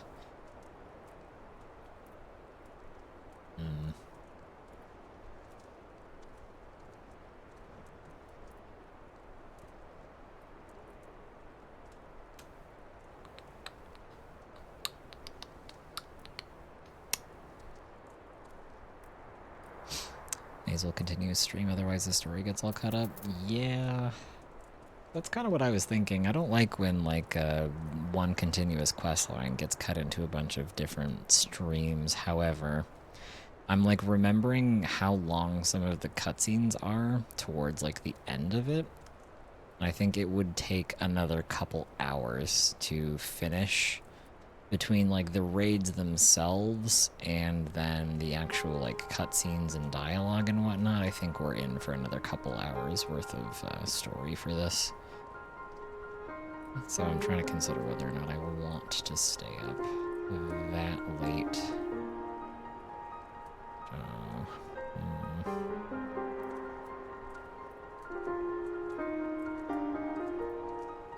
I think I'm getting a bit hungry. I think we might have to save this for the next time. I didn't think it was going to be that long, but I'm remembering that there's some pretty lengthy cutscenes, and there's a lot of dialogue in some of these sections, and we might have to do a little bit more like busy work stuff. I don't remember if there's any more fetch quest stuff or not. So, unfortunately, I think we might have to end it here and finish it next time. So, sorry, chat. We will reconvene on Wednesday and then pick this up again. So, I hope you all enjoyed the stream today. I hope you all enjoyed the beginning of post-ARR and the beginning of the Crystal Tower raid. And yeah, we will pick up and continue with the Crystal Tower raid questline on Wednesday. And then I'm not sure. Maybe we'll do a little bit more post-ARR after the Crystal Tower raid is finished on Wednesday. And then I need to figure out when a good point in the story would be for going and starting the Coils of Bahamut raid questline. Because from what I remember, when I was trying to do the Coils of Bahamut raid questline 4 years ago, nobody does those raids anymore. So, like, doing the story in them is one thing, but trying to, like, have queues to actually find people to do the raids with is, like, good fucking luck with that. So I don't realistically know if it's something I can do right now. I might have to, like, unsync it and do it when I'm, like, level 80 or 90.